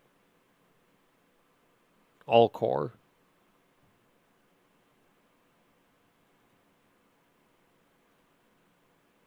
You could do that on a water chiller. Maybe even just a custom loop.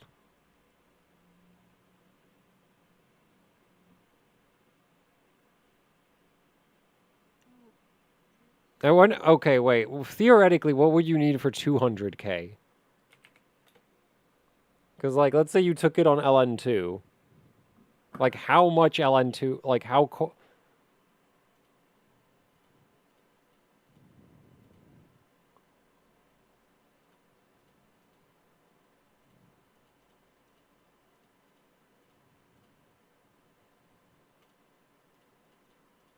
Oh, it needs 6.4. Okay, that's actually really high.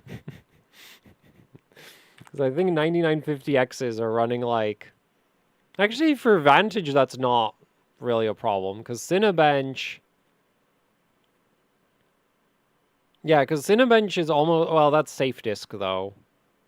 Yeah, but people can run like 6.5 Cinebench, so like Vantage at 6.5 would be easy. Because Cinebench is all-core with SMT.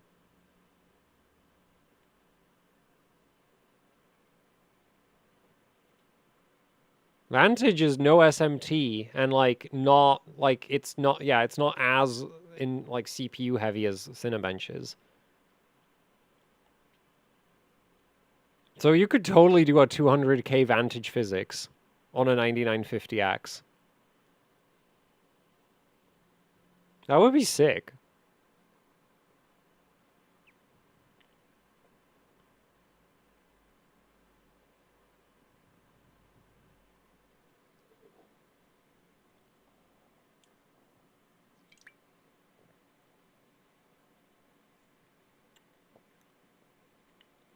What? 14900Ks don't overclock. What else are you going to run it at? Other than stock.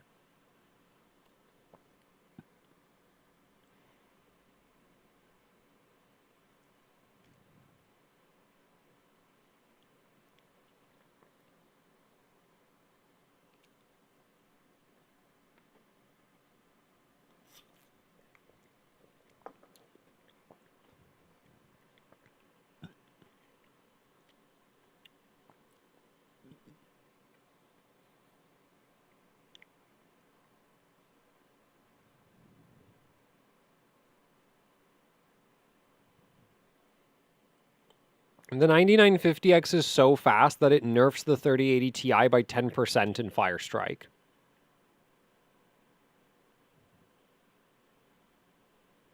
Like, to be fair, Firestrike also gets nerfed by E-cores, but E-cores nerf it a lot less than Ryzen CPUs do. 14900K, what? It boosts to 6 gigahertz stock. Like, 6 gigahertz is stock for a 14900K.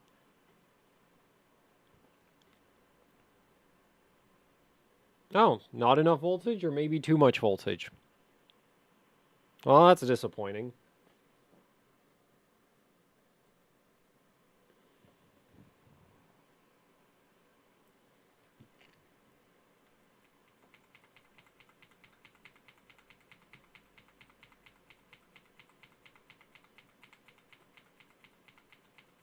Yeah, but the 14900K, if you're just playing a game, runs at like 5.7. And so, like, you're overclocking. Like, if you do 6 all-core, congratulations, your CPU is now maybe 5% faster.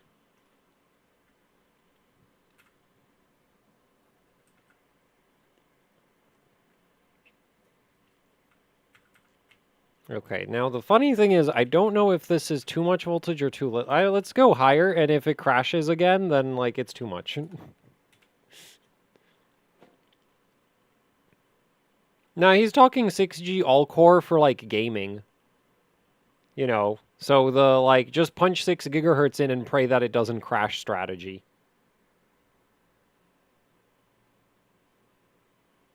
Can't have a bad KD if you have a blue screen.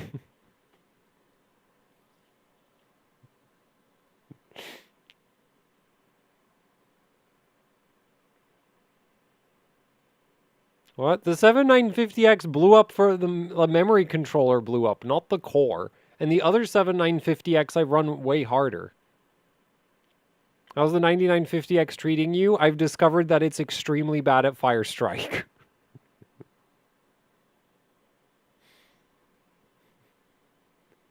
Like, really, really bad at Firestrike.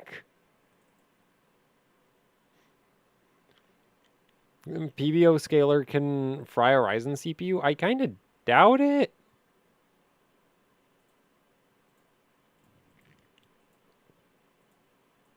Mostly because every time I've checked what the scaler does, it doesn't really seem to do much.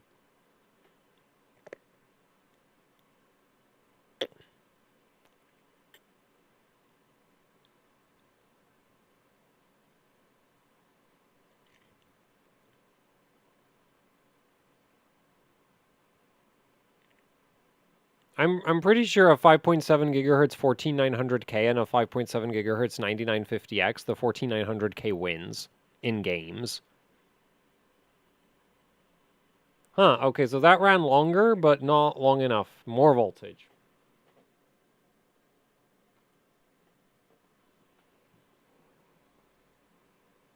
So apparently, like, PBO was already pretty close to maxed out, I guess. No, it wasn't what?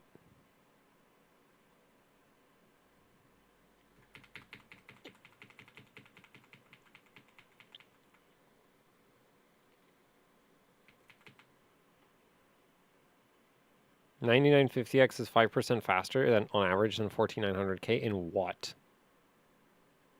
That has to be the most AMD biased games ever.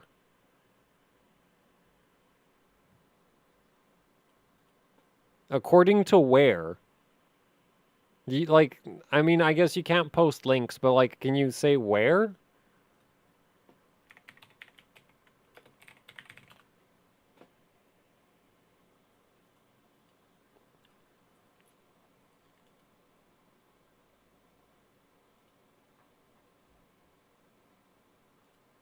Tom's Hardware has it like way behind a 14900K. Yeah, it's like, okay, not way behind, but it's like 5% slower.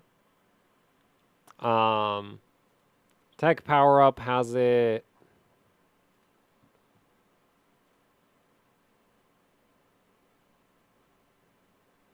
about 5% slower.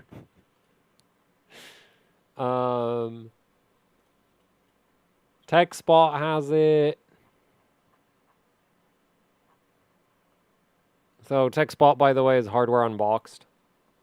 Also known as AMD Unboxed, according to people who like are massive Intel 5 fanboys. Yeah, so according to AMD Unboxed, the 9950X is about 5% slower than a 14900K.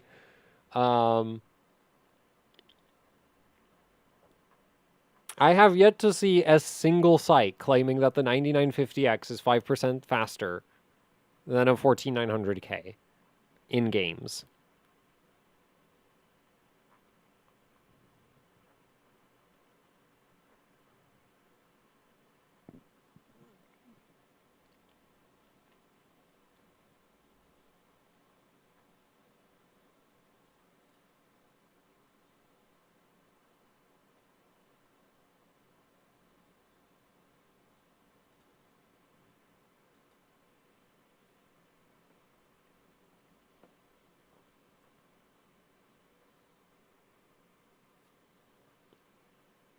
Man, a 14900K at 5.7 and 8000 RAM is what you need to just catch up to a 7800X 3D.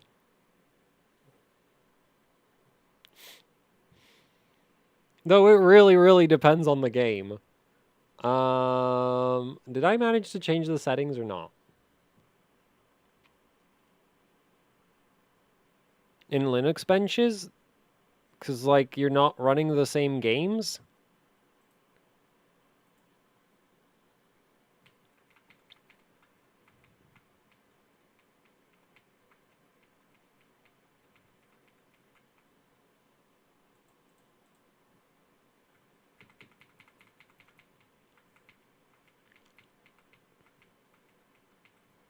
I mean, you don't even need to run it at 8000. You can run it at 7600 and the performance will be basically the same. Like, one of the upsides of having a significantly better memory controller is that you don't need super fast memory because it's just more efficient at using the existing memory. That's like the thing is, like, Intel's memory controller, like, dominance isn't so much from the, like, oh, it runs really high speeds. Intel's memory controller at DDR5 6000 is literally just better than AMD's at DDR5 6000. It has a better refresh system. I'm pretty sure it's actually just better at fetching data in general. Because the funny thing is, you can have predictive memory access. That's a thing. Because RAM is so slow. Like, if you look at a memory controller, it's basically, like, if you look at the memory controller on a 14900K, it's basically the size of a P-core. This thing is huge because it needs to keep track of where everything is and then also what it's accessing and when. Like, a lot of work goes into designing a fast DDR memory controller because there's a lot of sort of clever hackery you can do to hide memory latency if you have a lot of memory requests queued up, which is why IDA is such a terrible benchmark.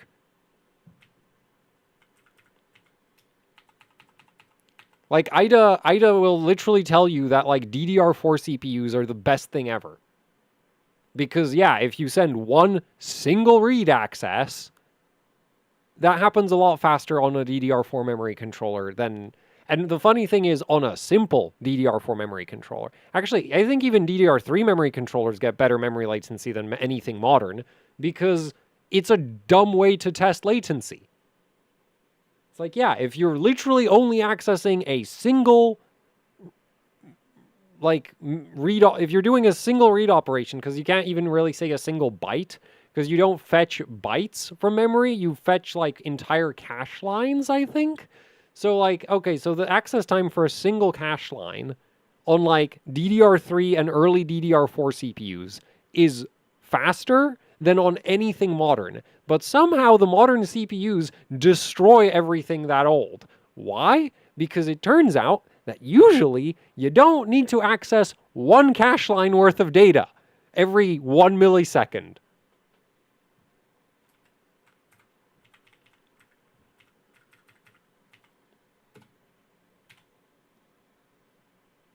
So the other thing is like Intel's memory controller is just generally better at predicting when the CPU is going to need something and having it ready.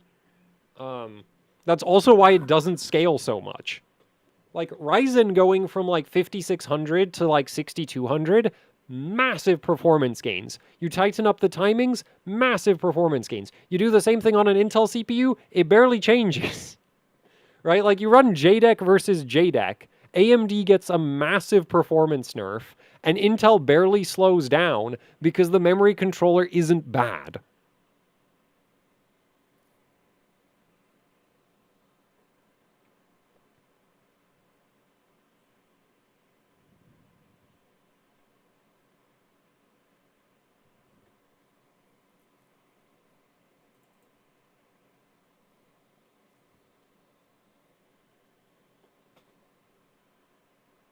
Like, AMD's memory control, like, what's really funny is, like, you'd think the Infinity Fabric is the biggest bottleneck in the Ryzen memory system, but the memory controller itself is also really bad.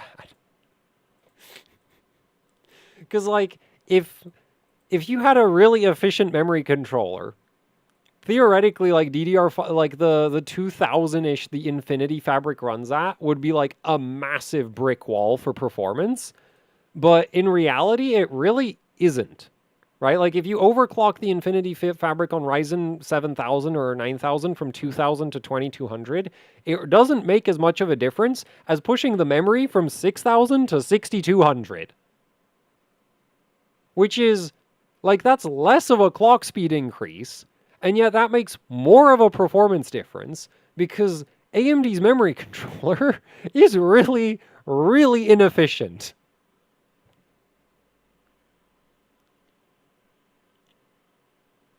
Okay, I think now we're hitting a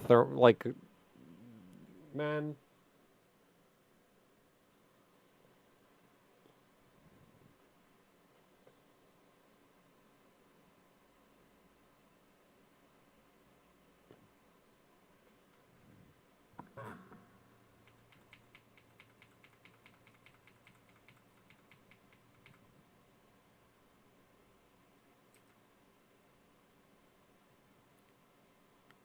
AI was struggling? I don't think so, because when it crashed, it said 63 degrees on the temp readout.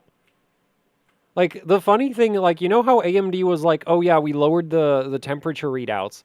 What I was wondering is, like, is that, like, the thing about monitoring temperatures inside a CPU is you don't actually have a temperature sensor. That's not a thing, right? Like, like, temperature sensors are complicated.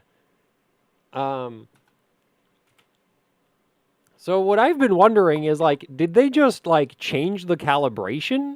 Or did they, like, move the if you move the sensor and then, like, the calibration's different. Because with Ryzen 7000, there's, like, voltage rollover at, like, relatively low temperatures. Like, at 85 degrees, depending on what you're running, the CPU won't scale anymore with voltage. And with 9000 series, the thing I was wondering is like, okay, so is the voltage rollover just going to happen at lower temperatures than before? Because it's like, oh, it doesn't actually run cooler. It just reports lower temperatures, and then it rolls over anyway because the transistors still have the same, like, underlying thermal properties. It's kind of like how FX CPUs don't, like, FX CPUs are, like, really hard to, like, really confusing for people because the temperature readout is, like, backwards.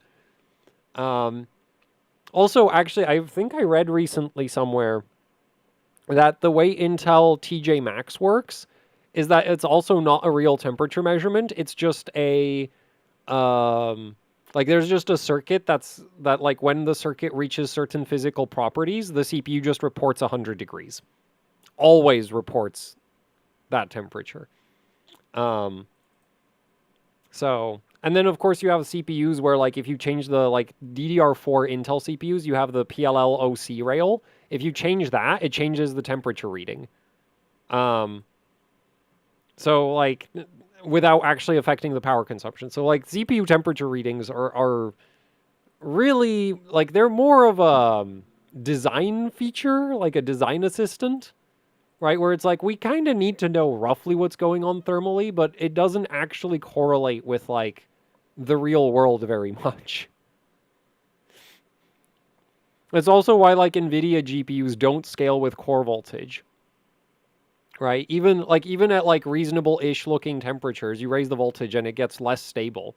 And it's like, well, sometimes it's because the GPU is clock stretching less, and sometimes it's because it's literally getting less stable due to an internal hotspot that you can't see in any software or anything. So that's always fun. Yeah, I don't know. I think I ran Vantage on the 7950X at like 1.35. So this might reach the same level because like Vantage isn't that like it's not like Cinebench. I would expect rollover at like 1.2-ish, which is why I started at like 1.2.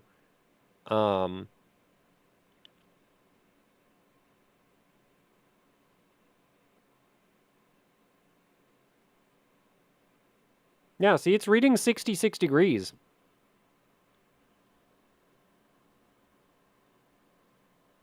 But the scaling is terrible, right? We went from like 1.22 something, like 1.2-ish for 5.5, so like 1.32 for 5.6. So this is really close to thermal rollover at this point. I bet. I think if I keep raising the voltage, it's just not going to work anymore.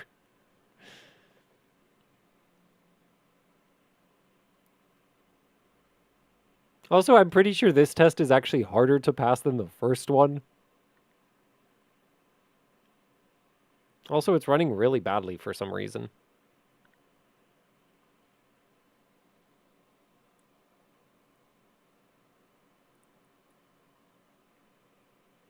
Hey, almost 175K.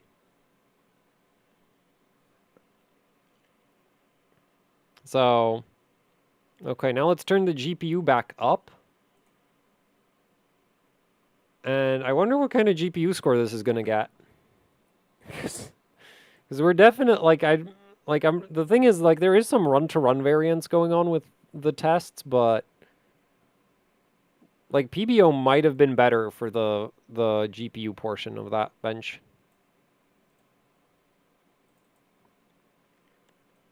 We shall see.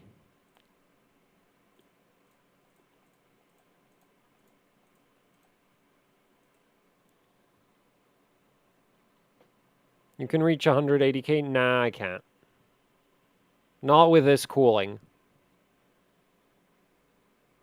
Man, I wish I had a chiller.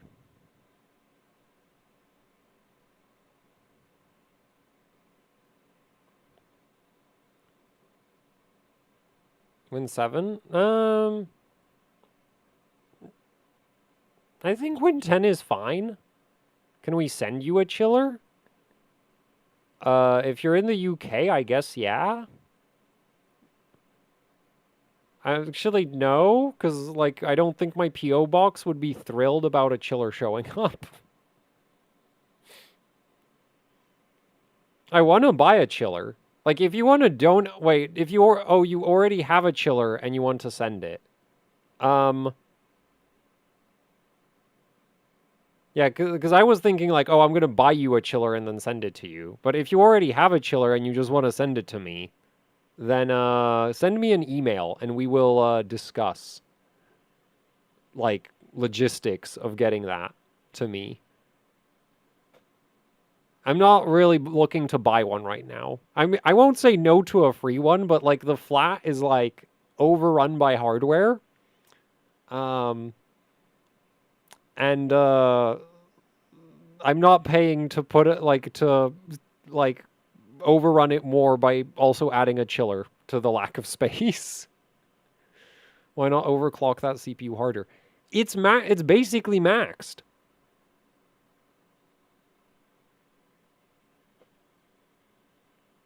Like, did you see how much more voltage I needed to go from 5.5 to 5.6?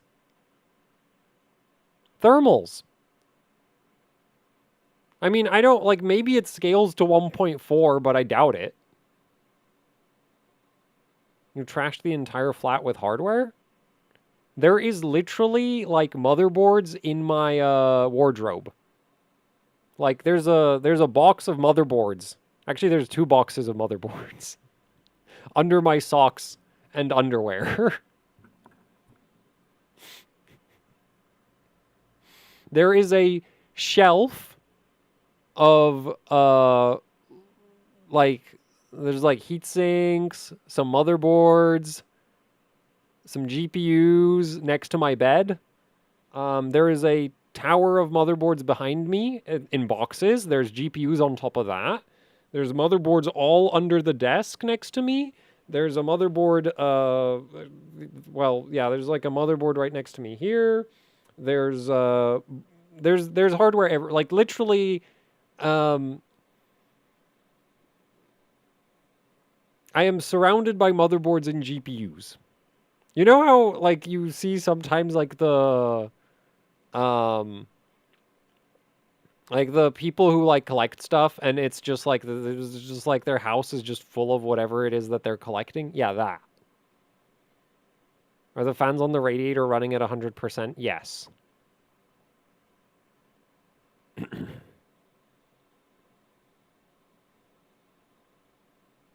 Room tour when? Never, because the room is horrible.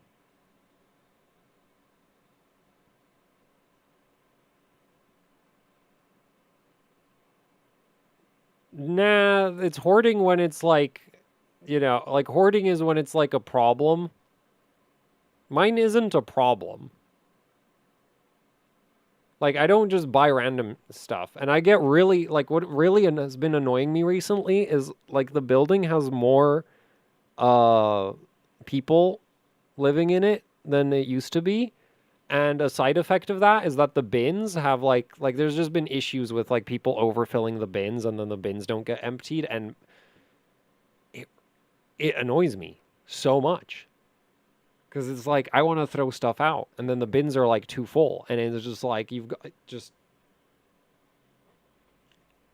Because if the bins are overfilled, like, like, the trash truck won't take them. Because, like, I guess it doesn't load properly when, like, the bin doesn't close anymore. And yeah, so I've not been particularly thrilled about that because I think I'm one of the tenants that's lived here the longest.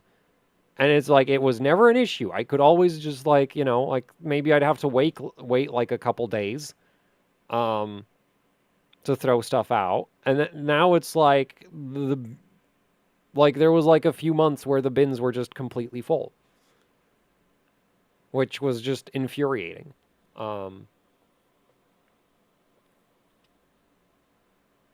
Yeah, no, if people just put but then the bins definitely don't get taken away. So that just creates a more of a problem. So that's just like...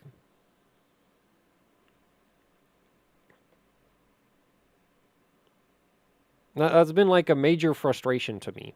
recently.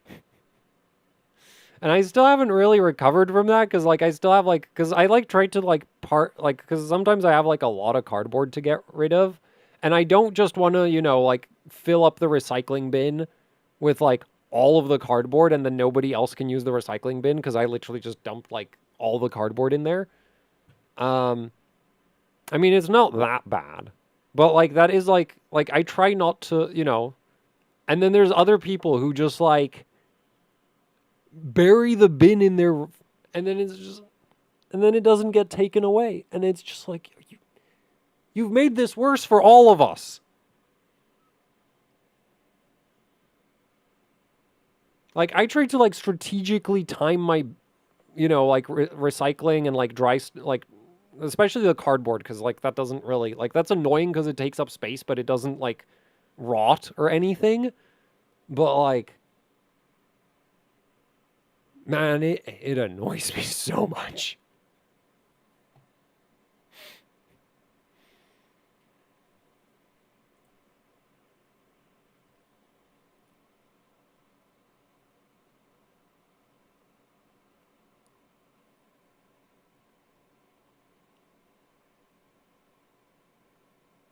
You should start. I don't have like a backyard that I could burn it in.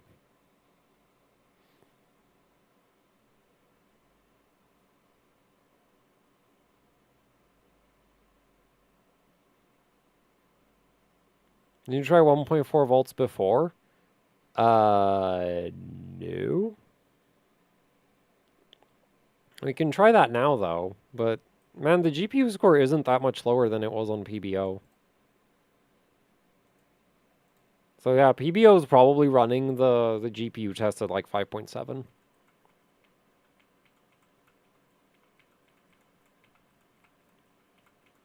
Are you ready to test 9800X 3D? Define ready. Like, do I know if I'm gonna get one? No. But hopefully I will.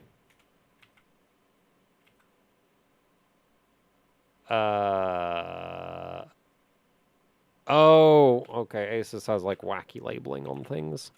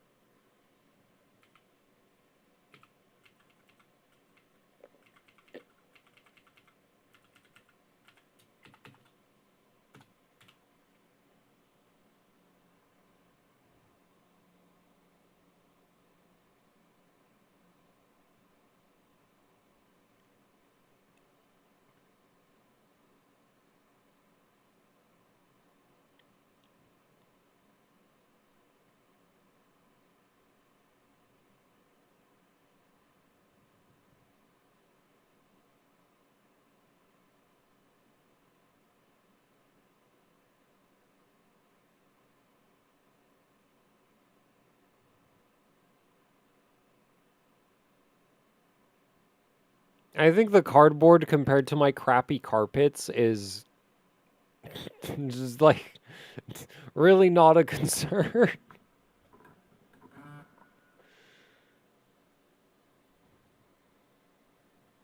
As far as dust goes.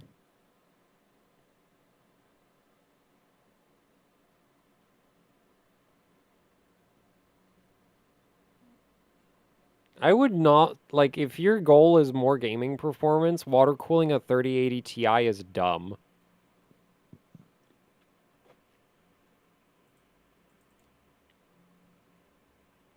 I have two vacuums.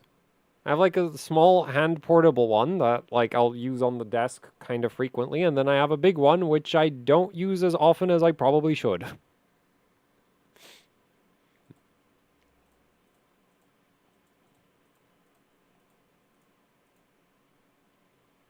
This should run. Like usually the two CCDs have like 100 megahertz gap between them, so I imagine this should run.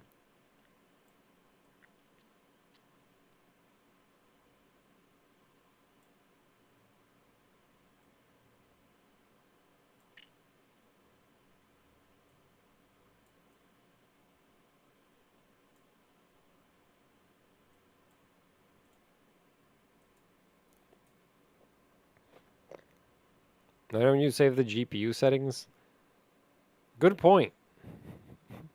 I might do that if this doesn't crash.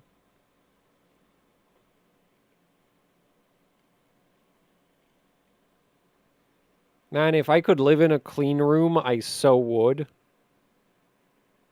White floors, white walls. You drop a screw and you can see it immediately because the floor is white, not black.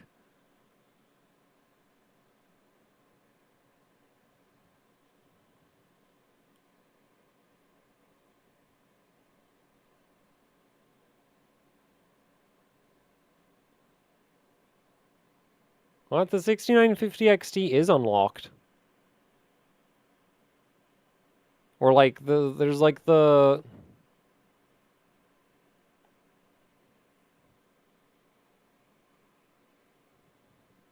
Yeah, it's the 6900 XT that's locked to 3 gigahertz. But there's the there's an unlocked version of the 6900 XT, and then there's the 6950 XT, which is always unlocked.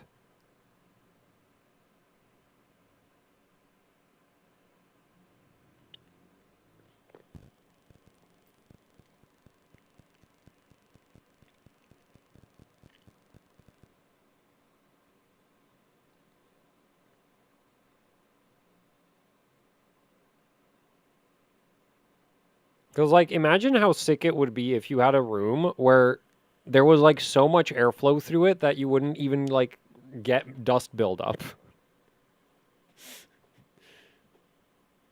I wonder if that would be possible to have, like, a room where you, like, intentionally put, like, so much... Like, not all the time, because obviously if you're using it, that would be incredibly inconvenient. But, like... You'd have like a button and the room just like de-dusts itself. Where it just like gets blasted with air. That would be amazing. That would be the best thing ever. That would probably be doable. Because if the dust doesn't have time to like stick to any surfaces, right? And you constantly had like some airflow even when you're using the room. Then you could just turn it up to like high air blast and just instantly clean the whole thing in like a couple minutes. That would be amazing. That's the kind of stuff I would like look into if I had unlimited money. It's like other people's mansions have a pool, mine has a self-cleaning clean room.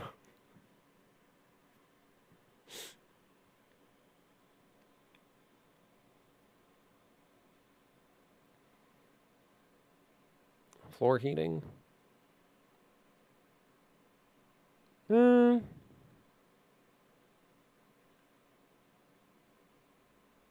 not sure how the floor... Wait, like air, like blown air for heating the floor? That seems really dumb.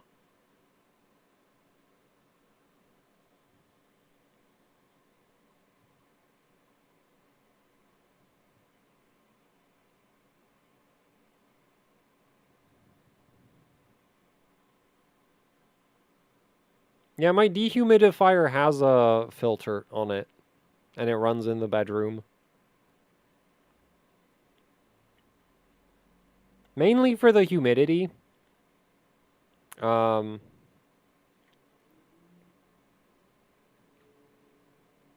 this section seems to be running way better on static than it was on boost.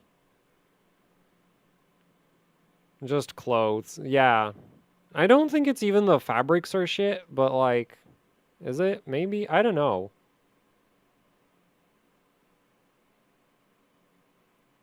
Because like, yeah, like, I actually don't know. I think, like, I don't think you can really get dust-free fabrics. I get, like, unless your clothes were all made of, like, microfiber, but then I think you just... What even is microfiber made out of? Isn't it just plastic?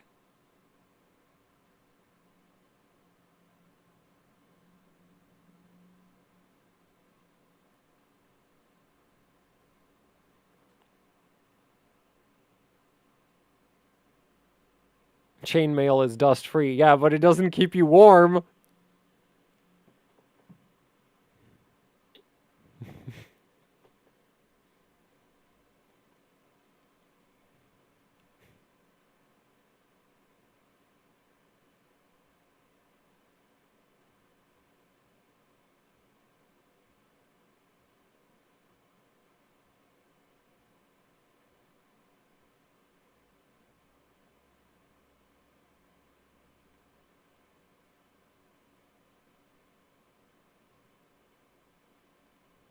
Oh, man. Okay, I think it's rolling over. That was such a good run, too. I might turn... I'll try to turn the voltage down to see if it gets better.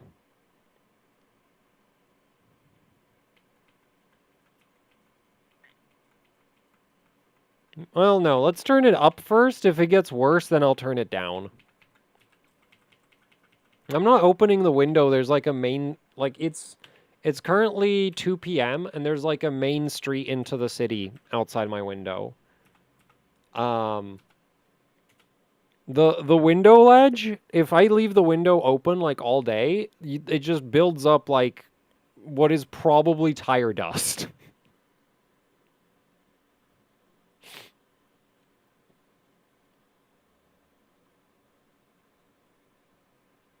It's not even rush hour. There's just traffic all day. Like, I open the window at night because there's no cars at night. But so I actually don't mind like the smell of gas stations and diesel, though I don't like badly burnt diesel. Like, if you have like a car that's running bad, that I don't like. But like, actually, I'm not sure if... I don't actually know what diesel smells like for sure. Because I know diesel exhaust, especially in winter, diesel exhaust is vile. But diesel in and of itself, I don't know. Gas stations smell fine, though. Do you smoke? No.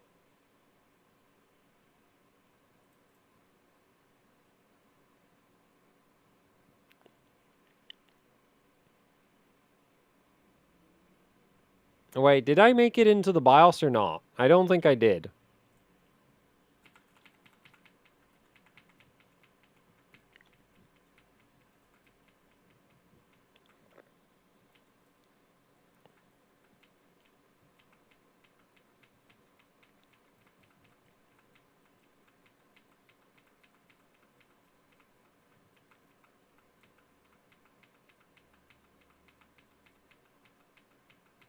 X87TVS, X870E. Literally just look at the motherboard manual and see how many connectors it has. That's all it is.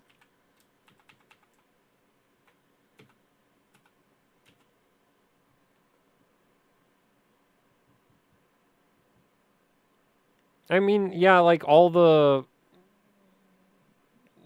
Like, obviously gasoline isn't good for you.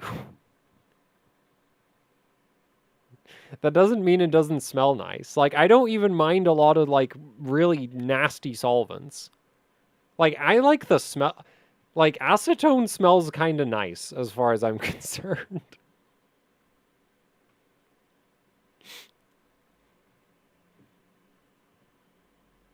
Like, if it's like a little bit of acetone. Obviously, like, if you smell straight... Like, if you stick your nose in the bottle and sniff it, that's awful. That just fucking burns.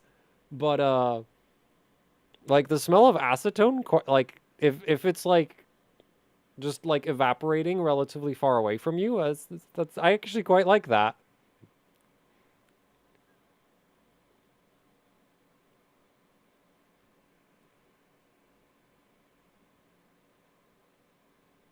Not a big fan of ISO, though. Isopropyl does not smell nice. At all.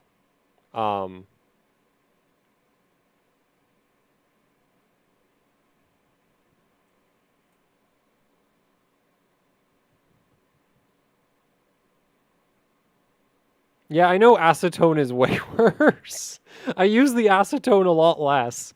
Like my acetone, like I have a bottle of acetone, which is basically like if the isopropyl isn't doing whatever I'm trying to do, then I try the acetone. Um, but ideally, I don't do like I don't use like ideally I wouldn't be using acetone. Um, but sometimes it's necessary, unfortunately.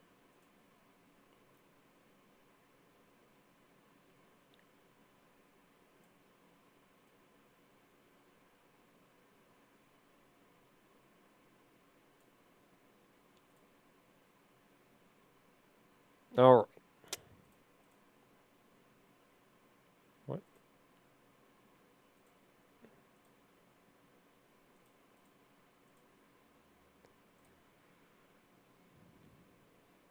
Yeah, because like acetone has like a bit of like a fruity smell to it. So yeah, like acetone smells nice. Isopropyl doesn't smell nice. And funnily enough, on that note, like I don't even really like the smell of ethanol because it smells too much like isopropyl. So it just smells like cleaning to me. Ah, yes, we're gonna be cleaning flux again.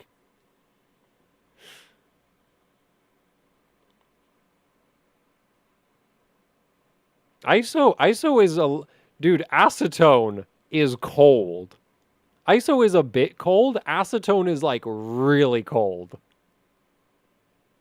because it has a way lower boiling point. Actually, I don't think it's related to the boiling point. It's like vapor pressure or something, but I'm not enough of a physicist, I don't know, to understand that. But either way, acetone is really cold. Like really, really cold.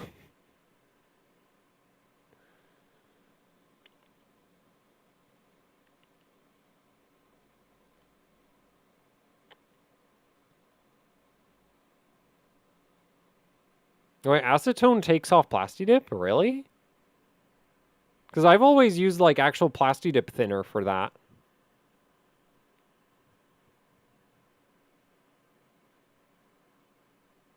Which I think is actually worse, because that's like silene mixed with something else. Acetone, yeah, no, I run dice on ISO.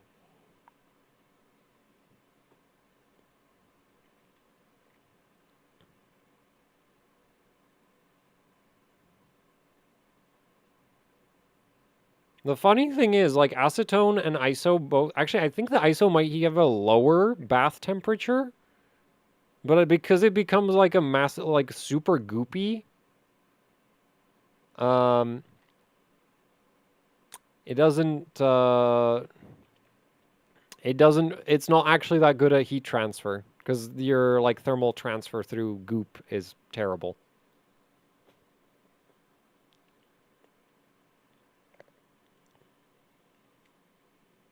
Like, I've used acetone for, like, removing memory stick heat sinks. Because, like, some of them have, like, some of the, like, some memory, like, G-Skill thermal tape, isopropyl just instantly kills it. It's just, like, you put isopropyl on that, you just, you just soak the memory stick in ISO, and it, like, the thermal tape just gives up. But the Corsair thermal tape, if I remember correctly, was a lot more resilient to ISO, and so I tried acetone for that, and it did work. Um, it's not always necessary, but I prefer not putting a bunch of physical stress on the memory sticks if at all possible. So,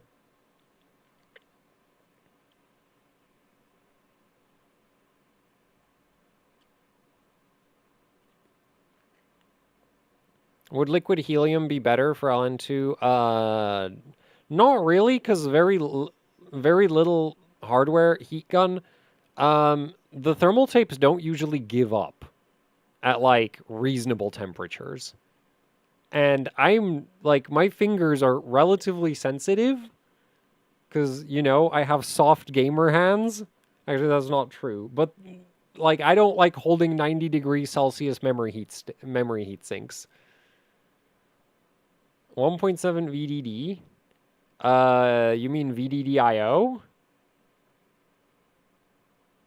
Because VDD is on the memory stick. You don't... What, the memory heat spreaders just fall off? How hot are you running it?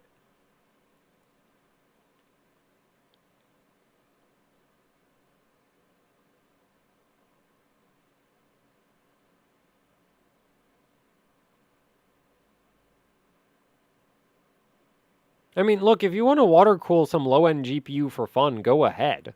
Just like, it's not cost effective. Like, I buy freaking ancient motherboards. I bought a freaking Rampage 3 Black Edition this year. Okay? Is that a reasonable purchase? No. No, it isn't. But I don't ask other people for approval of my dumb purchases.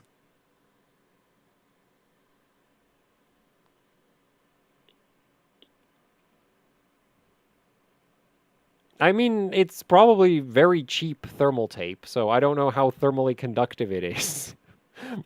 Definitely more thermally conductive than air, but like air is not, you know, very good at thermal transfer.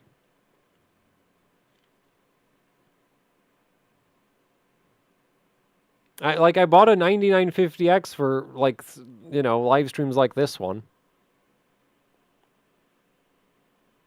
I'm gonna buy a X8, like, it's kind of...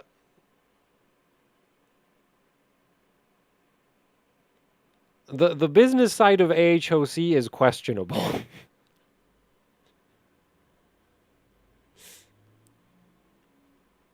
Oh, come on. Okay, apparently it hasn't rolled over, but we need more voltage. You've got to be kidding me. And a financial advisor? No. Like, AHOC is not like AHOC isn't at risk of like going bankrupt. It's just like any other, like, I think a lot of other YouTubers would probably be like their motivation would be like make more money, whereas my motivation is get more boards.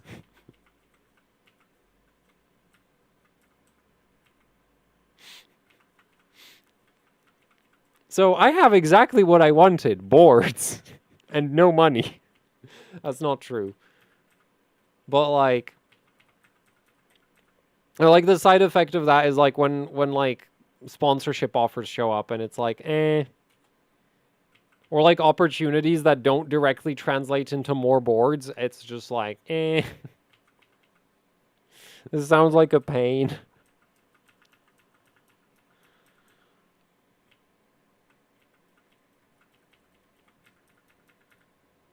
Right, more voltage.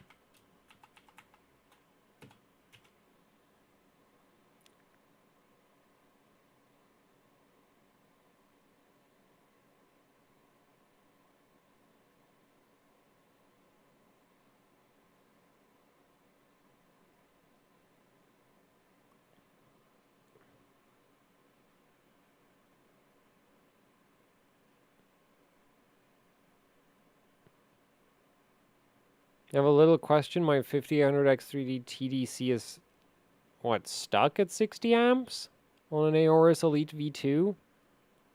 I don't know.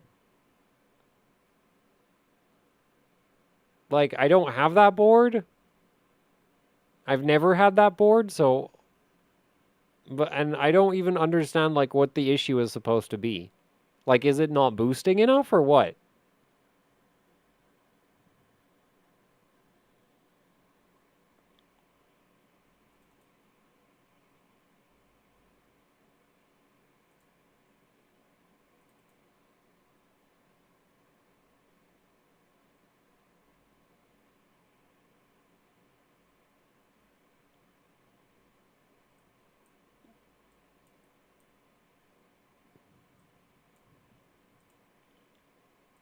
Okay, we're actually just going to run the CPU test alone. Because I do want to see, like, is it going to even...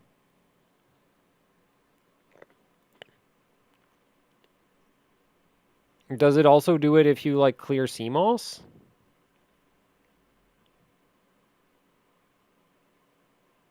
The limit is apparently 120. What temperature is the CPU at? Like, what are you running on it when it maxes out at 60?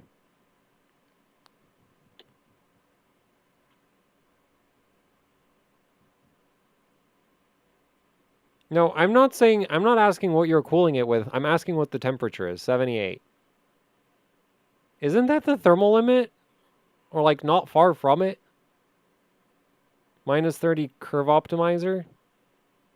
Yeah, so it's probably just hitting the voltage limit or something.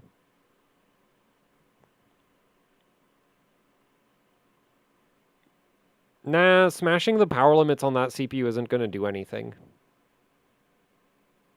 Like, you could try run Prime 95 small FFTs and that might make it pull more current.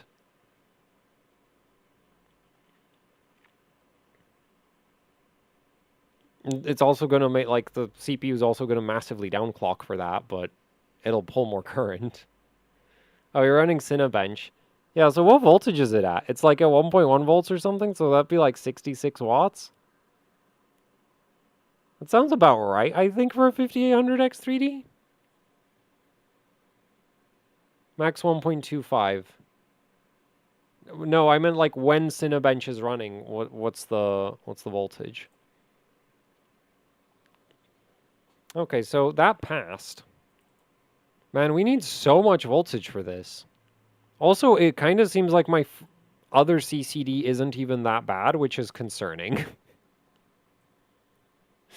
Because like my 7950X, there's a 100 megahertz gap between the good CCD and the bad CCD. So this not having that gap makes me wonder if my good CCD is actually kind of terrible.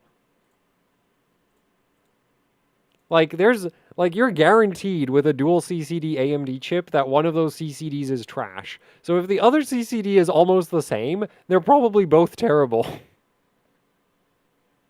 I don't think there's one good, I don't think that you get a chip with two good ones.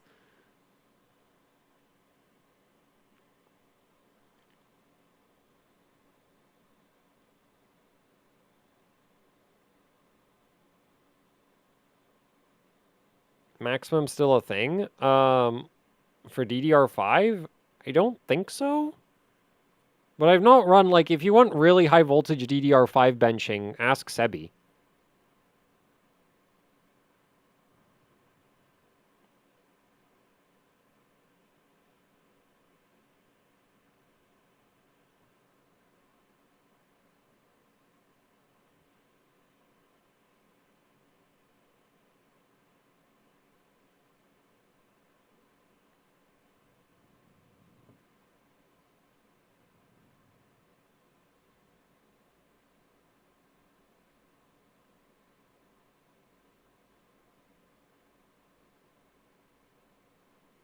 Yeah, but the 5800X 3D will limit itself before it hits the current limit, almost certainly.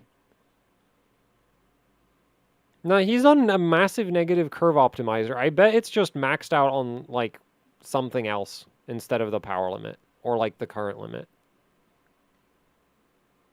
You could try, seriously, try run Prime 95 small FFTs, and if the current doesn't increase, then maybe I'd be concerned.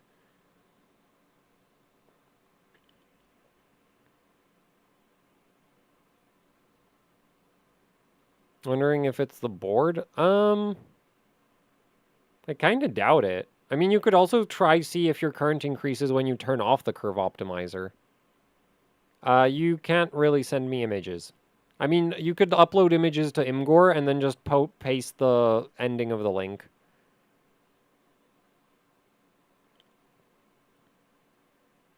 Minus 70 millivolts.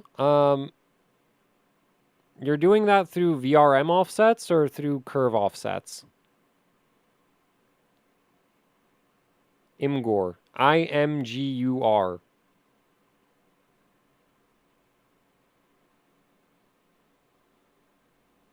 Hard lock to... I don't know. No, isn't it 88 watts? I think the PPT is 88.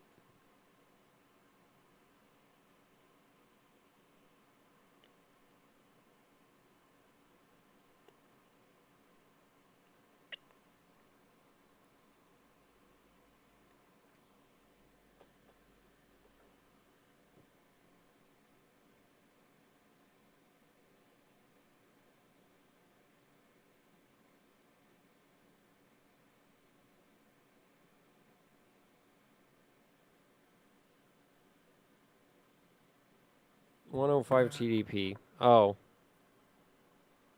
Well, still, like without I hate troubleshooting people's stuff over the internet. Because you never know if they're, like, reading a sensor wrong or not.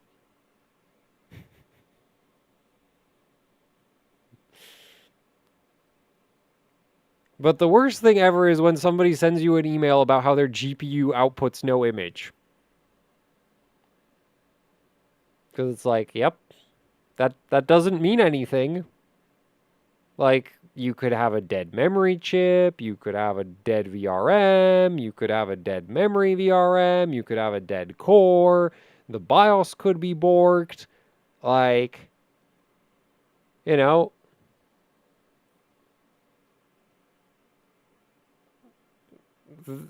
not really useful.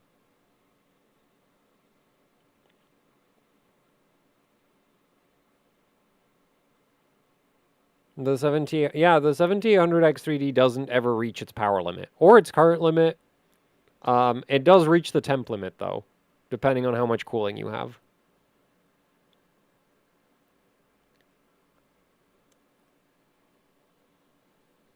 And I was kind of hoping to pick up another 7800X3D, but I guess that's not going to happen thanks to the prices. Like, I was really hoping that, like, 9000 series would mean that I could get, like, an experimental 7800X3D for testing some of the things that I can't test now that the 7800X3D lives in my daily system. Though, alternatively, I could have picked up a 9700X, stuck that in my daily system, and used the 7800X3D for testing.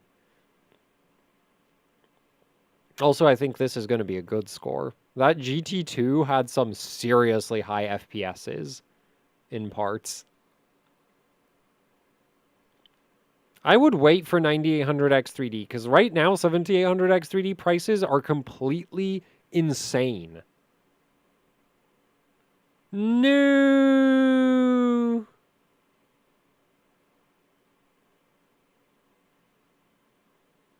No, why you do this?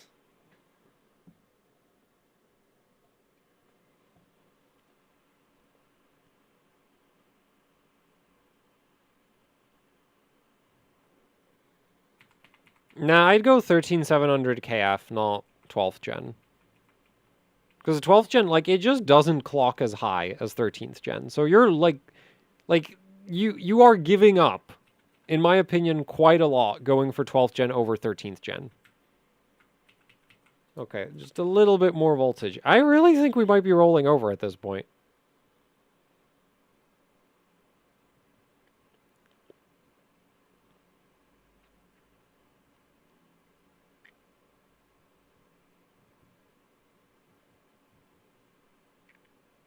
$12700K upgrade to 13. No, that's dumb. But, like, I wouldn't buy a new 12th gen.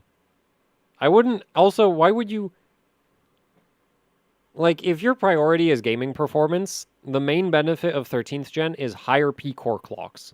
And you get those on literally every 13th gen and 14th gen. So I would go 13700 KF or 14700 KF, and I would just completely ignore the 900s. Unless you really hate overclocking. In which case the 900 makes perfect sense because it doesn't overclock.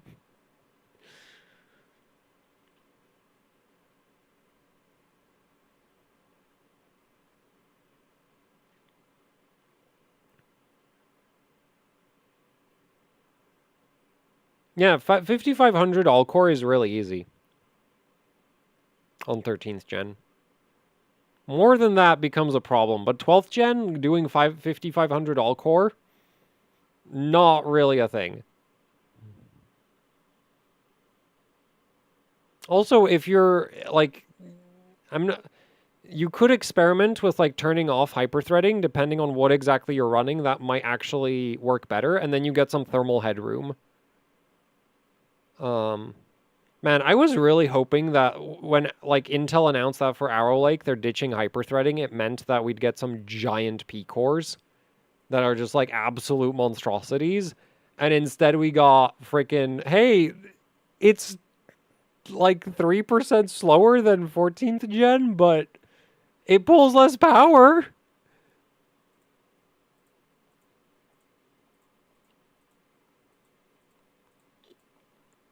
Please buy our new CPUs.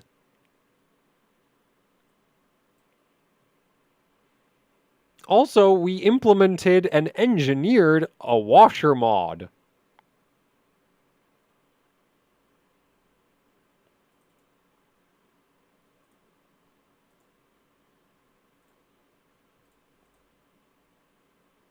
You know what? No, I'm going to run both. Right off the bat, and I'm just going to pray that like having lower starting temperatures is going to help. Cuz like maybe the GPU tests warm up the water enough that like by the time we hit the CPU test, it's unstable. Wouldn't that be something?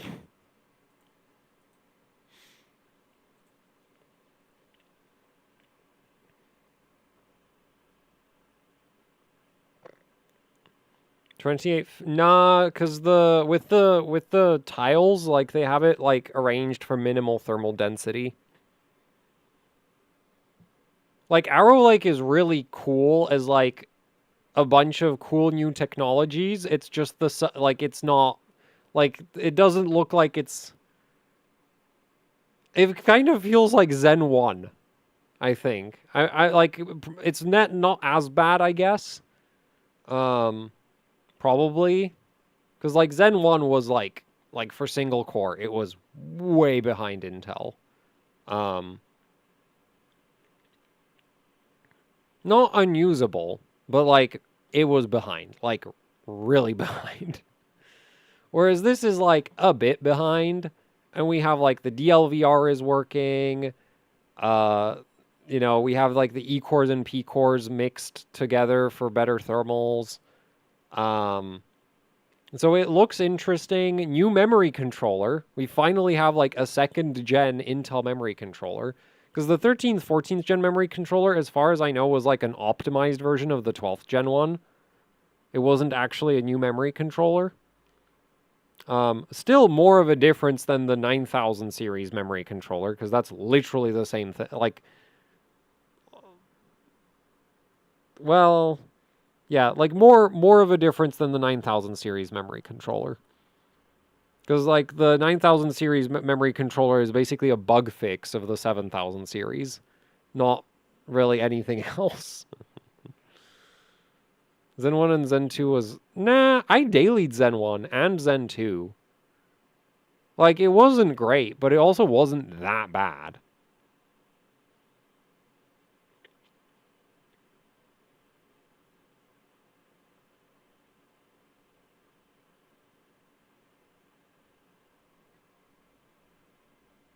What image uploaded? Where? You can't post links. You can't post full links to chat. Like, it'll just get blocked, and I can't do anything about that. I dailied a 1700. I mean, it wasn't particularly stable with the way I was running it a lot of the time, but it really wasn't that bad. I went from a 5930K to Ryzen. And like, so you would think that I would have thought like it was unbearable. Because I was going from like Intel HEDT to Ryzen 1000. And like, nah, I really don't think it was that bad.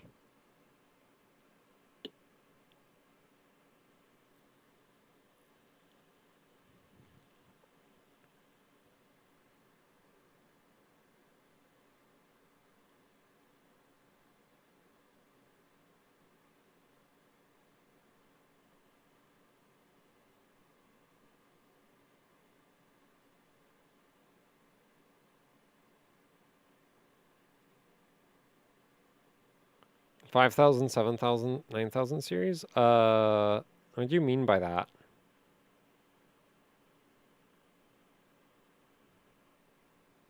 AMD GPU next?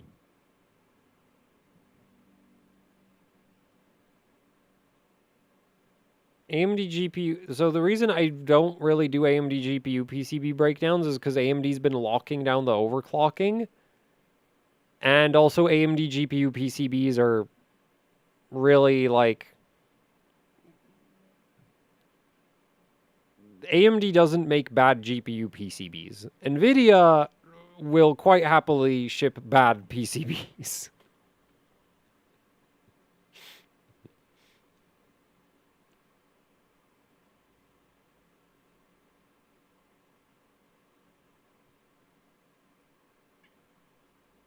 So if you have an Imgur link, just paste the last, like, after the last thing at the end of the slash.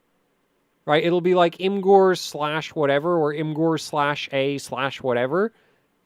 Paste the stuff after the slash. Because that's not a link. Right? So I can then copy paste that and put that into into an Imgur link. But if you post an entire link, it gets blocked because it has like the www, HTTP and all that, and then it's a link. But if you just paste the stuff after the slash, that's fine. Please do not crash. Please do not crash.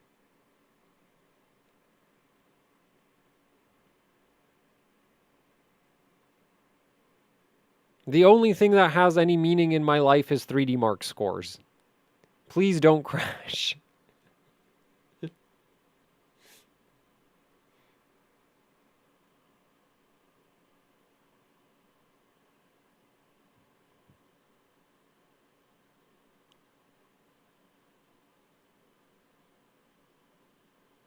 Hey, we passed the first one.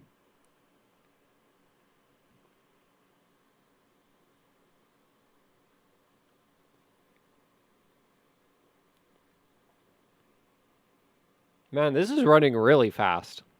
That was 172 FPS. I mean, not 7 FPS ops. That was 172 ops at the start. That's a lot of broken airplanes.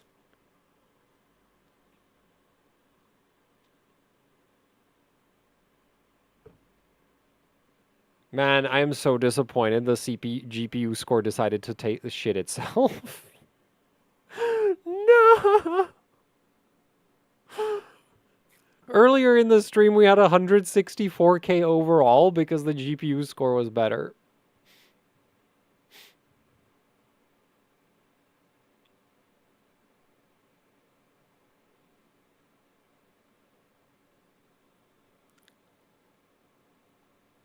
I mean, yeah, the CPU score is beast, but the GPU score decided to drop by like 1,000 points. GPU is getting hot? I really doubt that. It's basically it's bottlenecked for like huge chunks of these tests.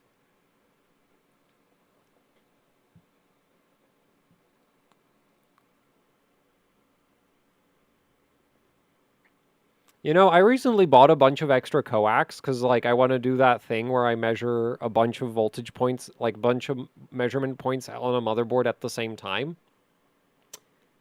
And then it occurred to me that I don't have enough 50 ohm terminations for them. So I still can't do that. Damn.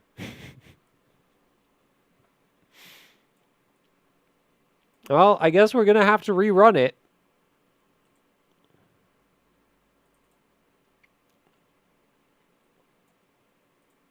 And just hope that this time it scores better.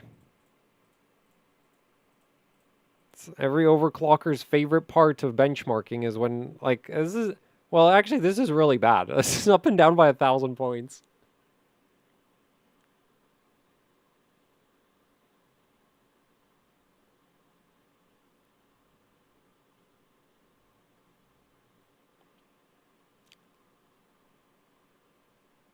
Did 5th gen HEDT have L4 cache? No.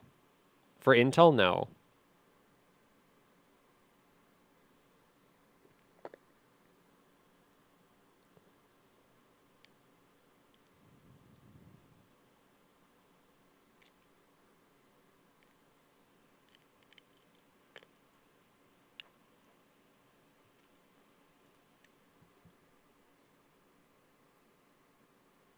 I also have a 6950X. It's not very good, though.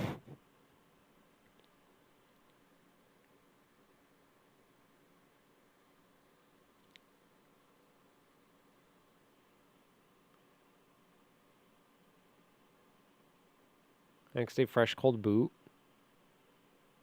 Wait, what? No, I said 6950X. That's a CPU. A 6950XT is a GPU. Please don't call me Dad. I can't handle that kind of responsibility.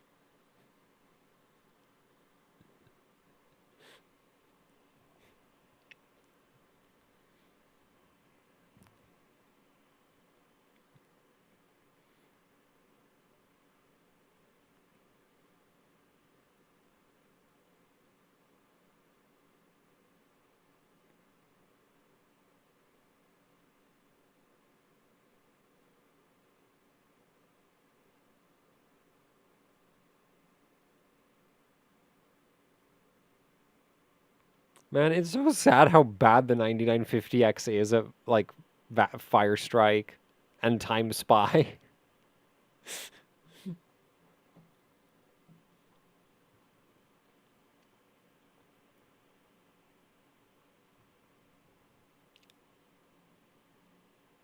What? Me, a dad? Yeah, I don't think that's gonna happen.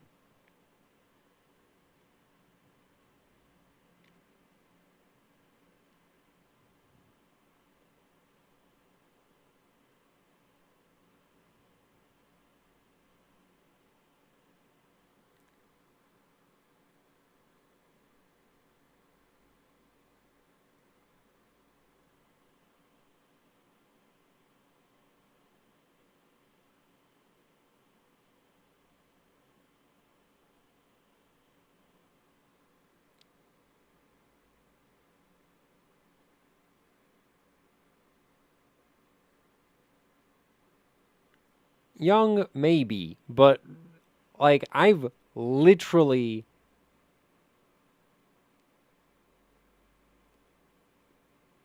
had to, like, look up why people get into relationships, and it still doesn't make, like, and you don't get an answer for that. You just don't. Like, apparently that's just not a question people want answered. Like, why would you, like, chain yourself to somebody else? Like, don't you get annoyed by, like, other people? Is that not a thing? Just, like, existing in the same space as you?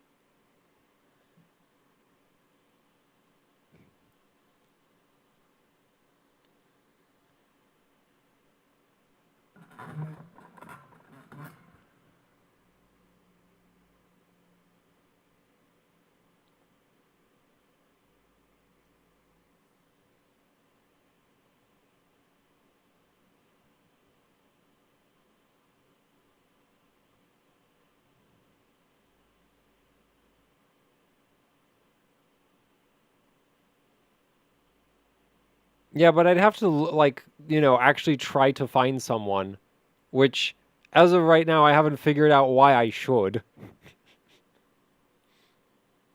I guess it doesn't help that my only, like, family example is my own parents. I have a lot of half-siblings. Like, a lot of half-siblings.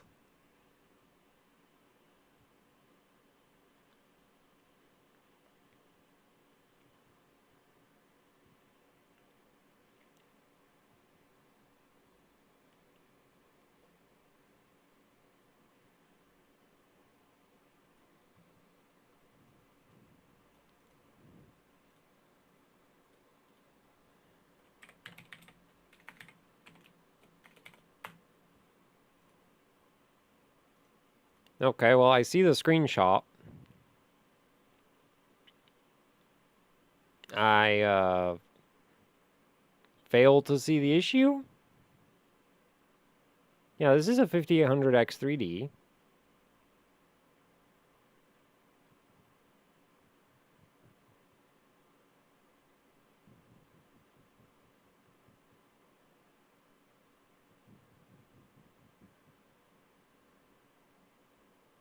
And it's maxing out at 59 amps. And 71 watts and 80 degrees. What's the thermal limit on these?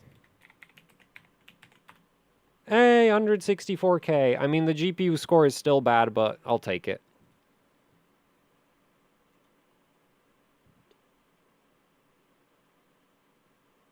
Oh, the max temp is 90.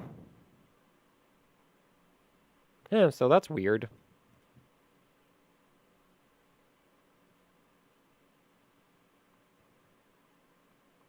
Yeah, but you're at 4.4 gigahertz all-core right there, aren't you? Kind of looks like it. Yeah.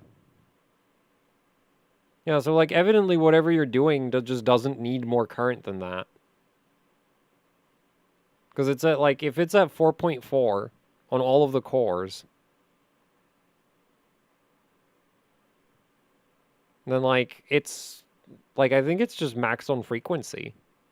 Or like the boost algorithm won't just give you full boost all the time. Just because you're below the power limit.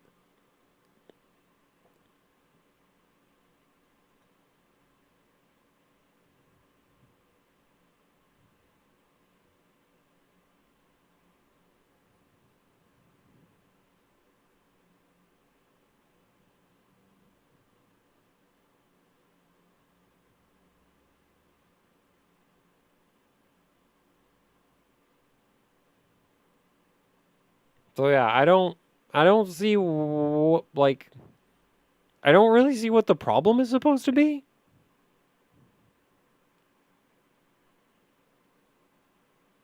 Like to me it just looks like whatever you're doing just doesn't pull that much power.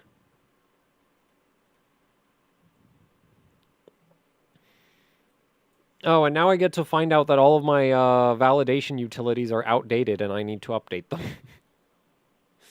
Actually, you know, I would like this score to be higher. Because it does kind of bug me that my GPU score is so low now.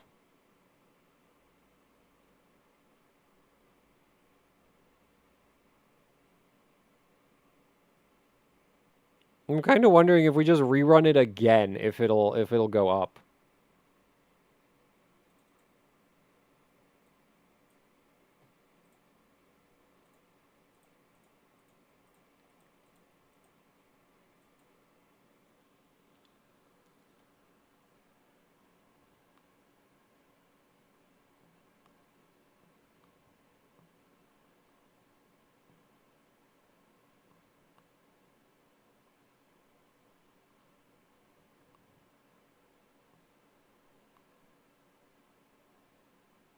Don't have updated benchmate? I haven't updated it in ages.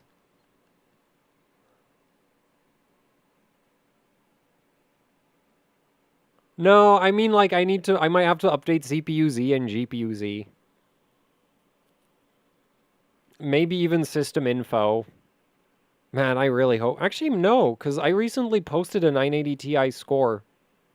And I checked everything. I'm pretty sure I had everything necessary. So unless the rules got updated recently, I should still be fine.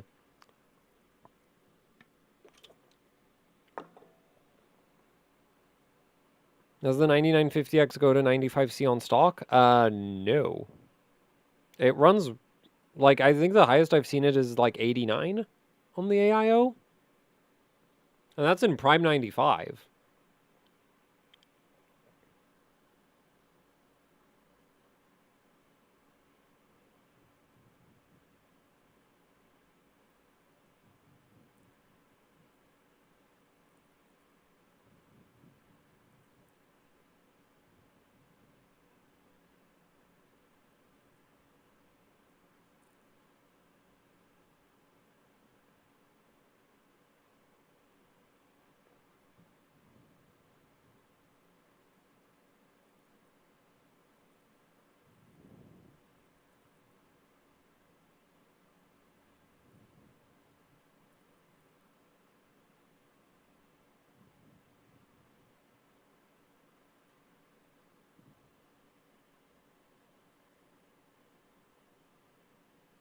You like to tune memory subtimings? No.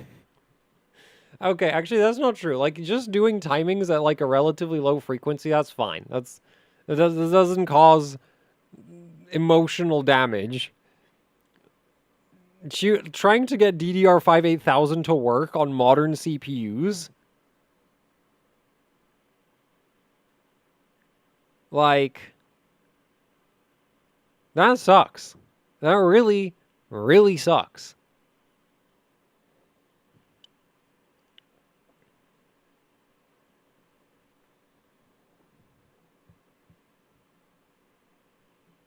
Like, one-to-one mode? Totally chill. Like, I actually, like, one-to-one mode, I mean, I do find the stress testing annoying, but, like, the timing, like, the thing is, at this point, one-to-one mode for me isn't even tuning the timings, it's just memorization. Just punch in the same thing. Oh, it's Hynix? Here go the Hynix timings! And it works. And it's just like, yep, it's fast now.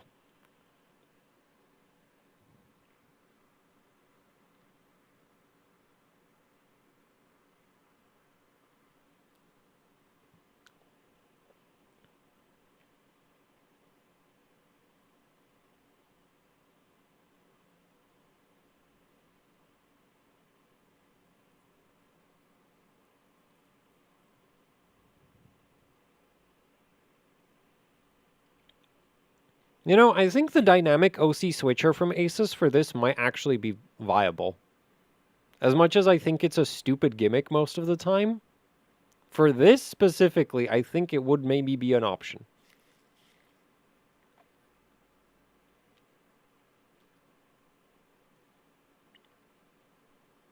Though I am not sure how exactly I would have to set...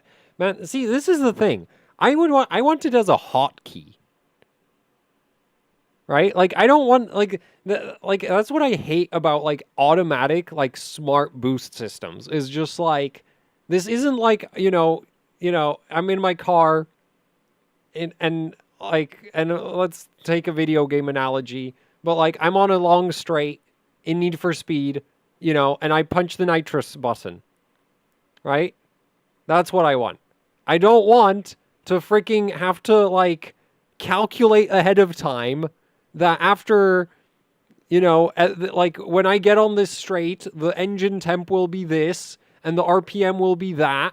Therefore, that is when the nitrous should turn itself on its own. Like, that's stupid. And that's what boost algorithms are. Because basically what I want is I want to be able to run the first two tests on boost, right? Like on PBO. And then when we get to this one, right, or like right at the end of the previous test, I want to be able to switch over to 5.6 all-core. And it just crashed again. Damn it.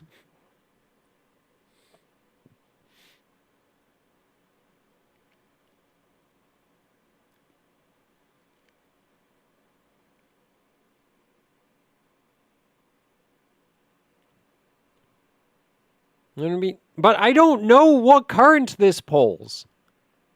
Right? Like, that's the whole issue, is like, when you're... Like, I don't know what exactly this workload is doing. Right? I just know, like, okay, it's an all-core workload. It runs best at 5.6-ish all-core.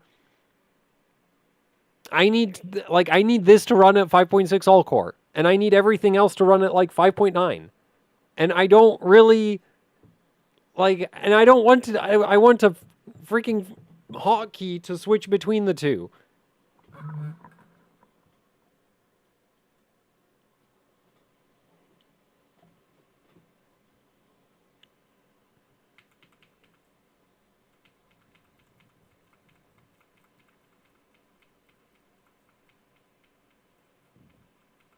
No, but the thing is, tuning the boost table is, like, not really a thing, because you're always working with offsets instead of just, like, in this scenario, do X. Okay? Like, if it was, like, a hard table, then I'd say sure. But it's not.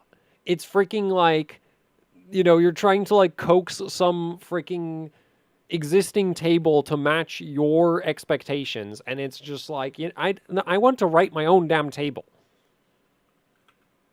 I don't want to bend your one. I want my own one.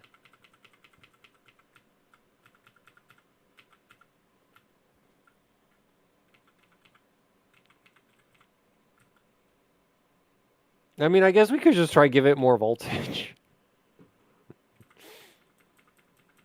And hope for the best.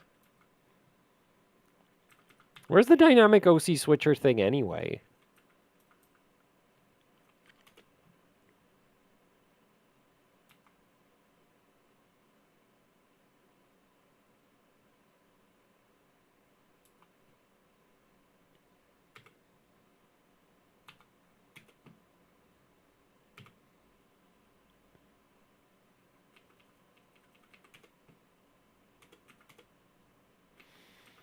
Wait, did they put it under AI optimized? Oh, dear God. Okay, nope. No, they didn't. Where is it? This was like a thing. Like, I'm pretty sure I remember reading marketing materials about how they have this amazing freaking dynamic whatever. And, like, we actually can't see the entire table in one go. But anyway. Right, so I am right. Like, the second CCD is terrible. It should be like 300 megahertz worse. What is going on? What's core flex? Oh, God. Okay, nope.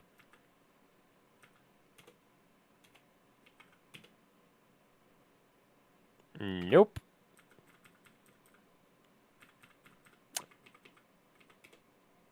Oh, there it is.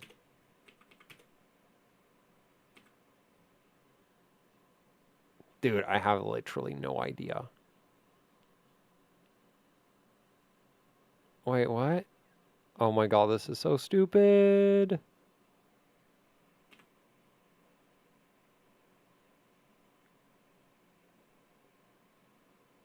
No.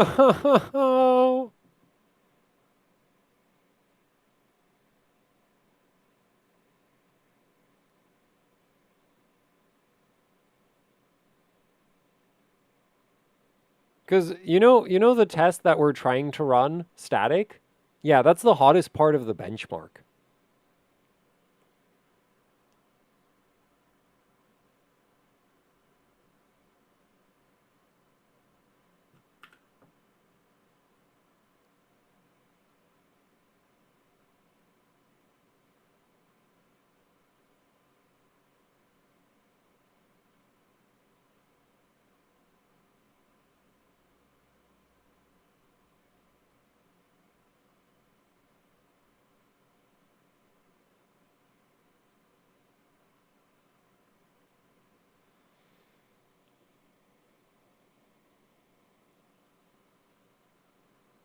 You know, this wouldn't be that bad if, like, you know how a lot of high-end motherboards have, like, OLED screens that are just, like, wildly expensive because of that?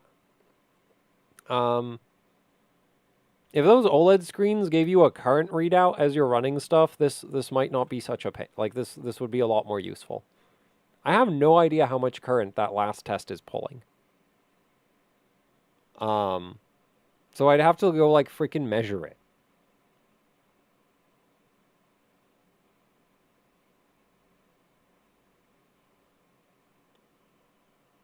And I don't know how much the GPU tests are pulling either.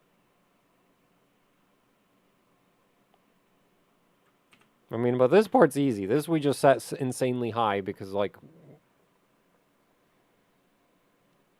Wait, what's hysteresis?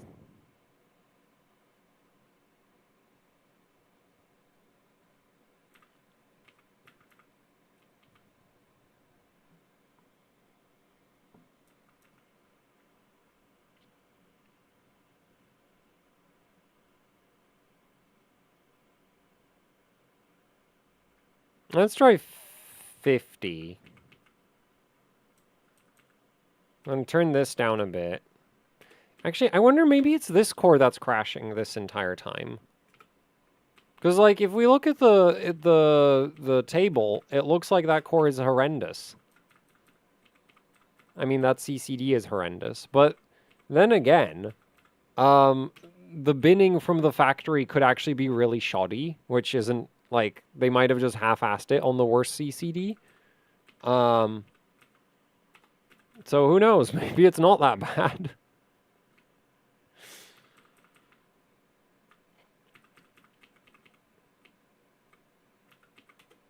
Anyway, so now we actually have PBO turned back on again. So we're going to enable this. Max it out.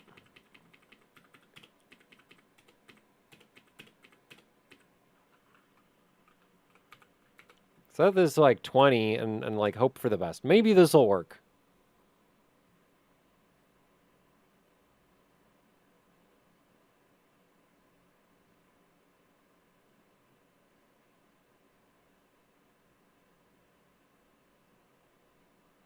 Can't you check with clamp meter? I mean, yeah, but like, wouldn't it be nice if the motherboard had that integrated? Because I need to like pull the power cables and swap in extensions.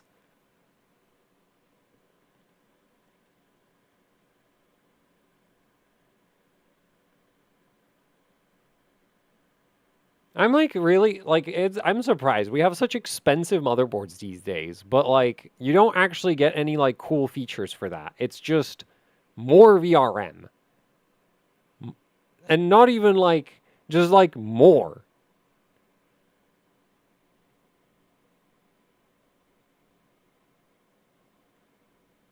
Whereas it's like, you know what, I would like especially on AM5, it's like we could have less VRM and more like cool utility stuff, like dual BIOS on the $700 motherboard and like a current readout. And potentially, like instead of just a postcode, you could have like a 4-digit, like you could have several like multi-digit displays and then have them like read out different things depending on what you want. And like, and that would still probably cost the same as all the stuff we get anyway. And it's just like, so it wouldn't even change the price. It would just make, you know, give you some extra utilities.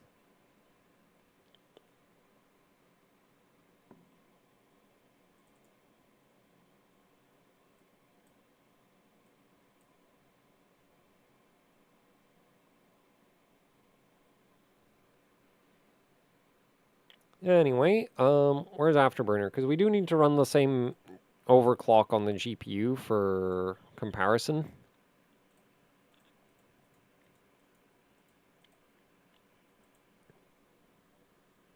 I guess I could also mix a little bit of ECLK into this so that it like runs at like 6 gigahertz for the first two tests.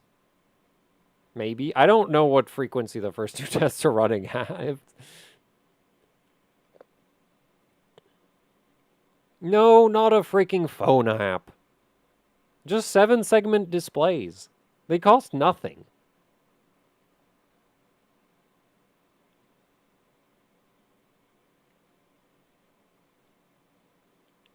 Yeah, they have a little like built like attempt at a built-in oscilloscope.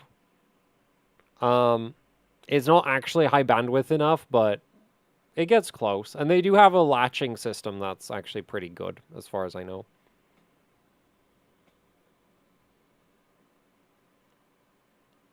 DLID tools direct. The thing is that carries too much liability, I think.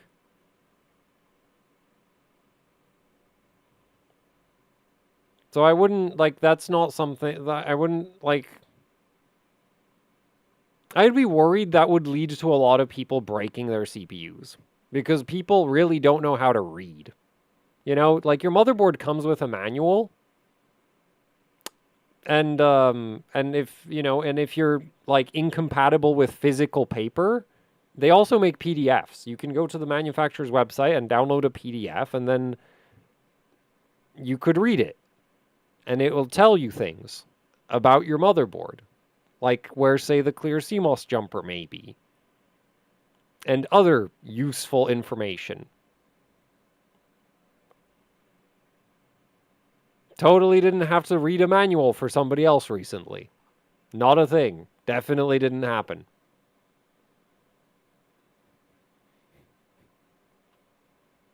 You ever tried those memory sticks in the Apex yet? No, because it's Intel.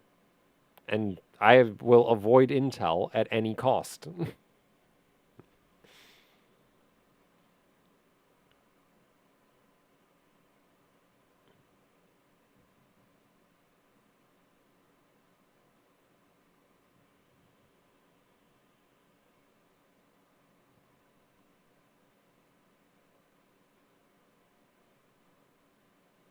This PBO setup seems to be slower than the static all-core.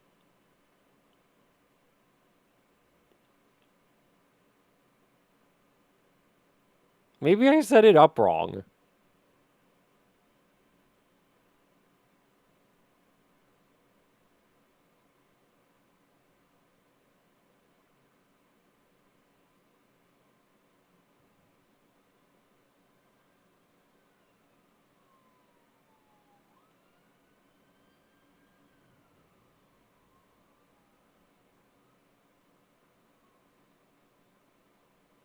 Honestly, I'd say reading the manual is better than a video tutorial for most things. It's pulling less power. Yeah, but that's like I don't know, like the. Oh wait, we're on level 6 load. Oh no. Oh, we need to shift load lines as well.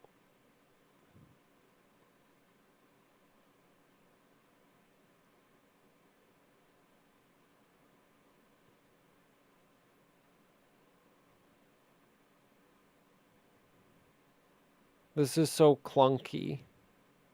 See, this is why I don't make overclocking guides for people, because you have just like, oh, and then you need to do this, and this, and this, and this, and this, and this, and this, and this, and this. And at the end of doing all of that, you get maybe 5% more performance. I hope you feel good about yourself. Also, good luck stress testing it.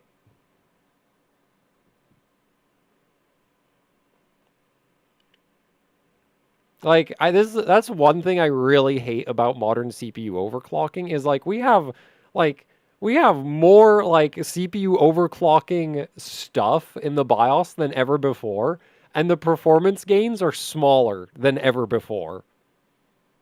Like back in the Sandy Bridge days, you literally just set the all-core ratio to 45. Your core voltage to 1.35, and you got a massive performance jump. Today, you need to like curve optimizer and boost offset and set your power limits and configure the dynamic OC switcher and the everything. And then at the end of all of that, it's like 10%. You know, like 10% on a modern CPU is like a big improvement. And that's why I don't make CPU overclocking guides anymore, because it's just like this is dumb. Because the worst part is then you like stress testing. Because on the old Sandy Bridge CPUs, like you just ran an all-core stress test and you were good. And now with all of this dynamic stuff, you run your all-core stress test and then you try to watch a YouTube video and it crashes.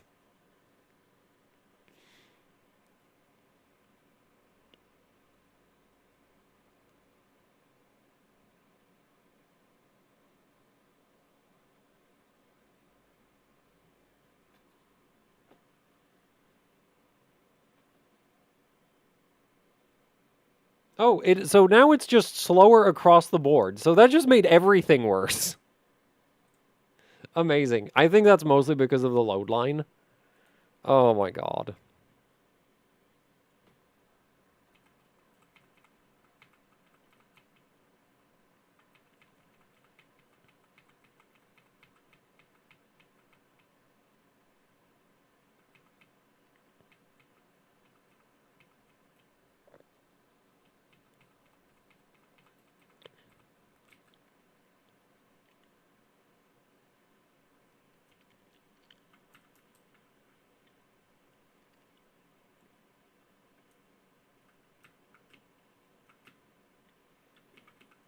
Okay, well, okay, how does the segment 2 thing work? Yeah, but where do I set it? Segment 2 load line implements a customized load line for high CPU workloads whose boundary is defined by segment 2 cart. Where? Wait, what? This only goes to 7?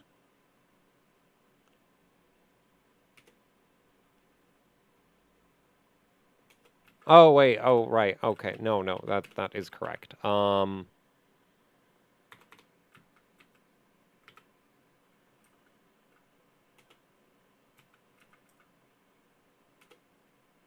No.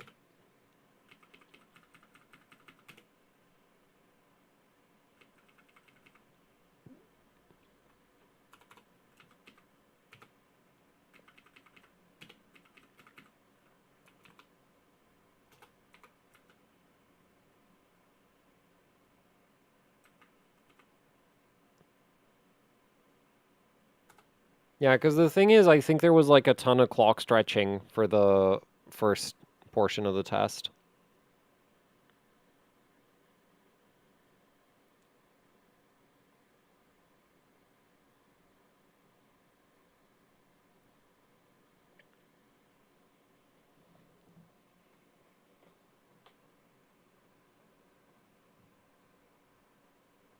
What is clock stretching? When the software says you're at 5.9 gigahertz, but the performance is like 5.5. Actually, the most extreme examples you can get is when the software says like I had a GTX 10 on NVIDIA cards, you can get things like the GPU says it's at 2.1 gigahertz, and the performance is like 500 megahertz. So literally 1/4 the clock rate. And the reason it happens is some modern chips, actually I think most modern chips at this point, have mechanisms where they slow down based on the voltage being too low. But they slow down in such a way that it doesn't actually like report to the operating system that the chip is slowing down.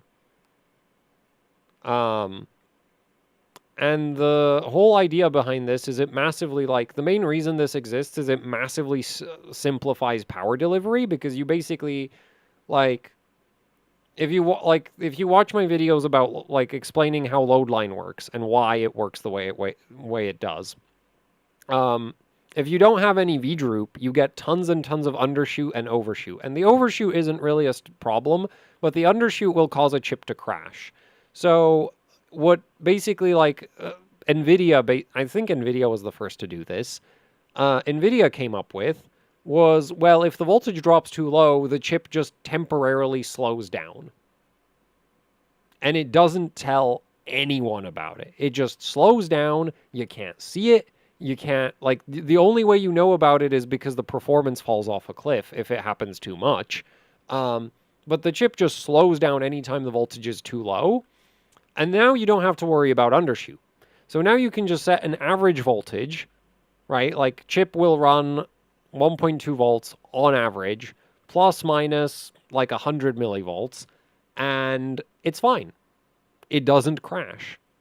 You don't need to come up with some crazy predictive V-droop compensation like what Intel tried to do with LGA 1700. You just don't have V-droop, and the chip just deals with it by slowing down anytime the voltage falls off a cliff. Yeah, and the side effect of that is that if you intentionally lower the voltage, the chip is always slowing down.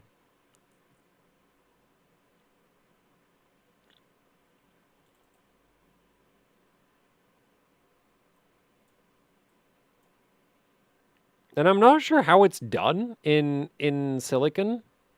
But yeah, like, it is a thing. It's extremely common. Ryzen does it. NVIDIA does it. Like, that's one of the reasons why on, like, the 980 Ti, like, I have a video showing how on a 980 Ti, you can raise the performance of the card without touching the core clock slider and just raising the voltage. And the reason that happens is as you raise the average voltage, there's less and less undershoot, so the card clock stretches less and less. So you get more performance, not because it's literally clocking higher, or, well, it is literally clocking higher, but because it's basically slowing down less. So in software, it looks like you're running at the same clock, but the performance is way higher. And if you run lower voltage, the card will actually clock higher. Like, you can set the core clock slider higher than at high voltage, but the performance is worse because there's way more clock stretching. So you end up with something where it's like when the GPU isn't actually doing anything, yeah, your peak clock is really high, but it's not doing anything, so it actually, it doesn't translate into any real performance. Whereas if you run a high voltage at low reported clock, you actually have high performance because that low reported clock is actually basically constant. It's not randomly dropping way below it. And so that leads to really like funky things like, oh, I also showed the same thing with the GTX 1080s recently. Where like disabling the V-droop on the Hall of Fame 1080, because the 1080 Hall of Fame comes with V-droop out of the box, which is super weird. Like, as far as I know, 1080s shouldn't have any V-droop, but the 1080 classified doesn't. Anyway, but on the Hall of Fame 1080, it comes with a bunch of V-droop out of the box. Well, if you turn that off, the performance goes up. No software will tell you that the core clock increased. Maybe the effective clock in hardware info goes up. But yeah, like you turn the V-droop off and score goes up. Not by a big amount, but it goes up. Like very noticeably, it goes up. And you can run it back to back a bunch of times. It always performs better if you turn the V-droop off. Even though it's running the exact same core clock. Like you literally do not even install Afterburner. You just change the VRM settings and it'll affect the performance. So yeah. And Ryzen CPUs do the same thing. So if a Ryzen CPU, if you're on the boost algorithm and you apply V-droop, the CPU expects to have more voltage than what you're actually giving it, and it starts to slow down, even though it's going to report like 5.9 gigahertz. So that's basically clock stretching, because it's stretching like it's not actually 5.9 gigahertz. Like, sure, it might say it's at whatever, but it's not. And it might actually be like cycle skipping or something. Like, I don't know exactly how it's implemented. But the end result is that you can end up with settings where it's like, oh yeah, it reports massive frequencies and the performance is terrible. And by terrible, I mean like 2% lower than it should be. Well, I mean, it depends. You can make it way worse than that, but by that point, usually you notice.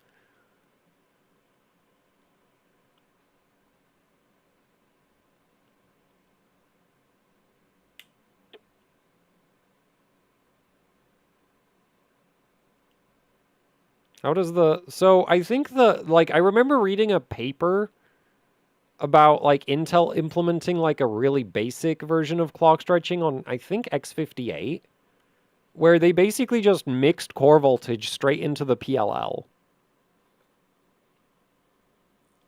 So the thing that actually like generates the frequency for the CPU, like it had core voltage mixed in. And it was like I don't know enough about like electrical engineering at that point, but the PLL would basically react to a decrease in core voltage by slowing down. So if the voltage dropped, the clock gen dropped, and everything slows down because of that. Also, I think this still isn't working properly.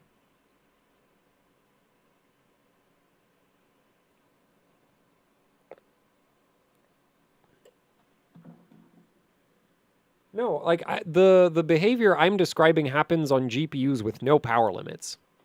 Like you can completely disable the power limit and it'll still clock stretch.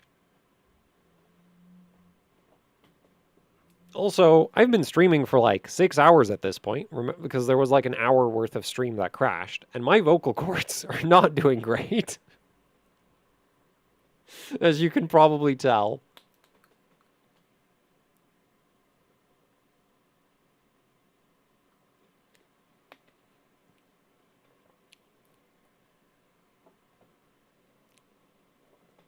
I wonder how noticeable it is that like my voice changes over the course of a stream.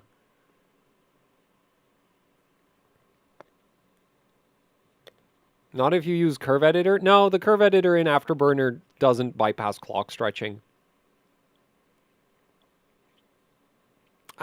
Look, I've heard all of the like, oh, you can no, you can't. Like that mechanism is not like, I think it's it's defined, I think, by some GPU BIOSes. Because I've heard of some BIOSes managing to turn it off, which I think is usually worse, if anything. But, Yeah, like actually I think the 1070 I did that with curve. I think I first noticed that when messing with the curve editor. Can clocks be measured at the PCB? I don't think there's an output for the clock you would actually want to measure.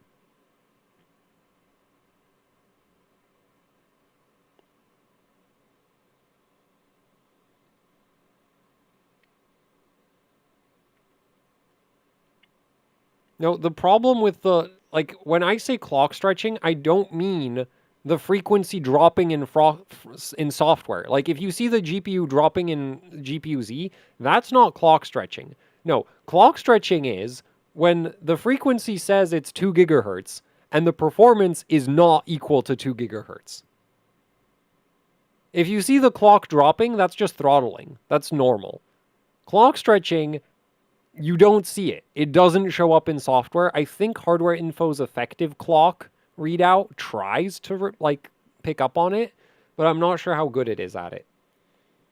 Because I've done things like make a GTX 1070 report that it's at 2 gigahertz at 0.7 volts, which is physically impossible. There's absolutely no way a GTX 1070 can run 3Dmark TimeSpy at 2 gigahertz with 0.7 volts. So how was it running TimeSpy at 0.7 volts at 2 gigahertz? Well, it wasn't at 2 gigahertz. And it also ran at like 3 FPS, which is way below what a 1070 should do. But GPU-Z said it was at 2 gigahertz. Afterburner said it was at 2 gigahertz. The curve in Afterburner was set to 2 gigahertz. But the GPU was at 0.7 volts. And so the GPU was not actually running at 2 gigahertz.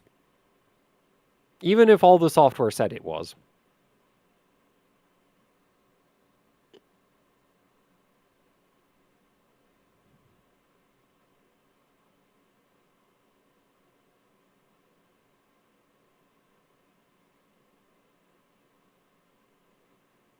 So basically clock stretching is like you get a lower score with a higher clock is how I like to think about it.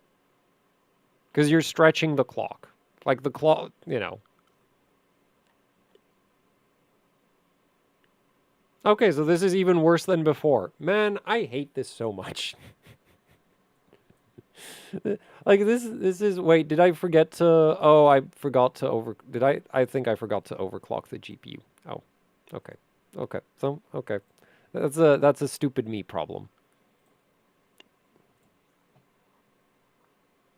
My excuse is that I've been streaming for 5 hours and I've been awake since like 1 a.m. So it is now 3 p.m., 4 p.m. I also haven't eaten because I was like, oh, I'm going to go shopping in the morning. But then like I'd also, then like somehow it ended up being 9 p.m. and after 9 p.m. like parcels started showing up. So I was like, well, I don't want to miss the delivery of my replacement 5-volt regulator. So like no food,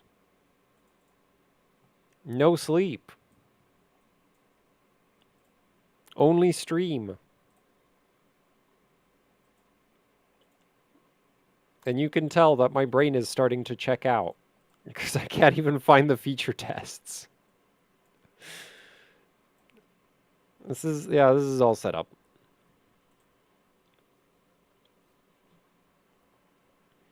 Why don't you use the curve editor on the 3080 Ti? Because I don't trust it. Like I don't remember, like I've tried messing with the curve editor on NVIDIA GPUs a few times, and I don't ever remember it actually leading to better results.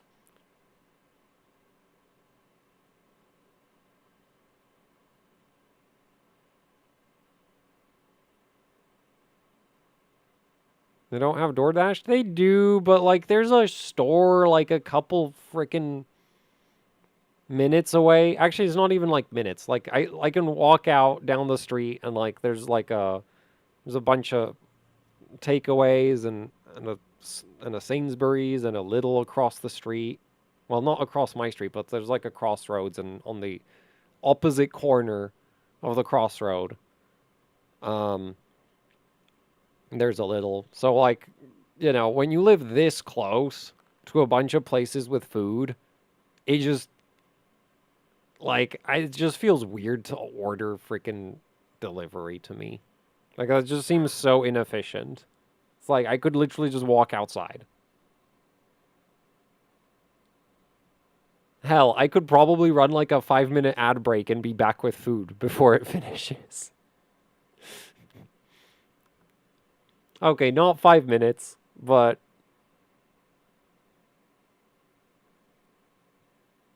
yeah.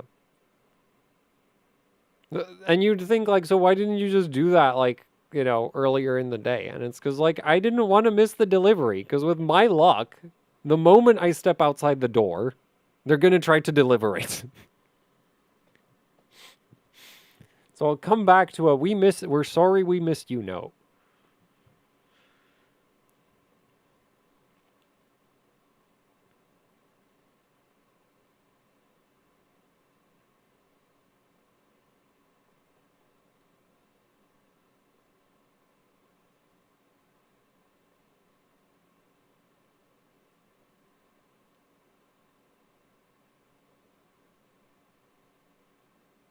Yeah, but you don't act like having a constant clock rate isn't actually better though.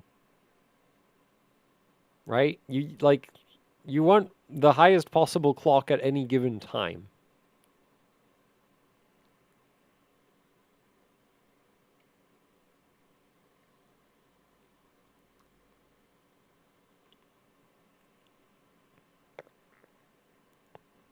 What? Delivery? No. What? Oh no. Well, it depends on the type of delivery. But for small things, they just show up and ring the bell. And if you don't like rush to the door, yeah, they don't tend to stick around.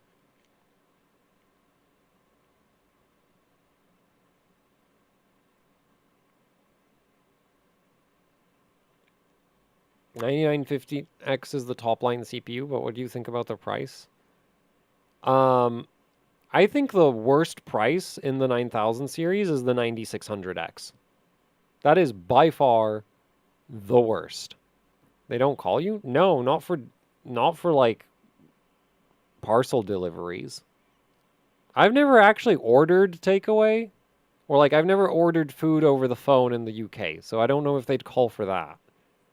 But like Amazon just like actually, well, some of them will send you like an SMS, but that's about it. And it'll be like, oh, there's like an hour plus, like a window of like an hour or two or something.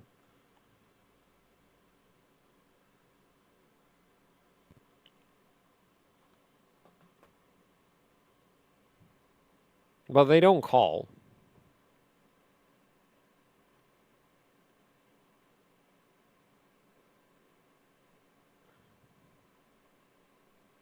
I'm not actually that hungry. It's just like, yeah, I haven't eaten in like many hours.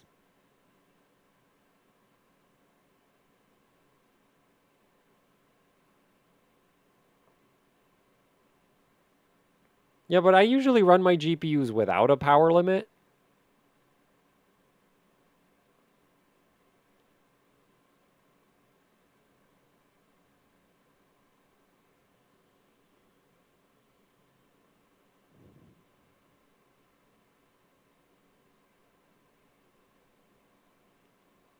How's a what? What's a TDFP limit?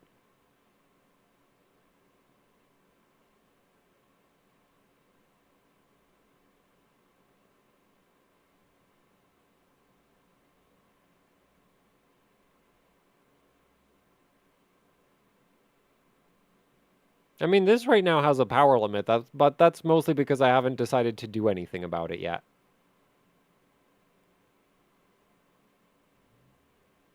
How much can the 4070 Ti draw when fully unrestricted? I've never run 3Dmark on it with the switch turned on. So I don't know. I don't really want to know. I think it pulls like 360 plus watts in most of the 3Dmarks. So I think 3Dmark would be probably approaching like 450 or something.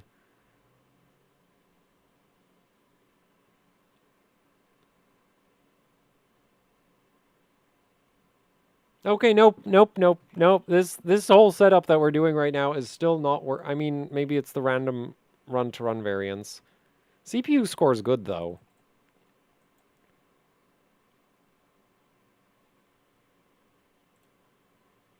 Oh man, checking the core clocks right now is such a pain.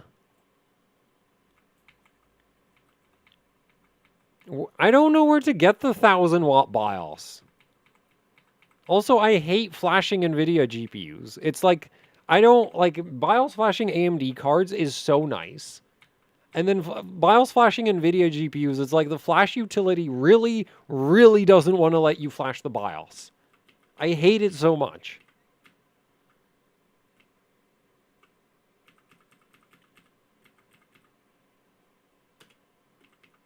Oh wait, no, we're still in 5650.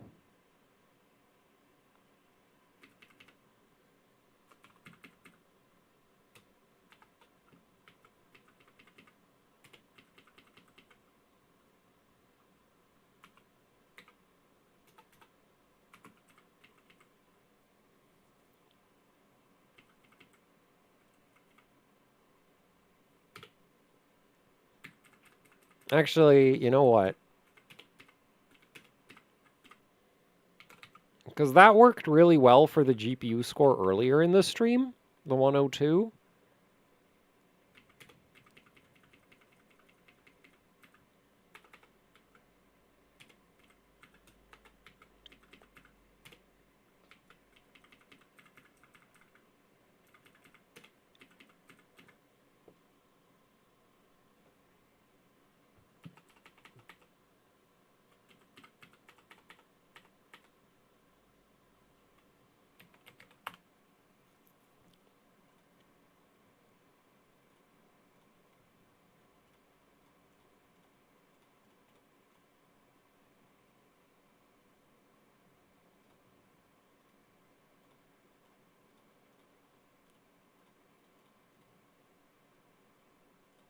Okay, so that's about right.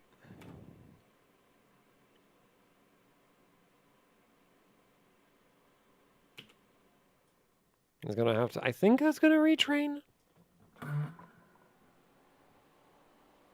Oh wait, nope. It skips memory training. Man, that's so nice that it does that, because that makes sense. Like switching ECLK on shouldn't require a retrain. Wait, because like it doesn't actually change the memory settings. It only affects the CPU. Don't you dare retrain. Okay, see, this is a properly implemented ECLK system instead of what Gigabyte does, where you turn ECLK on and memory training breaks. And then your system doesn't post. Wait, did it just crash?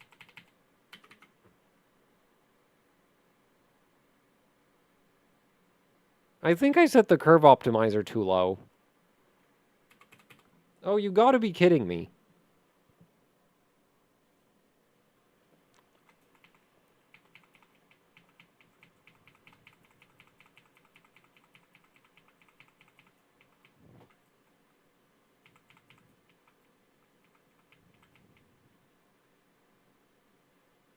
No, this is exactly the same mess that the 5950X was.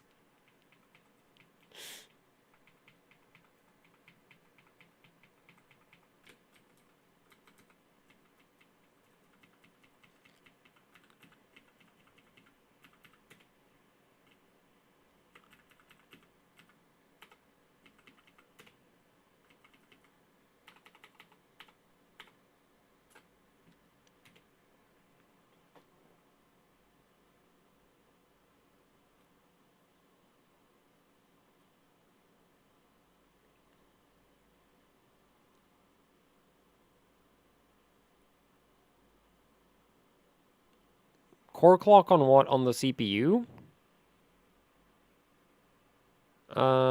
Sure.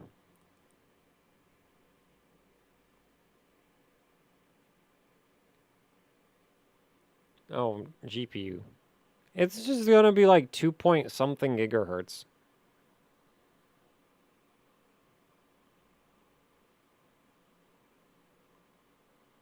I have GPU installed.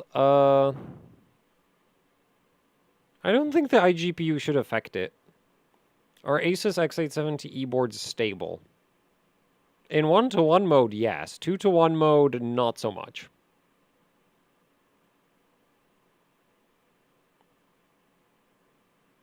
Wait, so are we just not going to be able to get into Windows now?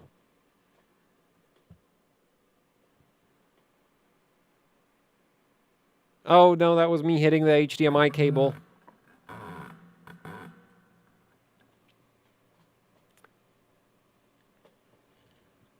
It doesn't stay constant, the score. No, that's just 3Dmark being 3Dmark.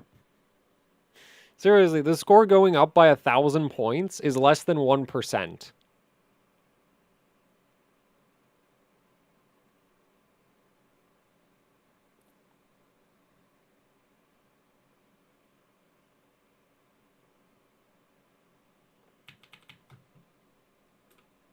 So this is still not working, which I am very confused by, because this did work.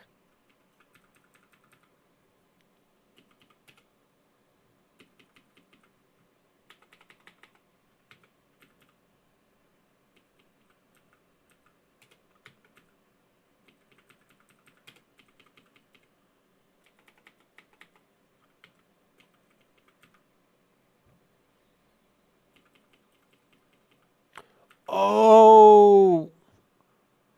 Oh, no. Oh, no.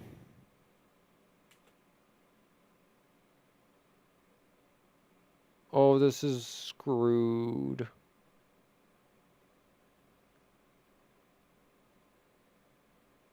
Oh, this is so screwed.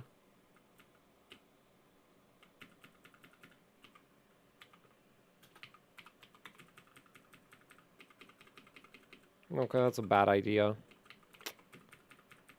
So the reason it's not working is because we have static core voltage right now. Oh, God. Which basically means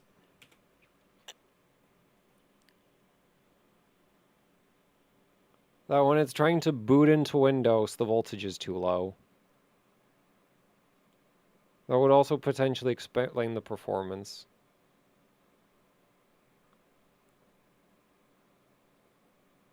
I think. Oh, this is so stupid. There's no voltage change, dude.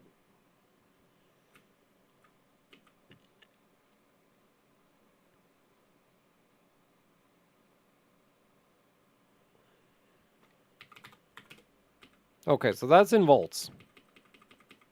So theoretically, we should be able to put this back on auto. Put this back to level 6.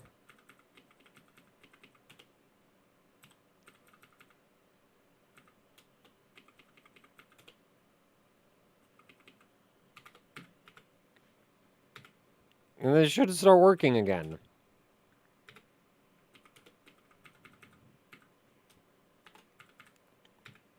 Because basically we need dynamic voltage when we're on boost, and then we need to switch to static when we're off boost. This should be static.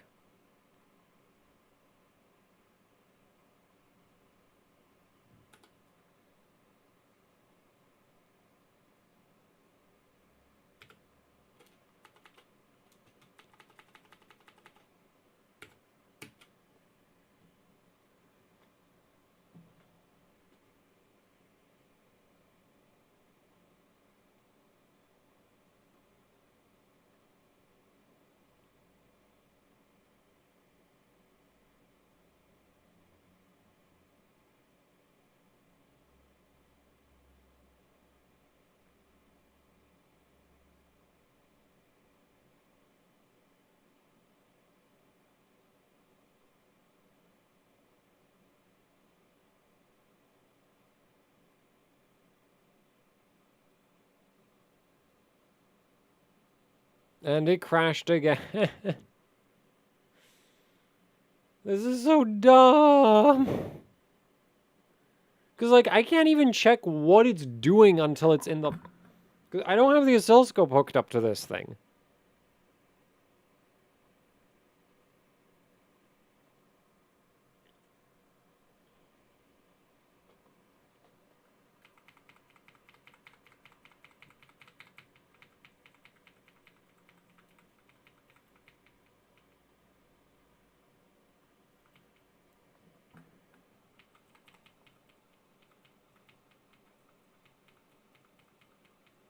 It doesn't have enough voltage to get into Windows.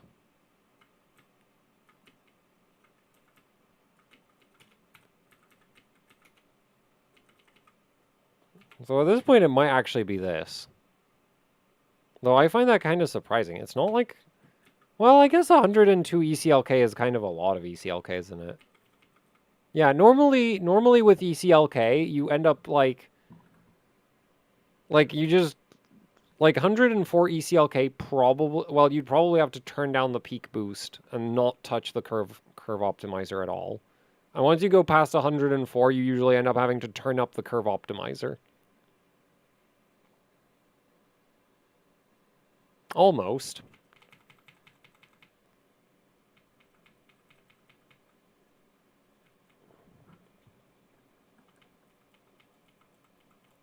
I was probably trying to run like... I'm just going to turn the curve optimizer off. Like, that's just going to make this so much easier.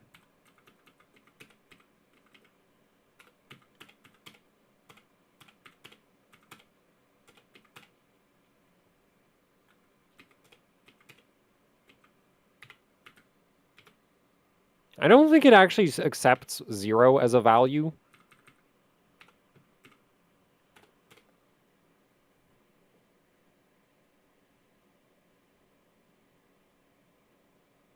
Can't you overclock? Well, no, because it maxes out at like 5.6.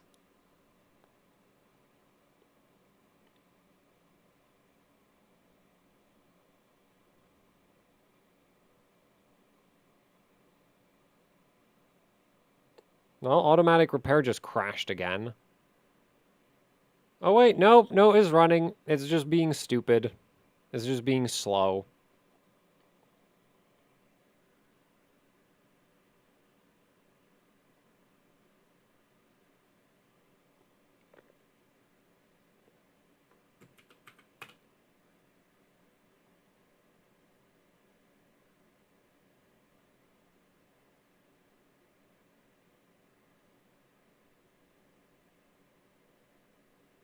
My game, my 7800X 3D only hits 4.7. Yeah, that's normal for that CPU.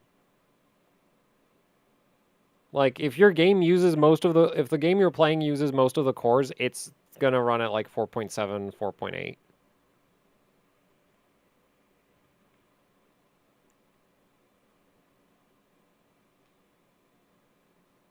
Yeah, the thing is, here I'm trying to max out the score on one very specific benchmark, so the stability is not really a priority. Like, the all-core clock that I have set right now is actually, like, not realistic at all for stability.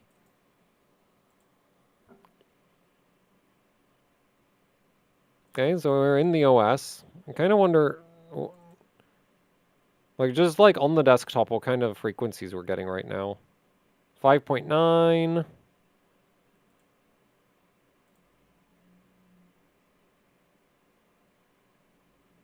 Yeah, so pretty high. Kill the feature tests.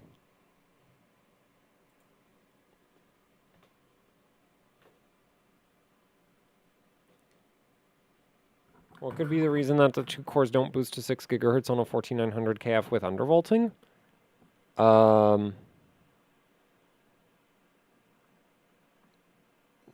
What voltage limit did you set? Wait, did you set a voltage limit, and how low is it?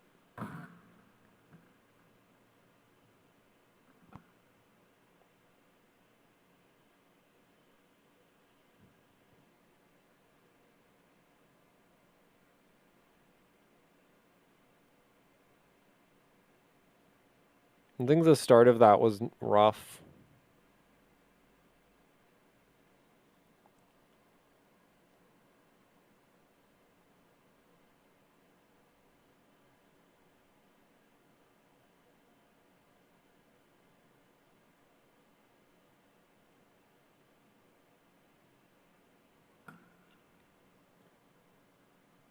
Actually, what are you running when it isn't boosting to 6 gigahertz?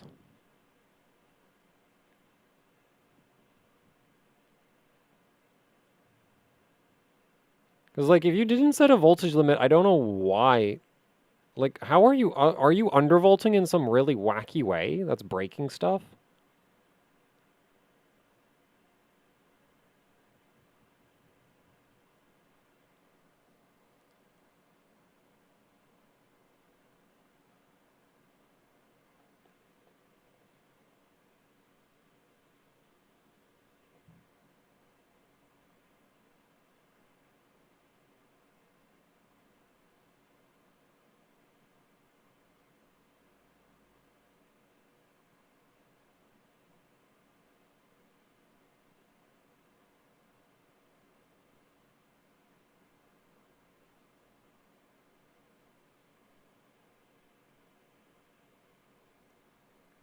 That run didn't look great. Like, the start of that looked really rough, so... This looks okay?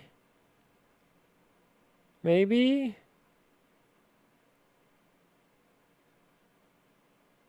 Okay, no, this is pretty bad.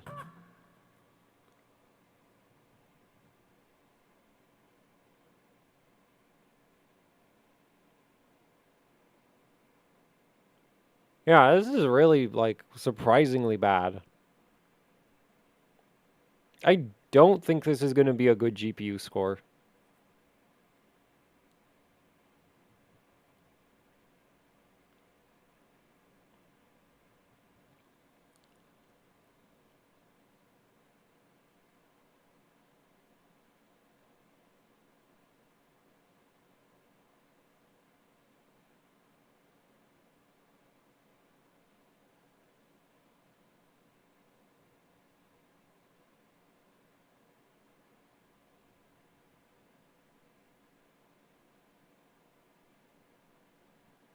Like, the one issue is that the frame rate counter updates really slowly. So actually, it's better to look at the total frame count. But I haven't been paying attention to that most of the time, so I don't know what it should be.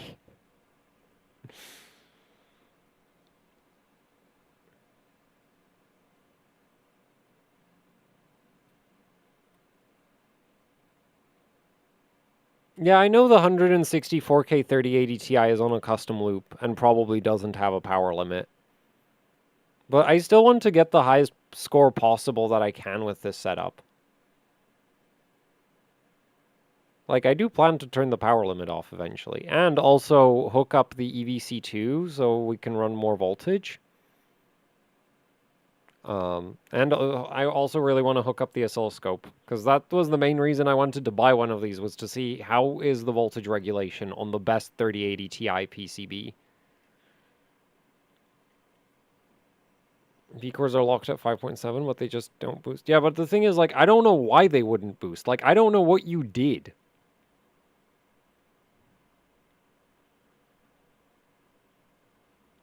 TVB optimization is set to auto. That shouldn't cause any issues.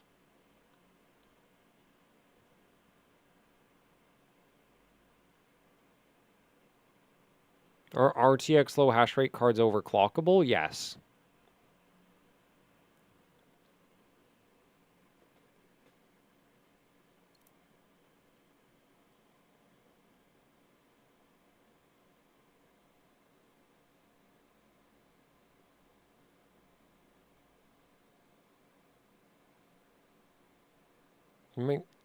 Yeah, I know you can make it look like it's constant. That doesn't actually mean, like, the performance is better.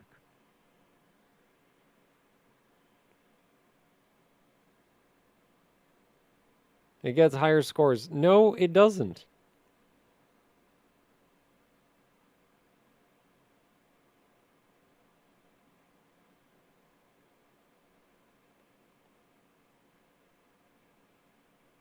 Oh my god, this CPU test is, like, super good.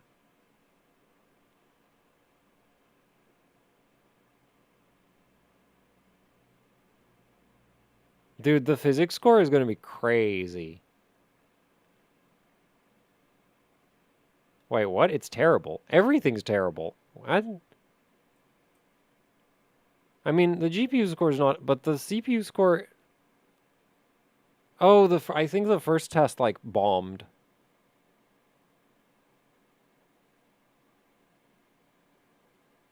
Yeah, so the overall, like, this is bad. The overall is just bad.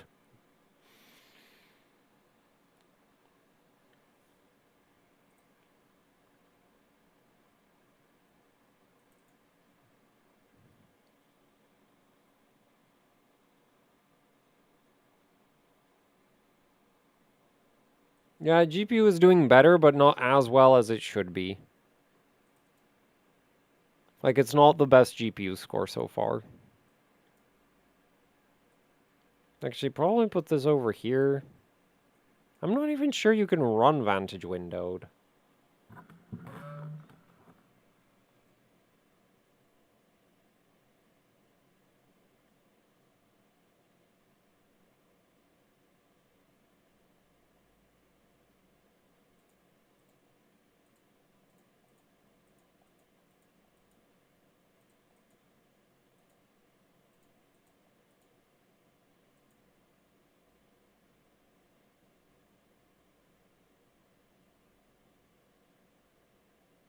Yeah, there's no option to run this windowed. Anyway, I want to figure out what's going on with the CPU. Actually, I can probably guess what's going on with the CPU. Did you increase the... No, unfortunately, the newer NVIDIA GPU drivers block Afterburner's voltage slider.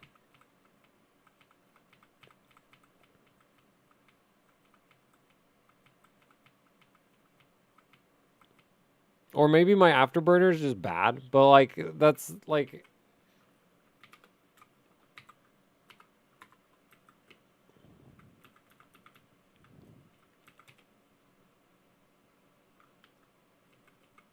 Man, I sure hope that doesn't...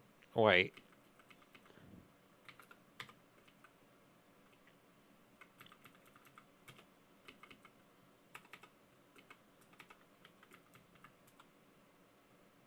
Okay, that should work.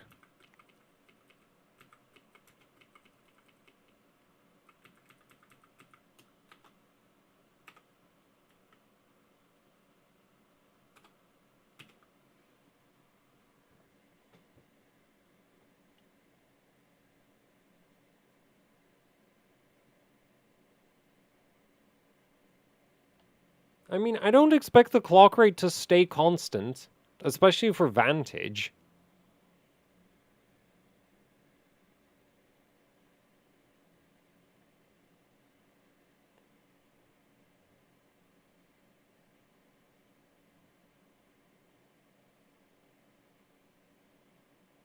No, I'm not using the curve editor. What games scale with SLI, like Crysis? Like old DX11 stuff? DX10 maybe? 9?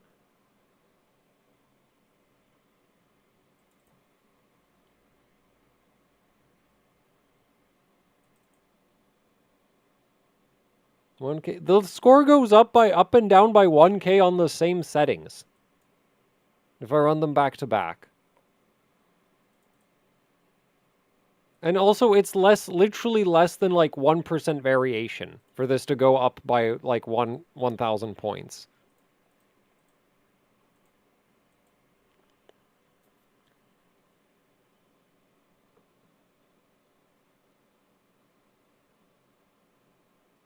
Control L function? Yeah, I know about that. I remember messing with that on my 3060 Ti and being incredibly disappointed because it didn't do anything. And my 4070 Ti and being incredibly disappointed because it didn't do anything in terms of performance. I mean, it did what it said on the box. It locked the clocks and the performance did was... I think it actually got slower. Because with the boost algorithm, at least the start of the benchmark was running higher frequencies.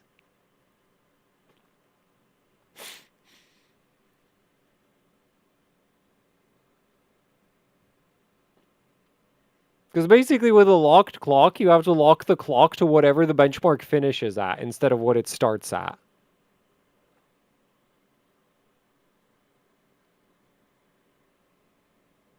Like, if you crash right at the start of the benchmark, then, like, it's beneficial to lock the clock. But if you're crashing at the end, then locking the clock just makes it crash sooner.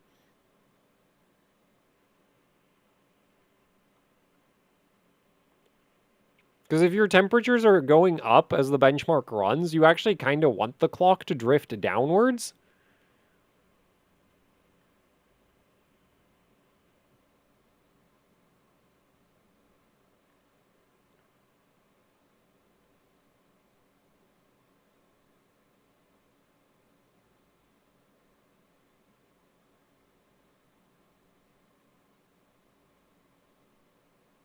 Now we set voltage now on what? The GPU or the CPU? I set the vid in the per core per CCD menu, and the main thing is on auto.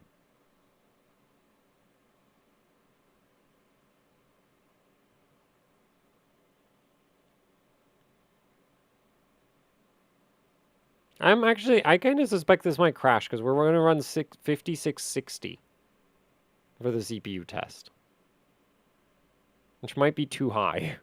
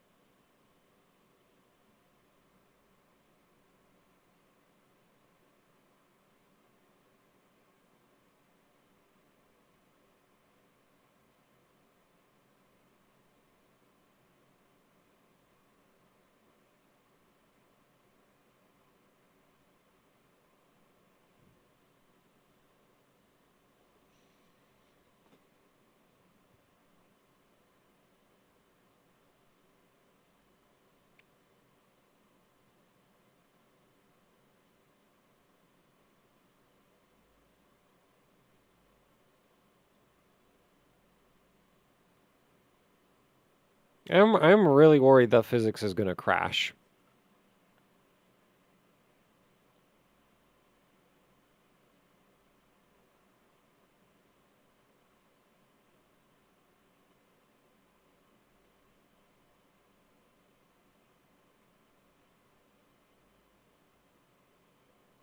Also, this really doesn't seem to be running that great.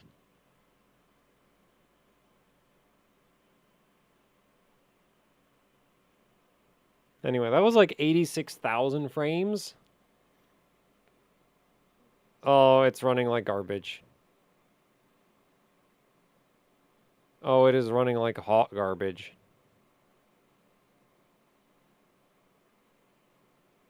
I feel like the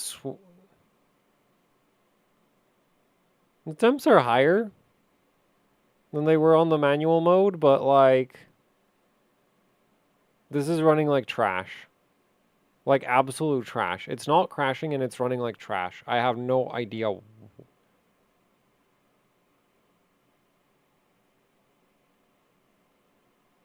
Wait, if it's still using the stock vid system, is the clock stretching still active?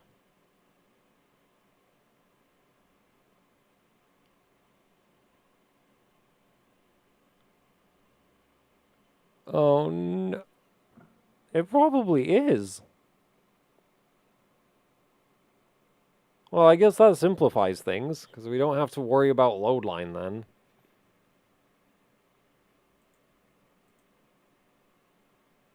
Hey, we finally got a good GPU score. Unfortunately, the CPU score just jumped off a cliff and broke its neck. So, let's go fix that. Nah, it's not need low. Well, it's not need lower vid. It's need to turn VDroop off and turn the vid down. Because I bet there's clock stretching.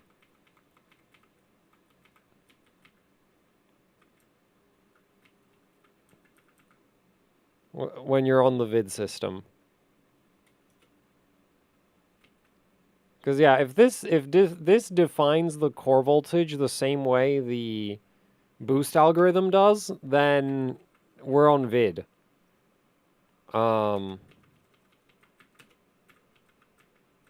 So honestly, we should actually just disable this. I don't know what the load line slope for level 6 is. I think it's like 150 milli... Let's try... I think 1.25 is going to be enough. Is it?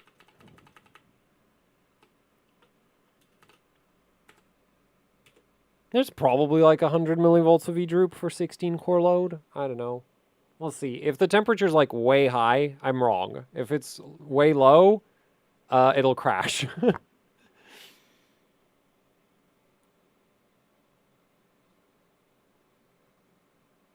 Wait, but at this point, I actually beat the water-cooled 3080 Ti on the GPU score. Because I just got a 164K GPU score. That's interesting.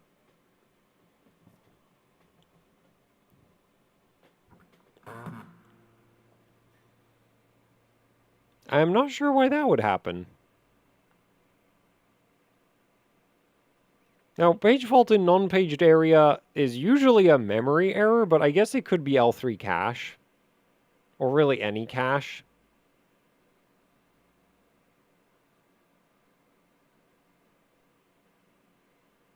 So maybe I overestimated how much V-droop there is at level 6. Man, I wish I had the oscilloscope hooked up. Because then I could see things without having to waste CPU cycles on seeing things.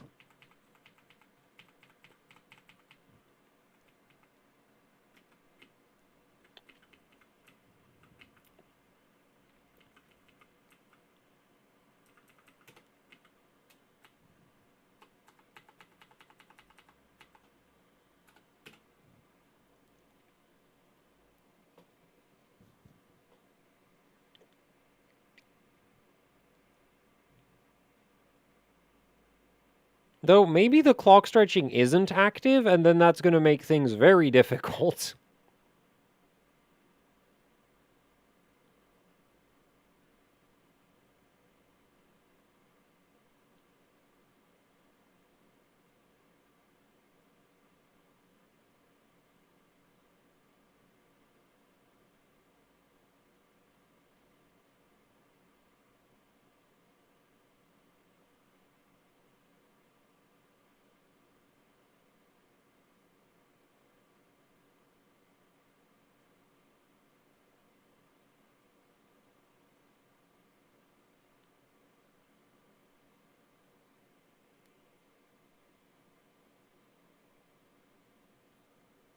$60 millivolts of V-droop seems way too low to me.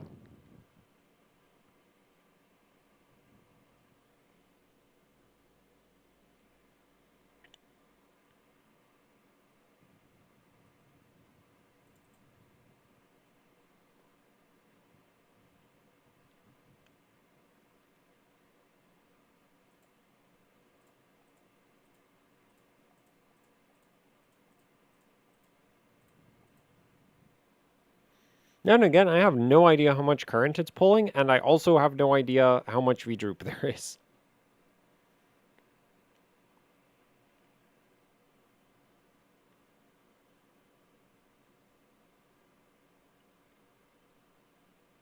7950X can do 150K.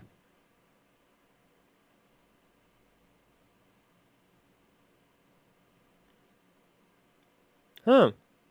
So it was like 60 millivolts of E-droop. It's running like garbage, though. Like, it's running really bad.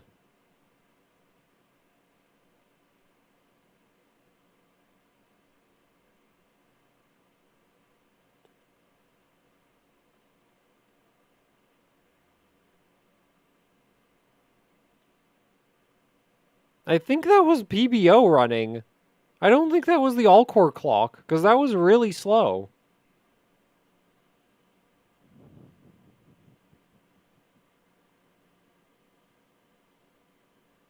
And this, seriously, this would work so much better if I just had a button to switch between PBO and manual freaking...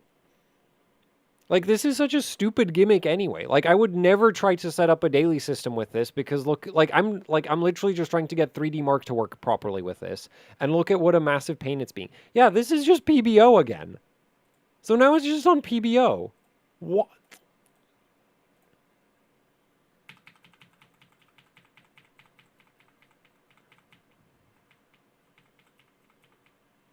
What, LOD 3? I don't actually think it matters that much. Because for the GPU tests, I'm basically fighting a CPU bottleneck.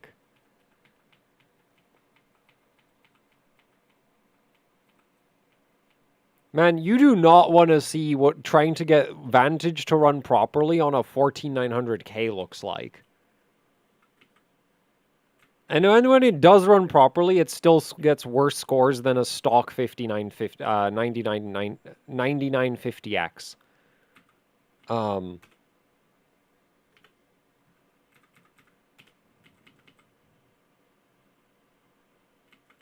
So is this set too low or something?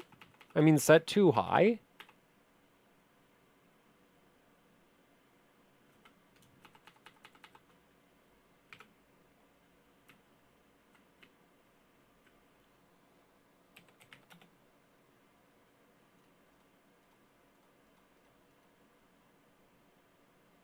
No, that should be just fine.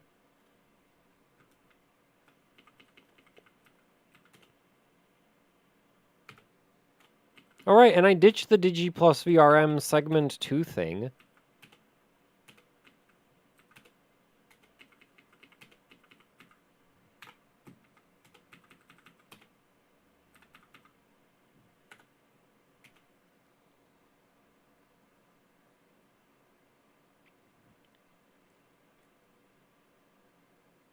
Free benchmark tools for GPU? Whatever games you already play.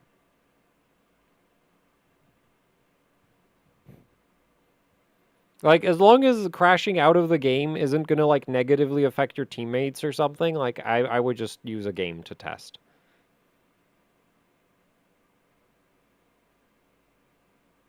What now? Well, if nothing else, I am happy to find out that I hate Asus Dynamic OC Switcher just as much as I hated Gigabyte Dynamic OC Switcher.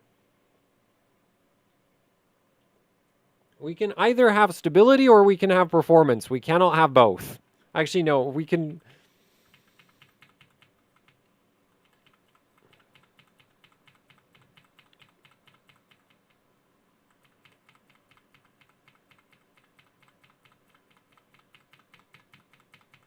It's not even performance, because like you can't measure it if it crashes before you get into the damn OS.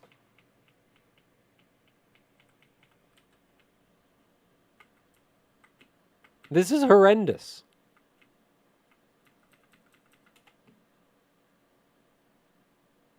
This is absolutely horrendous. So I don't think the clock stretching is active, because it shouldn't crash like that if it was.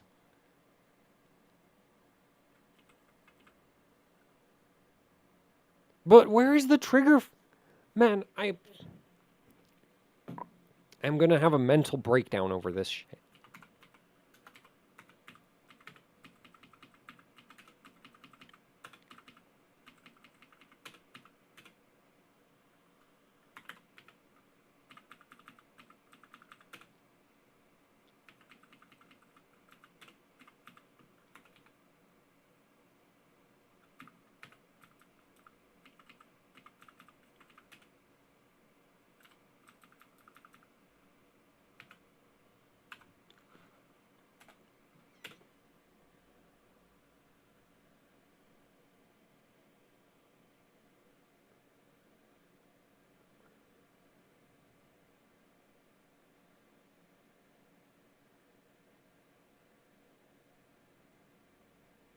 Well, 6,000. No, that's gonna be like if you're just gonna run like stock settings and 2 sticks of RAM, it's fine.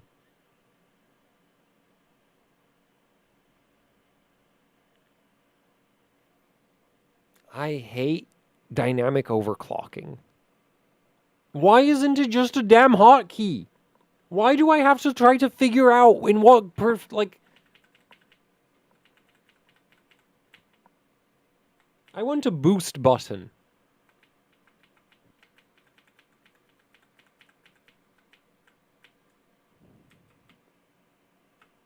This really is like, imagine if like a nitrous power-up in Need for Speed World was activated based on like how long you've been holding the forward key for. So, you know, if you're like if you're like going through a corner and you hold the forward button too long, oh no, we're boosting now. Crash. This is absolutely the clunkiest thing ever.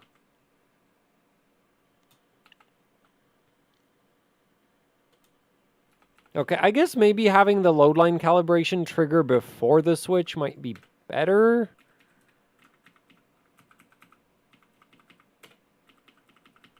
But then, like, man, if this is too low, it's gonna, like, nuke the GPU score again. Oh my god, I hate this. I hate this. I hate this so much. Why can't I just have a button?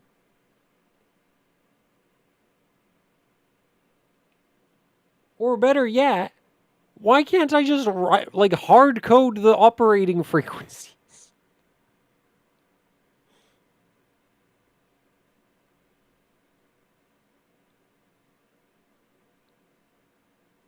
Is it being stupid again, or did it break?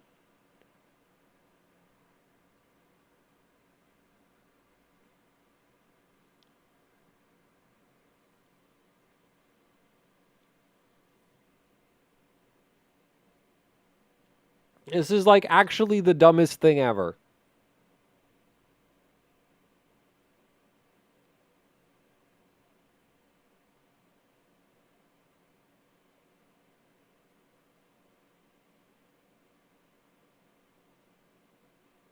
Okay, I think it crashed.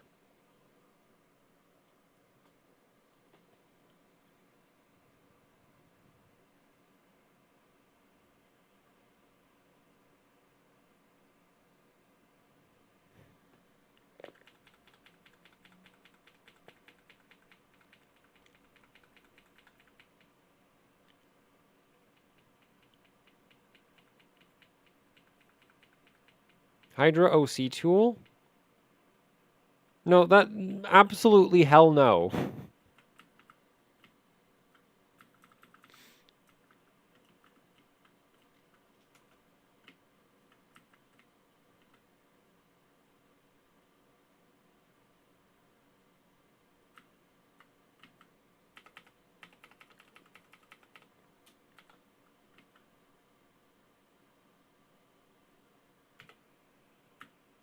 Like, the frequencies aren't too high. Like, I don't know what it's doing. This is so stupid.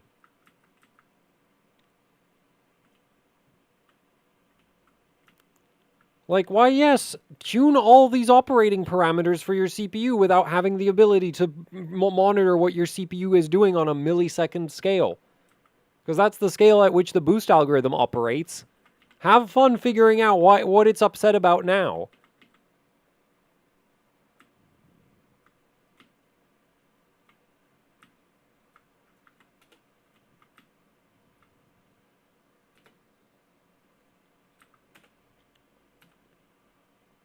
Like, I actually just do not know, like, what is it complaining about?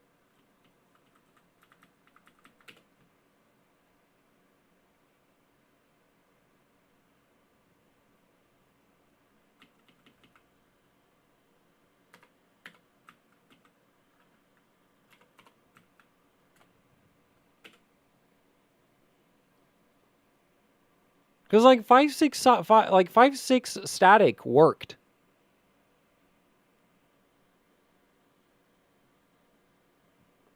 And then getting it to, like, switch into 5.6 static when I needed to doesn't.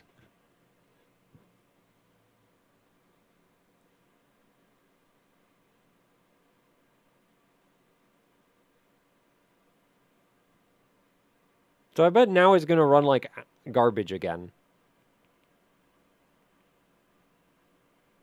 And try overclock 6000 with a 7800X 3D. It works the same way it works on literally any other Ryzen CPU. It's the same memory controller.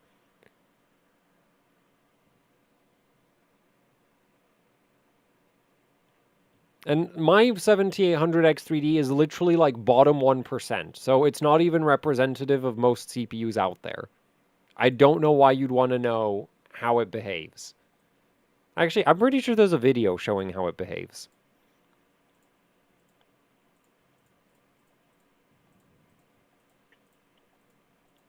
Okay, well, let's find out if the CPU test now runs at 5.6 gigahertz or doesn't.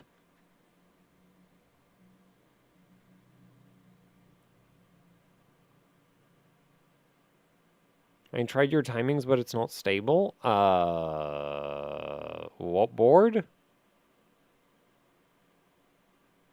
Did you buy what, the 9950X? Yes, because I'm not famous enough to get free CPUs. Oh, look, it's running like hot garbage again.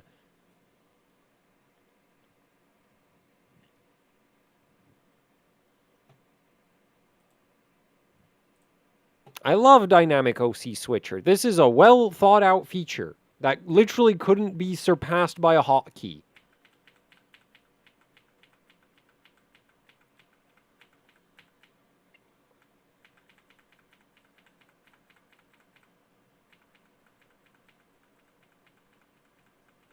MSI B650i Edge. Oh, that motherboard is a bit funky.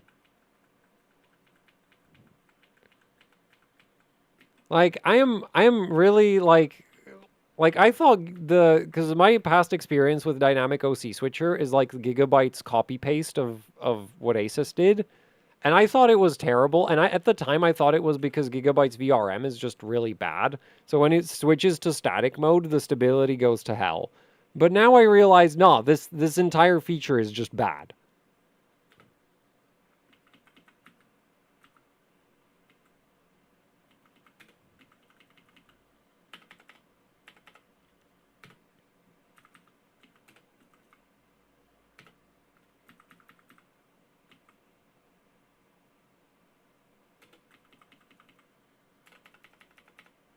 Because now I think it's like switching too late, which is why like the start of the run is so slow.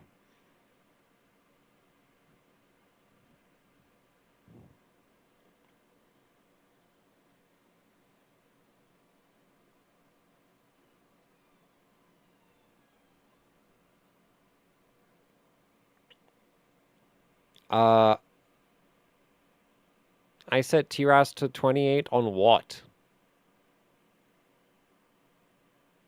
Or you want me to set TRAS to 28 on this?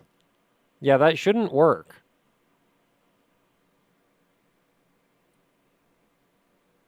Oh, and now it's crashing again. Man, I'm...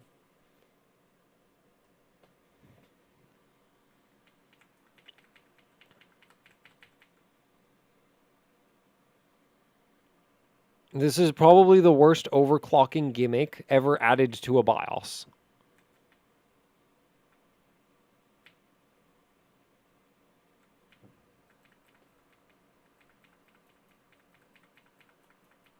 $7800X3D, your timings? Oh, wait, that was on an ASRock board, wasn't it? Oh, yeah, I think it was. Yeah, and they don't auto-correct you to 30, like Gigabyte does. But and it is a thing that, like, some kits won't do, like, super low TRAS. It's kind of rare, though, but that is a thing that I've run into.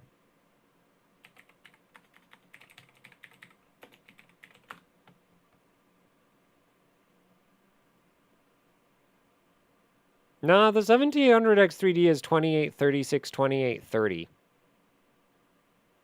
And I'm pretty sure I warn about the fact that TRP doesn't always go to 28.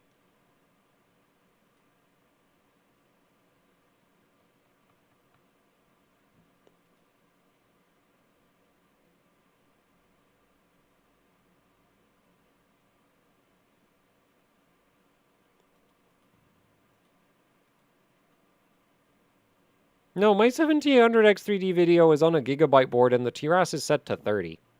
It's TRP that's set to 28. And like, yeah, not every kid is going to do TRP 28. So, and I suspect I mentioned that. Like, there's a reason my videos are usually really long. Yeah, like that one's 45 minutes. I bet at some point in those 45 minutes, I mentioned that TRP 28 doesn't always work. You have a lower ratio for the worst CCD. Yes, yes, I do.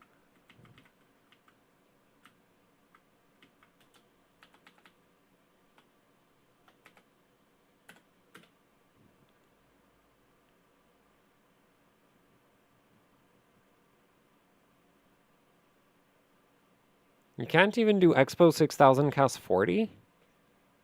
On 2x48. Wait, is your 2x48 kit Micron by any chance?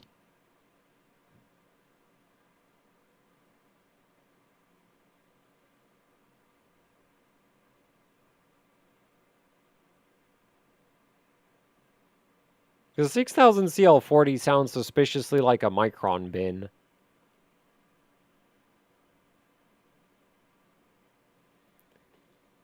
Okay, we're back in Windows. Is it going to perform properly or not? Also, now I'm getting sleepy. If you can't tell from the yawning. And talking through the yawn.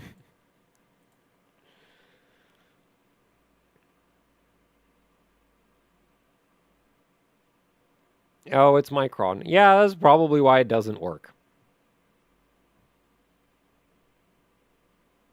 Honestly, making an Expo kit with Micron memory chips is really brave from from the manufacturer.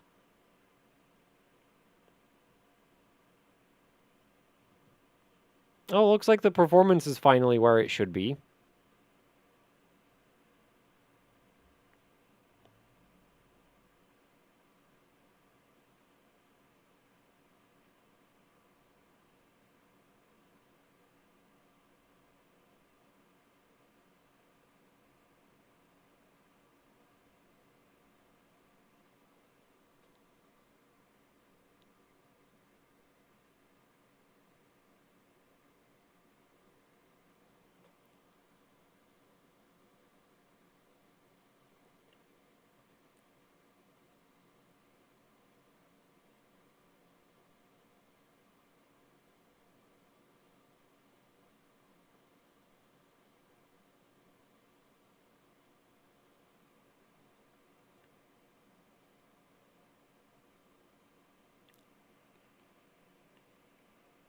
Yeah, it's not really as good. Well, I guess we are running a little bit low right now. What is it?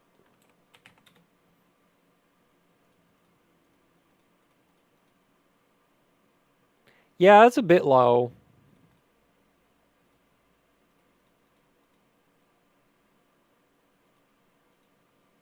On one of the cores. Also, there is run-to-run variance on the physics test, so like might be okay, but I wanna go faster.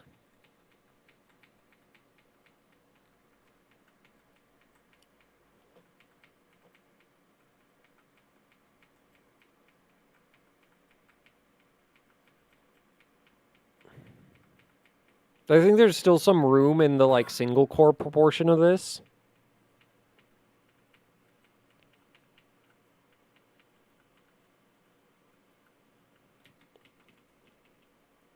Because actually, what are my CPU ratios? Yeah, it's 55 and 54. So the 55 is a bit high and the 54 is a bit low.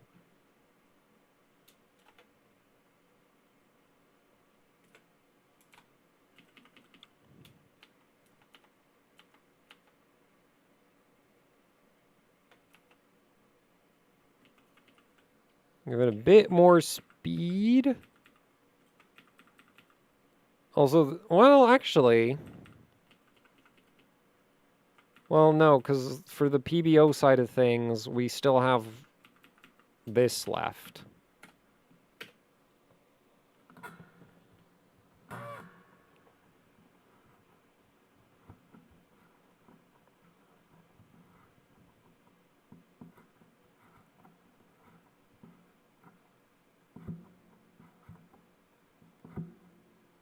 Oh, I just noticed that, like, yeah, putting 3Dmark right after 9950X does make it look like X3D. Okay, so that is probably too much single core.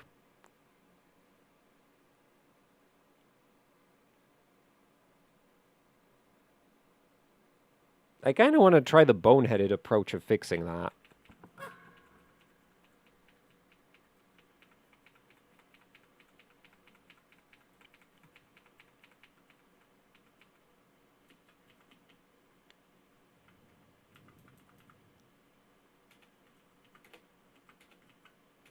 What? What do you mean only minus? Why do you even have a drop down if you're not going to give me a positive option? Okay, well, boneheaded option is cancelled. I was planning to give it like plus 25. But then the motherboard stopped me.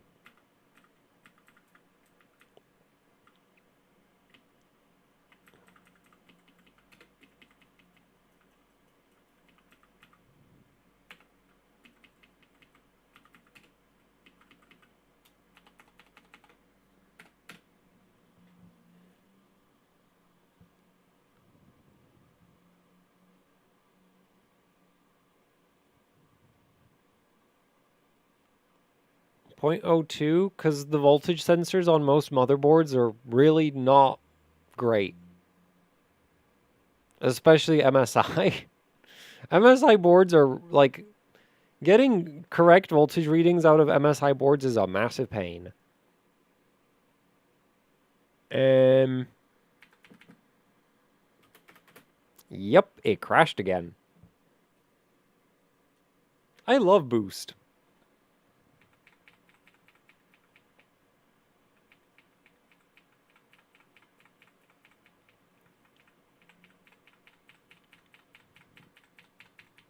I should not have set it to -6. Man, this chip has like no... Yeah, this chip has like no headroom. Like on my 7800X3D, you don't... Like the ECLK doesn't really start causing any like massive issues until like 104.5. And here it's like we're at 103 and I can't even offset the curve by -6.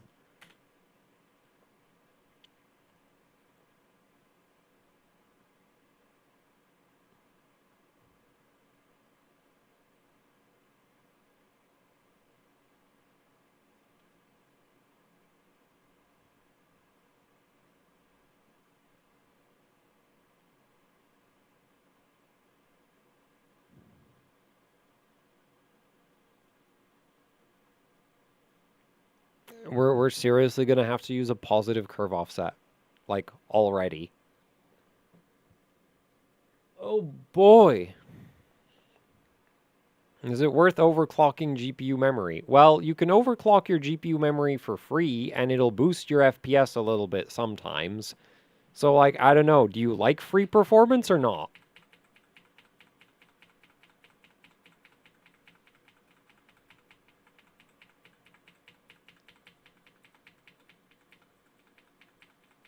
So, apparently, the 9950X is binned to within...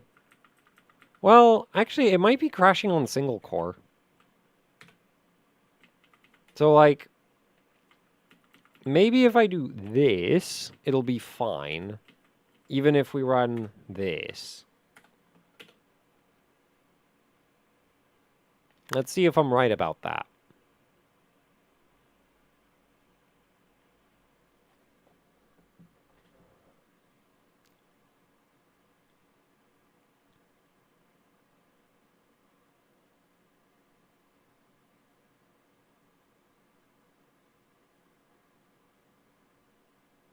I don't think I'm right about that.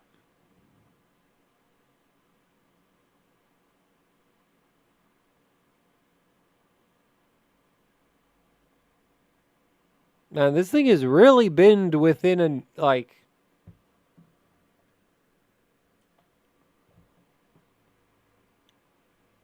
I mean, I guess I am using the plus 125, so like that technically... skews the whole thing upwards. I wonder, maybe I should just ditch that and only use the ECLK.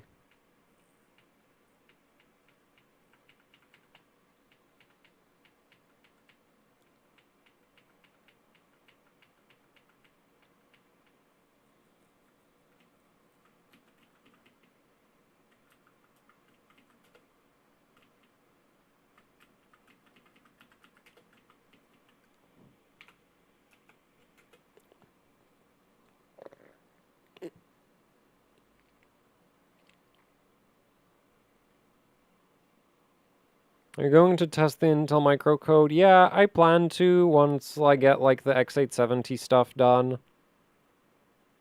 Like, unfortunately, I am very lazy, space limited, and... I mean, it's not really lazy, it's like procrastination, which I guess is laziness. So, like, stuff does not get done, and when there's, like, even the slightest of obstacles to stuff getting done, it gets done even slower, if at all. And unfortunately, I can't just, like, in order to test the Intel microcode, I need to, like, pack up the AMD stuff and put it away.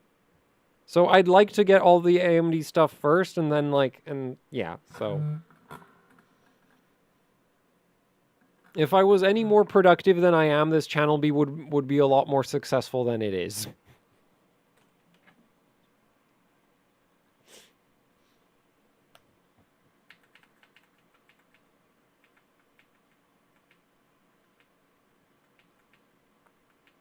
Is there any solution to what? Me being me?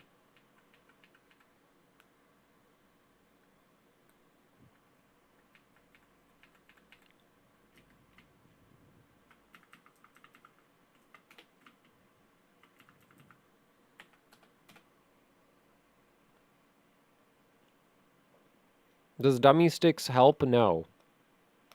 Like, I've asked about dummy sticks in the past, and it's just not a viable option for DDR5. Actually, for DDR4, it might have worked. But, like, I was told that, like, like, some manufacturer tried it, and it really didn't, like, go anywhere. And then, for DDR5, I think it would actually probably just make things worse. Because, like, now you have to drive a, like, extra termination. Like, termination costs electricity. It's not free. Right? Like, if unterminated memory slots were such a problem, putting a memory stick in them would help. But it doesn't. It makes things even worse because now you don't have to, like, now you're not just driving the empty memory slot and having, like, reflections and some rate, like, emission issues. Now you also have to, like, drive the input capacitance and resistance of the extra memory stick. Which I guess if you had a input, like, if you just had a termination resistor, it wouldn't have any... Okay, no, it would have some capacitance, but probably less than a memory stick?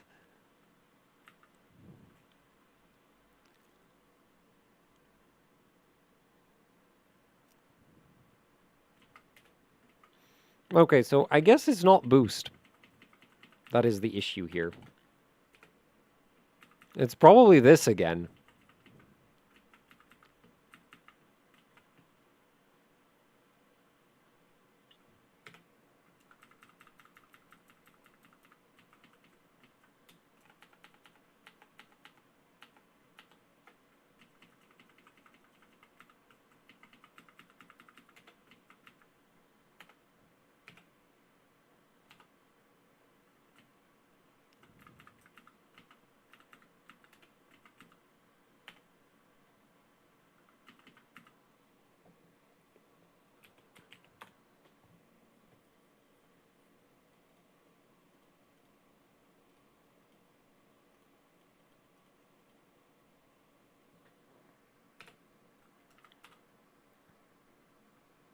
I'm not sure how I want to approach this.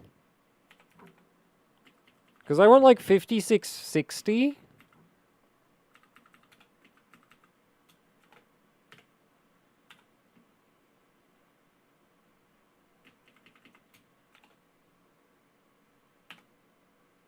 Yeah, so like that. And then, so that's what, 1034. Okay.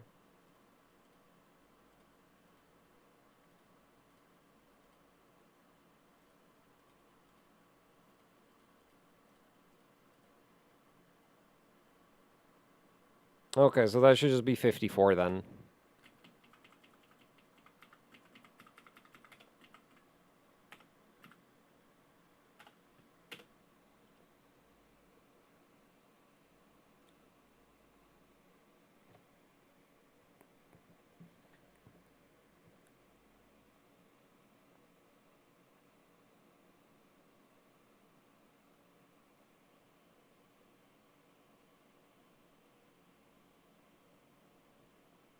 What time is it? Oh, no, it's... Wait, is it not working? Oh, come on. Why?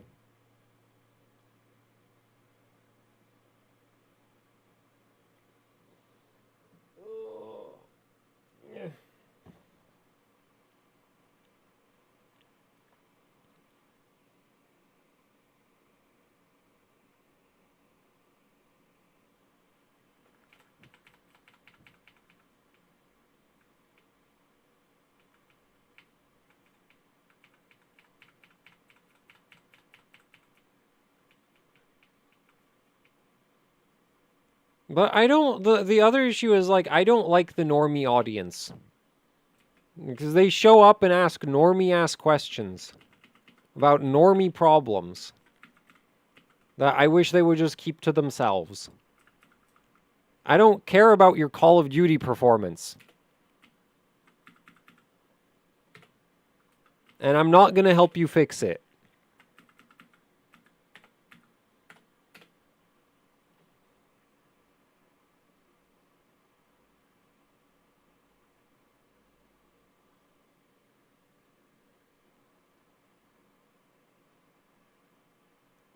No, I prefer no people whilst machine.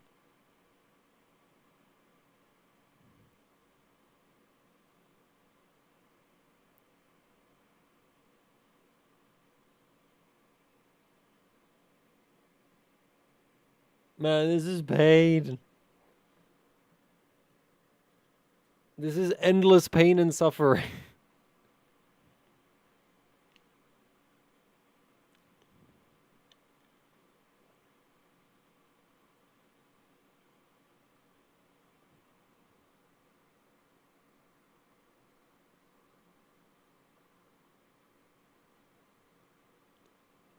Okay, I don't know that I, like, prefer no people, but, like, I am very picky with people.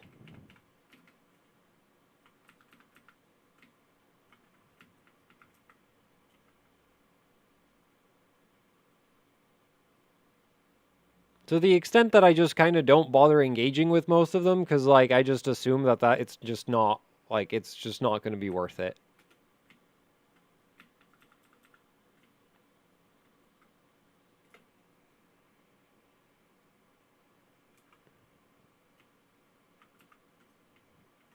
Right, so... Like, at this point, there's a slight chance that the, like, multi-core boost is too high.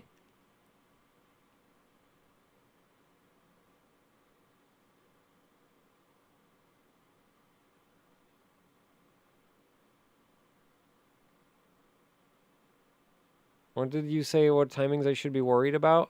For what?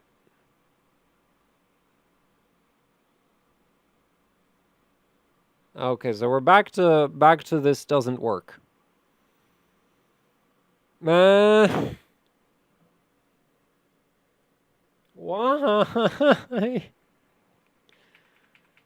Like, the best part is I don't know why it doesn't work. Like, it's not like the all-core frequencies are too high, so, like, I'm so confused.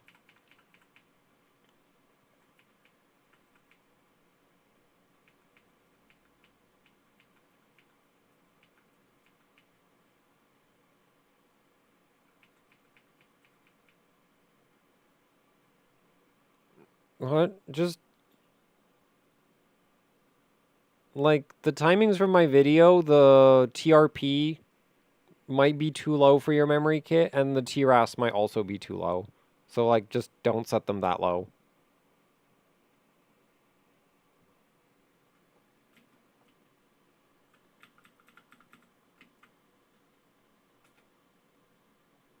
Yeah, if it doesn't post, that's probably why. Maybe? No, actually, no. If it doesn't post, it's probably TRP being too low. Anyway, hell.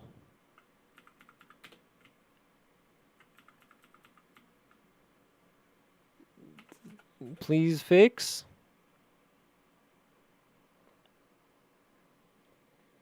This isn't even going to be 6 gigahertz, is it? This is going to be like nothing. This is going to be, what is it? 5750 plus 75 times 1.034. Oh. Oh. Wait, really?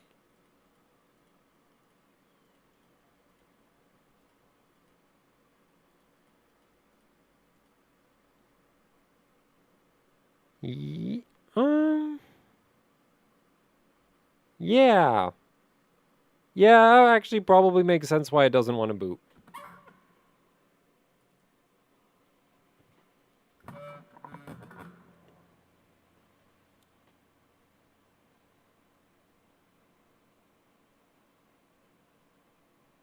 Is MCR off? No, I have power down mode turned on. Like, supposedly it might be fixed, but, like, I just don't care to test it right now. And I stress tested display as errors. Wait, which settings are you copying from, like, which video? The 7800X 3D one? It's probably TRP. Why? Power down on? Because I can't be bothered to turn it off and then deal with the potential consequences of that. Especially when it doesn't make that much of a difference in 3Dmark frickin' Vantage.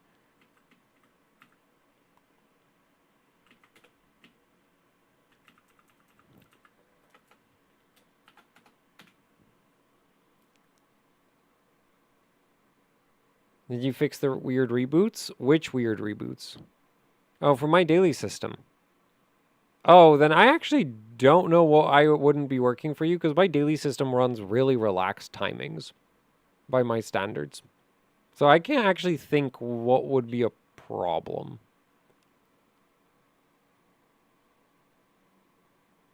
Oh, you gotta be freaking kidding me, man.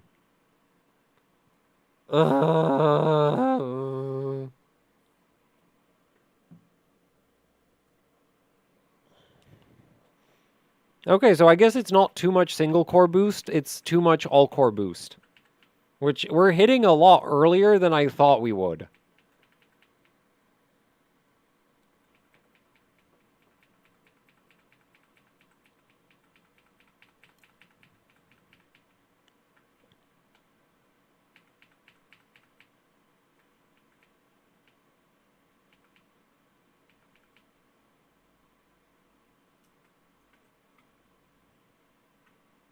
Is it important to also copy your voltages? Depending on the motherboard, no.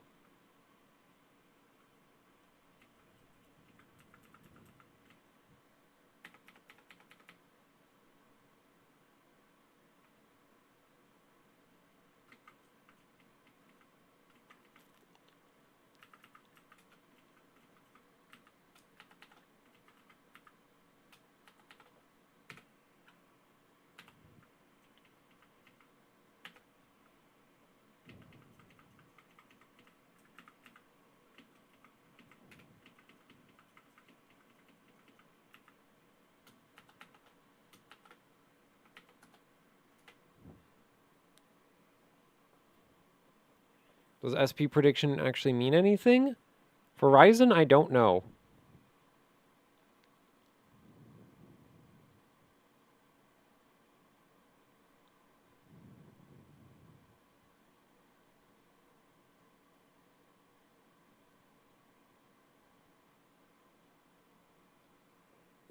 Dude, come on. You gotta be kidding me.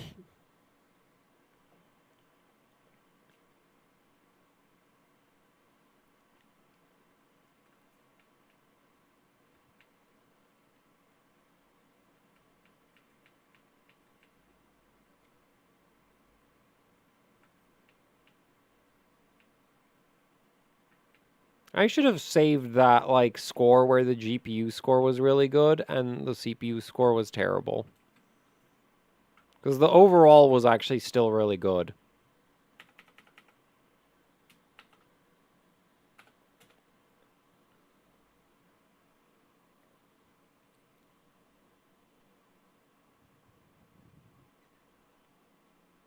I'm so glad that Asus's ECLK implementation isn't anywhere near as jank as Gigabyte's.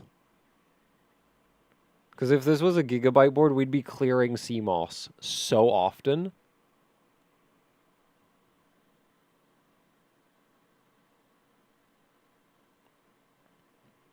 Like, Gigabyte's ECLK implementation is so good that it's like it isn't even there.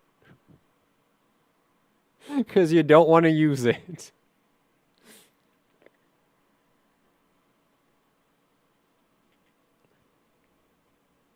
Every time I've turned it on, within a month, I end up turning it off. Okay, that's not true. I think the second time it lasted like 2 months before I ended up having to turn it off. And then I can't turn it on again because it's jank. The Giga jank.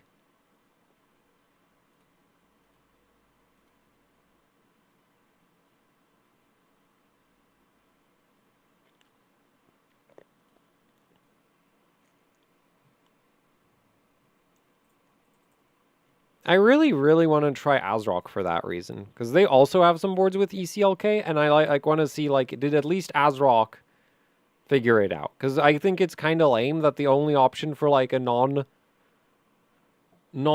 jank ECLK implementation is very expensive Asus boards. Oh no, I opened 2 3Dmarks. Ah, this Windows install, man. I mean, yeah, I know there's already a... Please go die. Okay, well, let's check if the CPU tests will even run, and if they will run well. And then we're going to do an all-out run and see if, like, it's actually any good. In theory, this should get a decent score. I mean, in theory, it wouldn't have trouble posting, but, you know. Evidently, I'm not good at coming up with theories. Hey, okay, this is running properly. If it doesn't crash, this is running properly.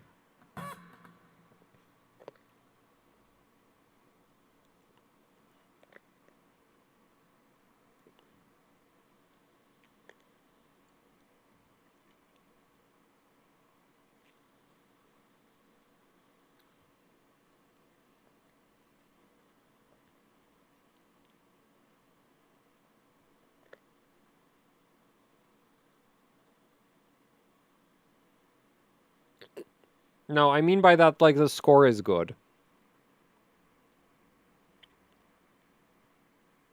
It was like earlier, the main issue I was running into is that it would run and then it would score like trash. The second test doesn't look great. Then again, the second test is kind of inconsistent.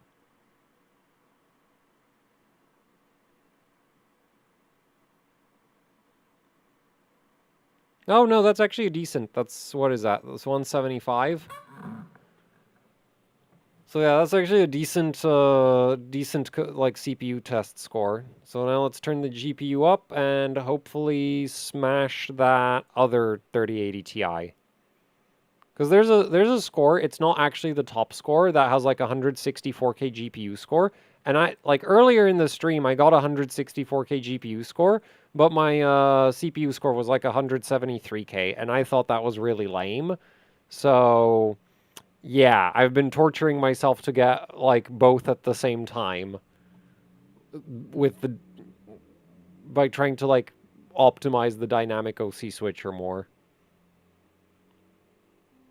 Give myself a little bit more memory clock, because it should actually run just fine. I've not actually crashed the memory on this GPU yet, which is kind of funky.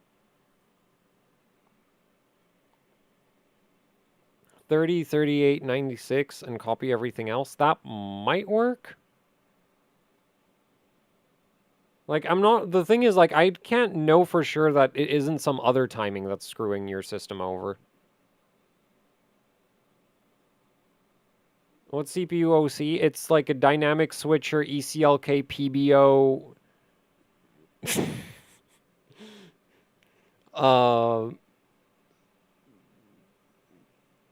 Man, I just had a funny thought of like, oh, whatever. No, I'm not gonna.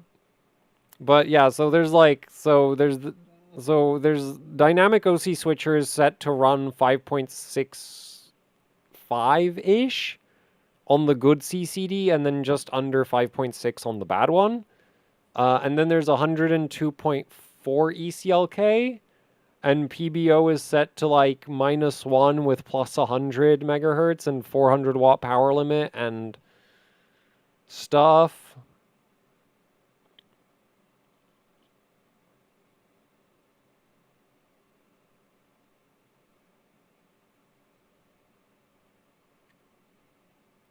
So, yeah.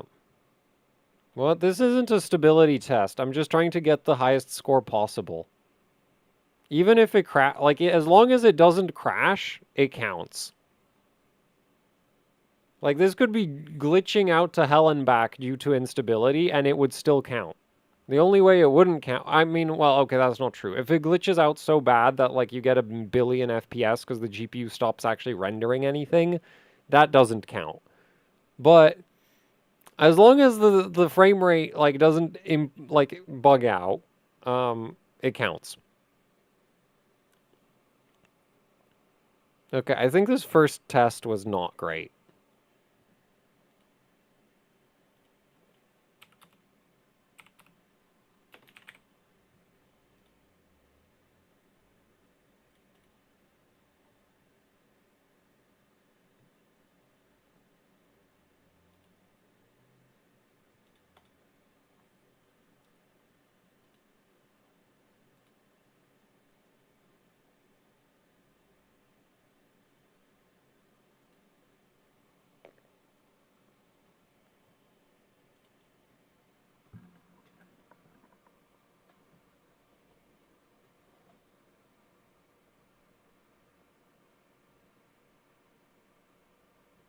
Full core load, whatever PBO ends up at, because it's set to like drop out of the all-core overclock above 85 degrees Celsius. Which shouldn't be happening running 3Dmark. You know, I might try raise the temp limit again. Because I'm kind of starting to suspect that the temp readout on the motherboard's postcode is like CPU socket temperature and not core temperature.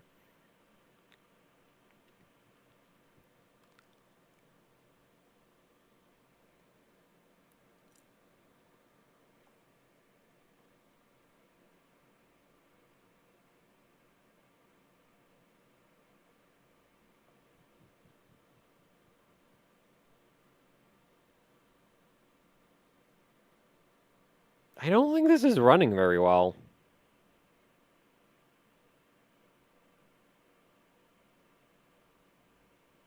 Also, I think there's a chance I might be able to clock the GPU a bit higher. Because, like, Vantage is evidently... Like, I was worried that Vantage would run lower clocks than Firestrike because it's really long. But it's also really CPU bottlenecked. So, it might actually be running, like, cold enough that it doesn't really matter. That it's, like, 4 minutes of GPU load.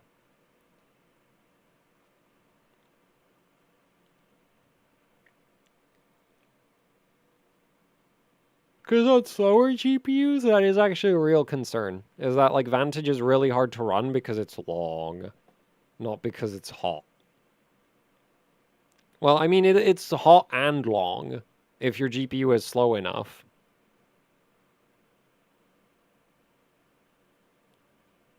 Okay, actually the ending looks pretty... Wait, no, this looks... Oh, no, this is bad. Yeah, that was bad.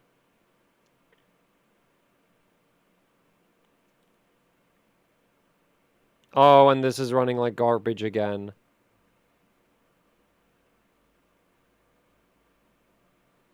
Why? We're on PBO now. Look at how bad the score is. Ugh. Seriously, why can't this just be a button?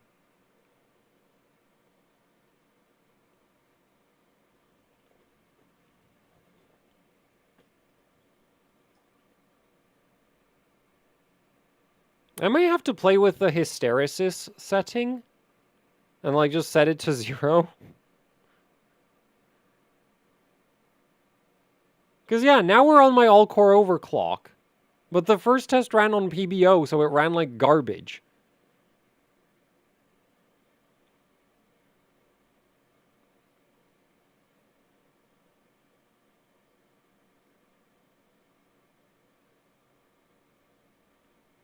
Yeah, no, like, so bad GPU score, bad everything. This was just a terrible run. Like, that was absolutely atrocious.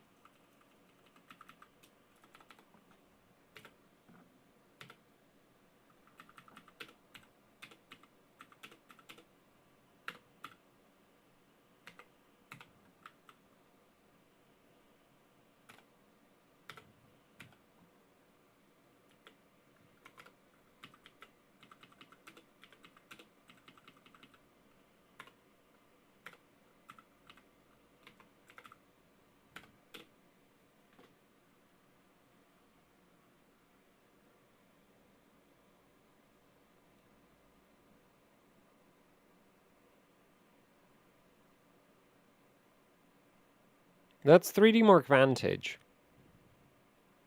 What? Intel in Vantage is way worse. Like, Firestrike, sure. Intel is way better. Time Spy, Intel is way better. Vantage? Hell no. Like, Intel in Vantage is, like, basically as bad as the 9950X is in Firestrike.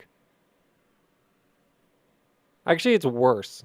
Because on Intel, your score goes up and down at random by, like, 10,000 points on the CPU tests.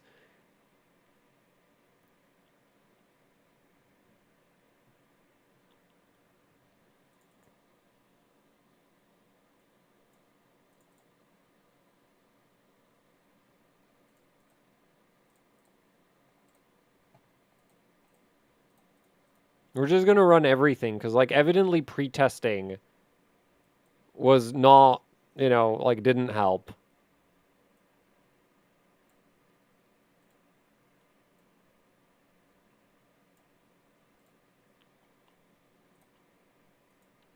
CPU. Oh, PBO just crashed.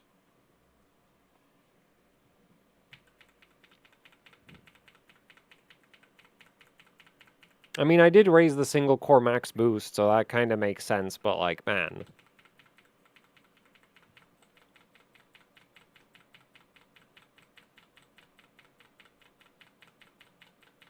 How do I know that PBO crashed? Because I tried to drag a window and the system froze.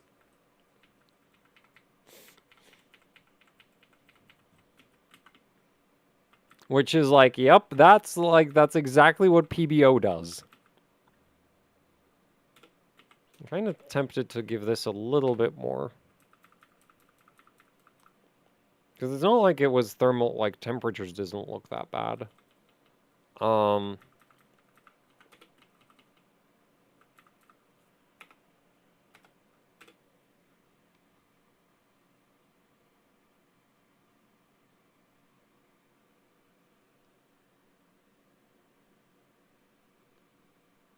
You're forgetting that I'm running 102 BCLK.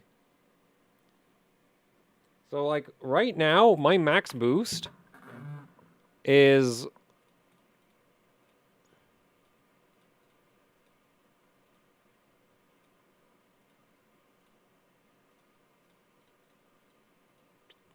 It's like 635. So previously it was like 660 or something, which is why it crashed when I tried to drag that 3Dmark window.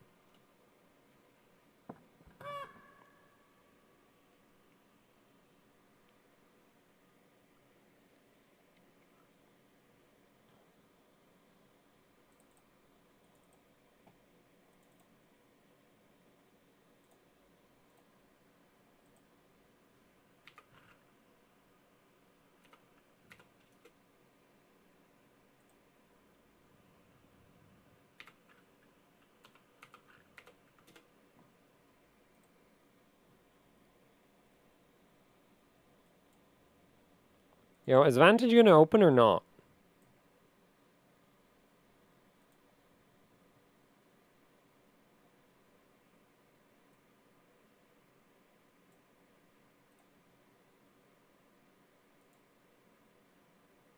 Man, I keep getting weirded out by the fact that the, like, NVIDIA core, like, memory clock sliders are, like, times 4. Yeah, like... Okay, so there we go. No, no, I want those. I don't want these.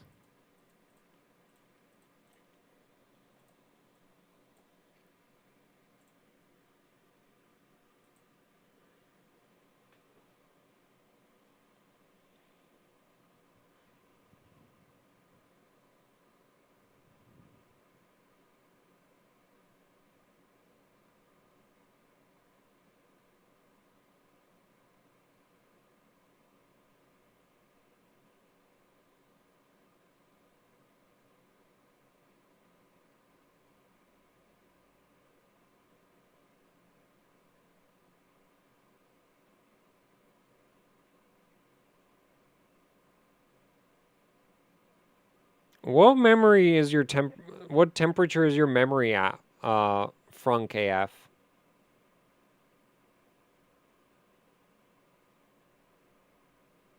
Nah, Cinebench isn't the worst stability test ever.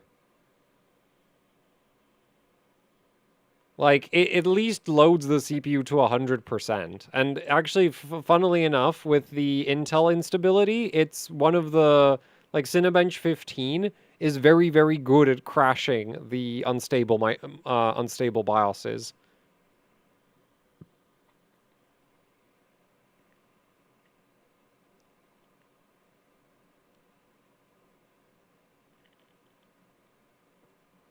I've never overclocked ECC memory, so I just do not know.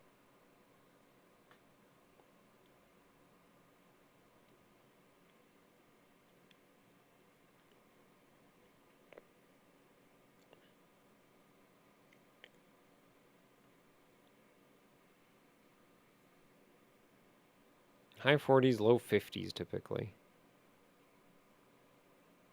I would have expected max 65,000 to work fine then.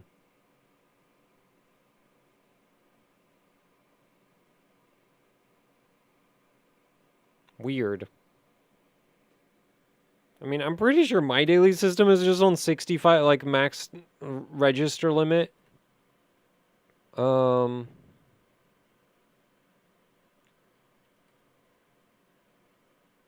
Where's Zen timings?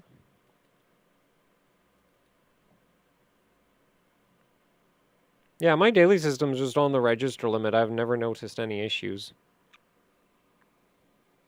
Okay, now this looks like a good run.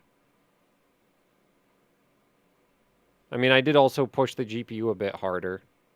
Man, I sure hope that doesn't bite me.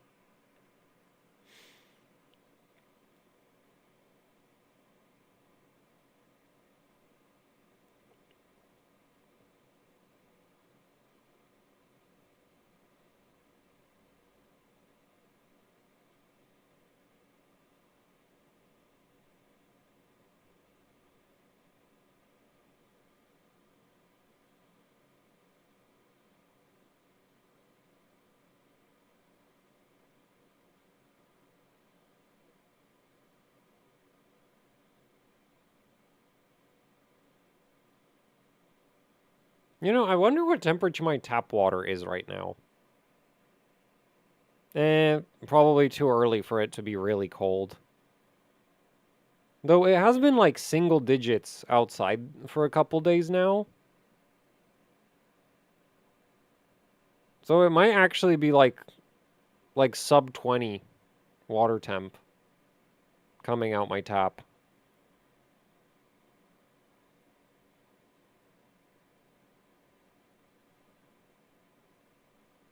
Yeah, this run is definitely fast. If this doesn't crash, this is quick.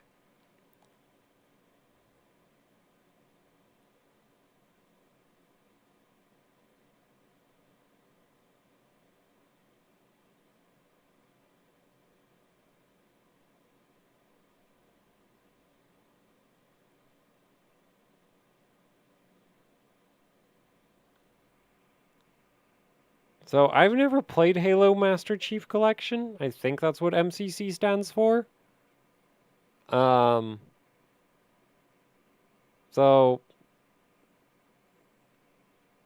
that's interesting. I'm not sure I'm going to test that. Because I'm assuming that's not free, is it? How much will be the 5090? I don't know. Over 2K?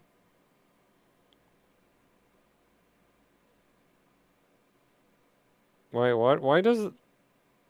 Oh, no, that was even worse. That was not a good... Oh, no, it's bad. Oh, it's so bad. Oh my god, it's so bad.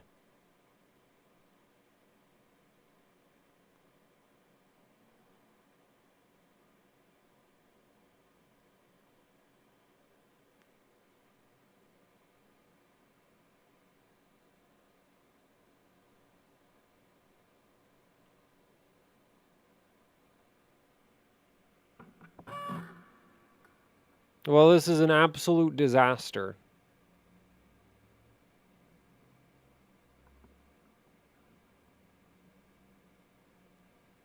Like, maybe there's a chance that the GPU... Oh, no, even this is terrible. Everything's terrible.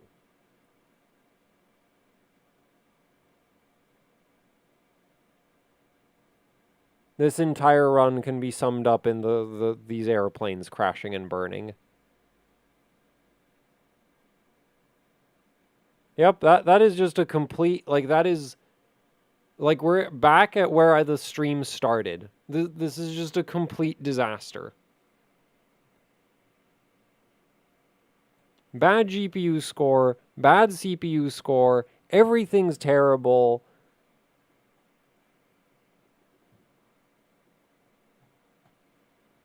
I hate dynamic OC switcher.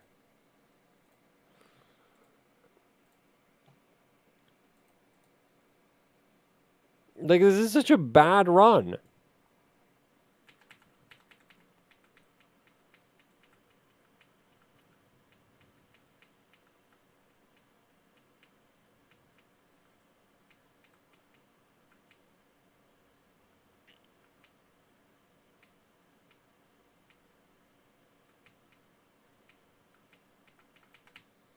Oh no, I missed... Okay, you know what? This might be the end of the stream because I am actually really tired.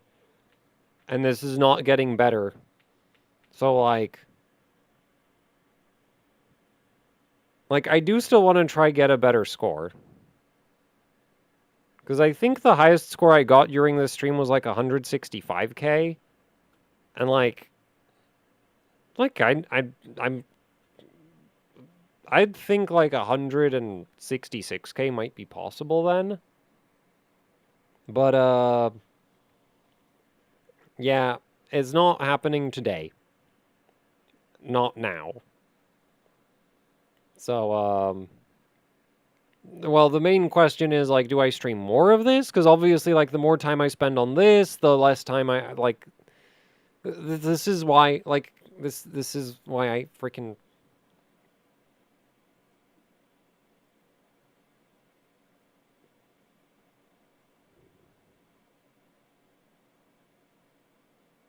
I hate having to choose what to do.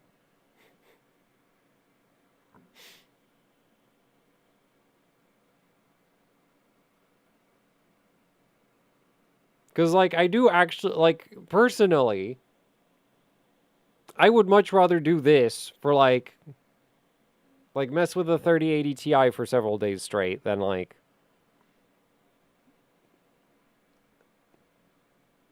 do anything more, mainstream.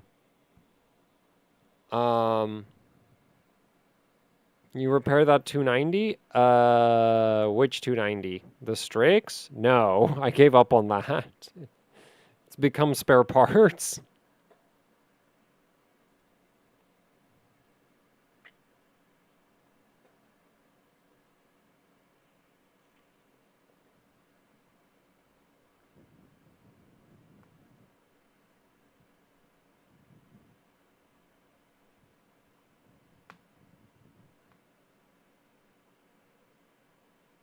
Because, like, the thing is, like, I need to do a PCB breakdown of this board, and, like...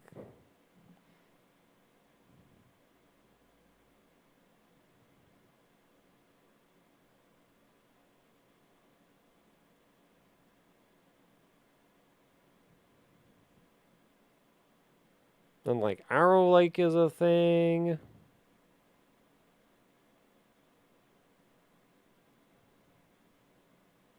And the new microcode is a thing.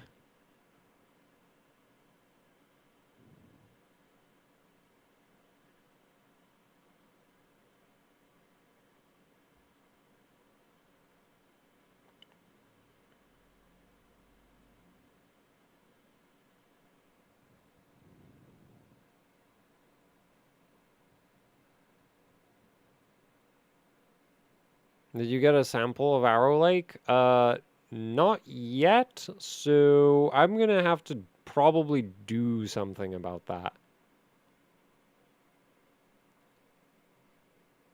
How about you make a poll? No, that doesn't work because I don't respect other people's input. Like, I'll make a poll and people will vote for one thing and I'll just, like, do some, like, just take some other option that I think is better. It's like, I see your opinion, I hear your opinion, I think your opinion is stupid, and and I'm not doing it.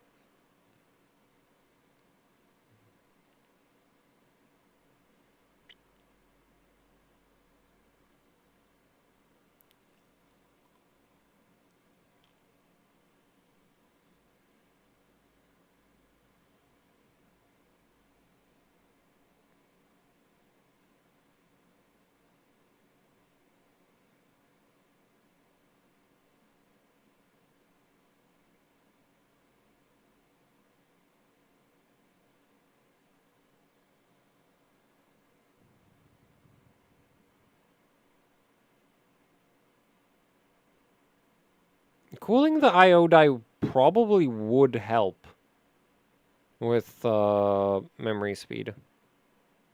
Especially in 1-to-1 mode. I'm not sure about 2-to-1. I don't think 2-to-1 would really benefit, but 1-to-1 should benefit from lower IO die temps.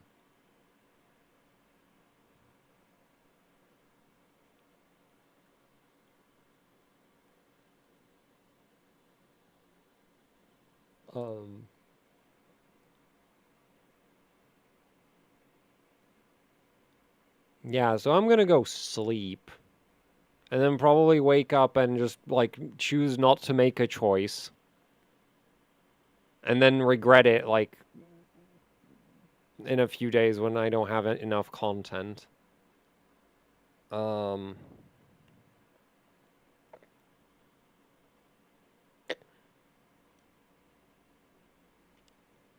Mobo ramble. Yeah, but I just, like, don't try to help me. It's not gonna work.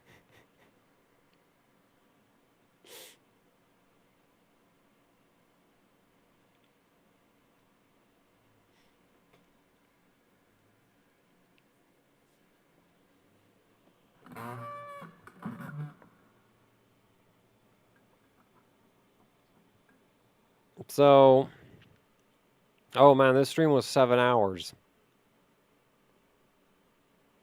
Well, that got a little bit out of hand, didn't it? Because honestly, when I was starting this, I was like, oh, it'll just be like a short little 3080 Ti, you know, overclocking stream. Like, I'm not gonna mod the card. We're not gonna have voltage control or anything, so it shouldn't take that long because I'm not gonna have that many things to play with. And here we are, actually, it's not even 7. It's like 8 hours because of the like first 50 minutes that, you know, got rudely interrupted by Windows Update, or at least I suspect it was Windows Update. So yeah, that really got out of hand.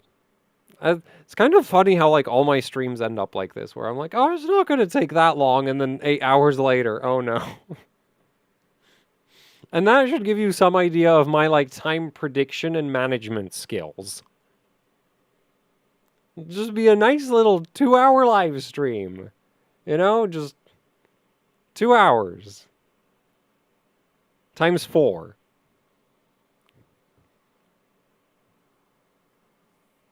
So, dual GPU. The thing is, I have like a bunch of stuff that I want to do with this 3080 Ti. And so if I run something else, like that's going to be like running something else is a problem. So I don't know. I might like do a PCB breakdown of the RTX board and keep streaming the 3080 Ti. What?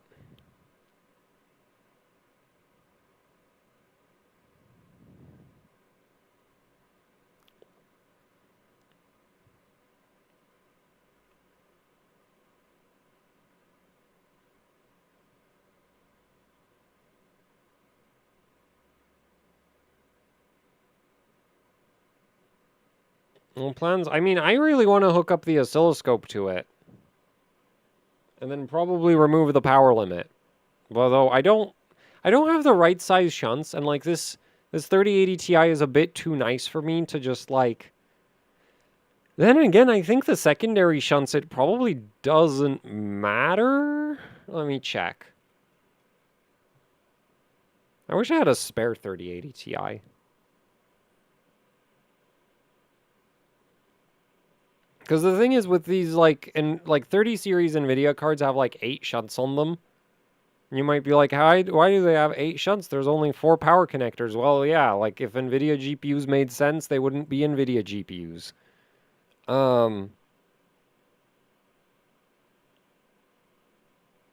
So basically, like the shunts I actually care about having correct power readings on are just like PCIe, 8-pin, 8-pin, 8-pin. So that would be 4, and those are like full-size ones. And then there's the like random ones scattered around the board, which I think are used for generating things like MVDDC, power source, you know, the other readings over here. I don't really care if those go to hell. Like, if those end up completely incorrect, I don't really consider that a problem.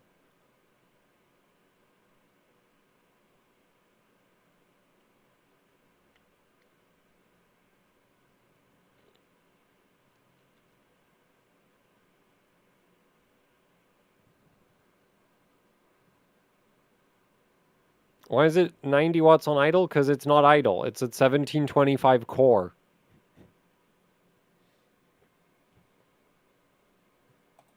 And the reason why it's at 1725 core is because I go into the no video thingy settings. I have prefer maximum performance turned on. If we turn that back on again,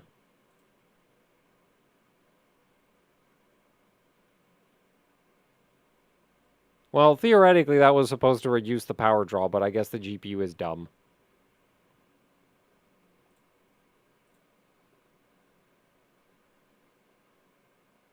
It's not going to go to idle? Really?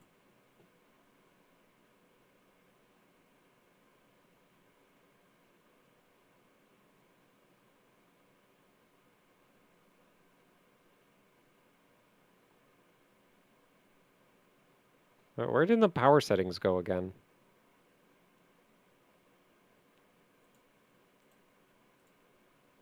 Yeah, apparently it just doesn't want to idle. Dumb card. Anyway, Yeah, I might have to restart the system, but anyway, that's it. Actually, isn't there like a...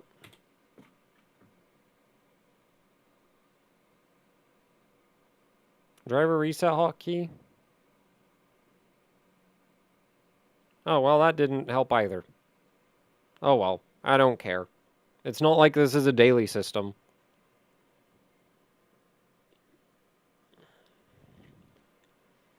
So, yeah. Thanks for watching. Thanks for the, like, super chats that there were. And, I don't know what's gonna be next content-wise because I can't make plans. Because even if I do make them, I just ignore them. So, you know, gave up on that. And, yeah, goodbye.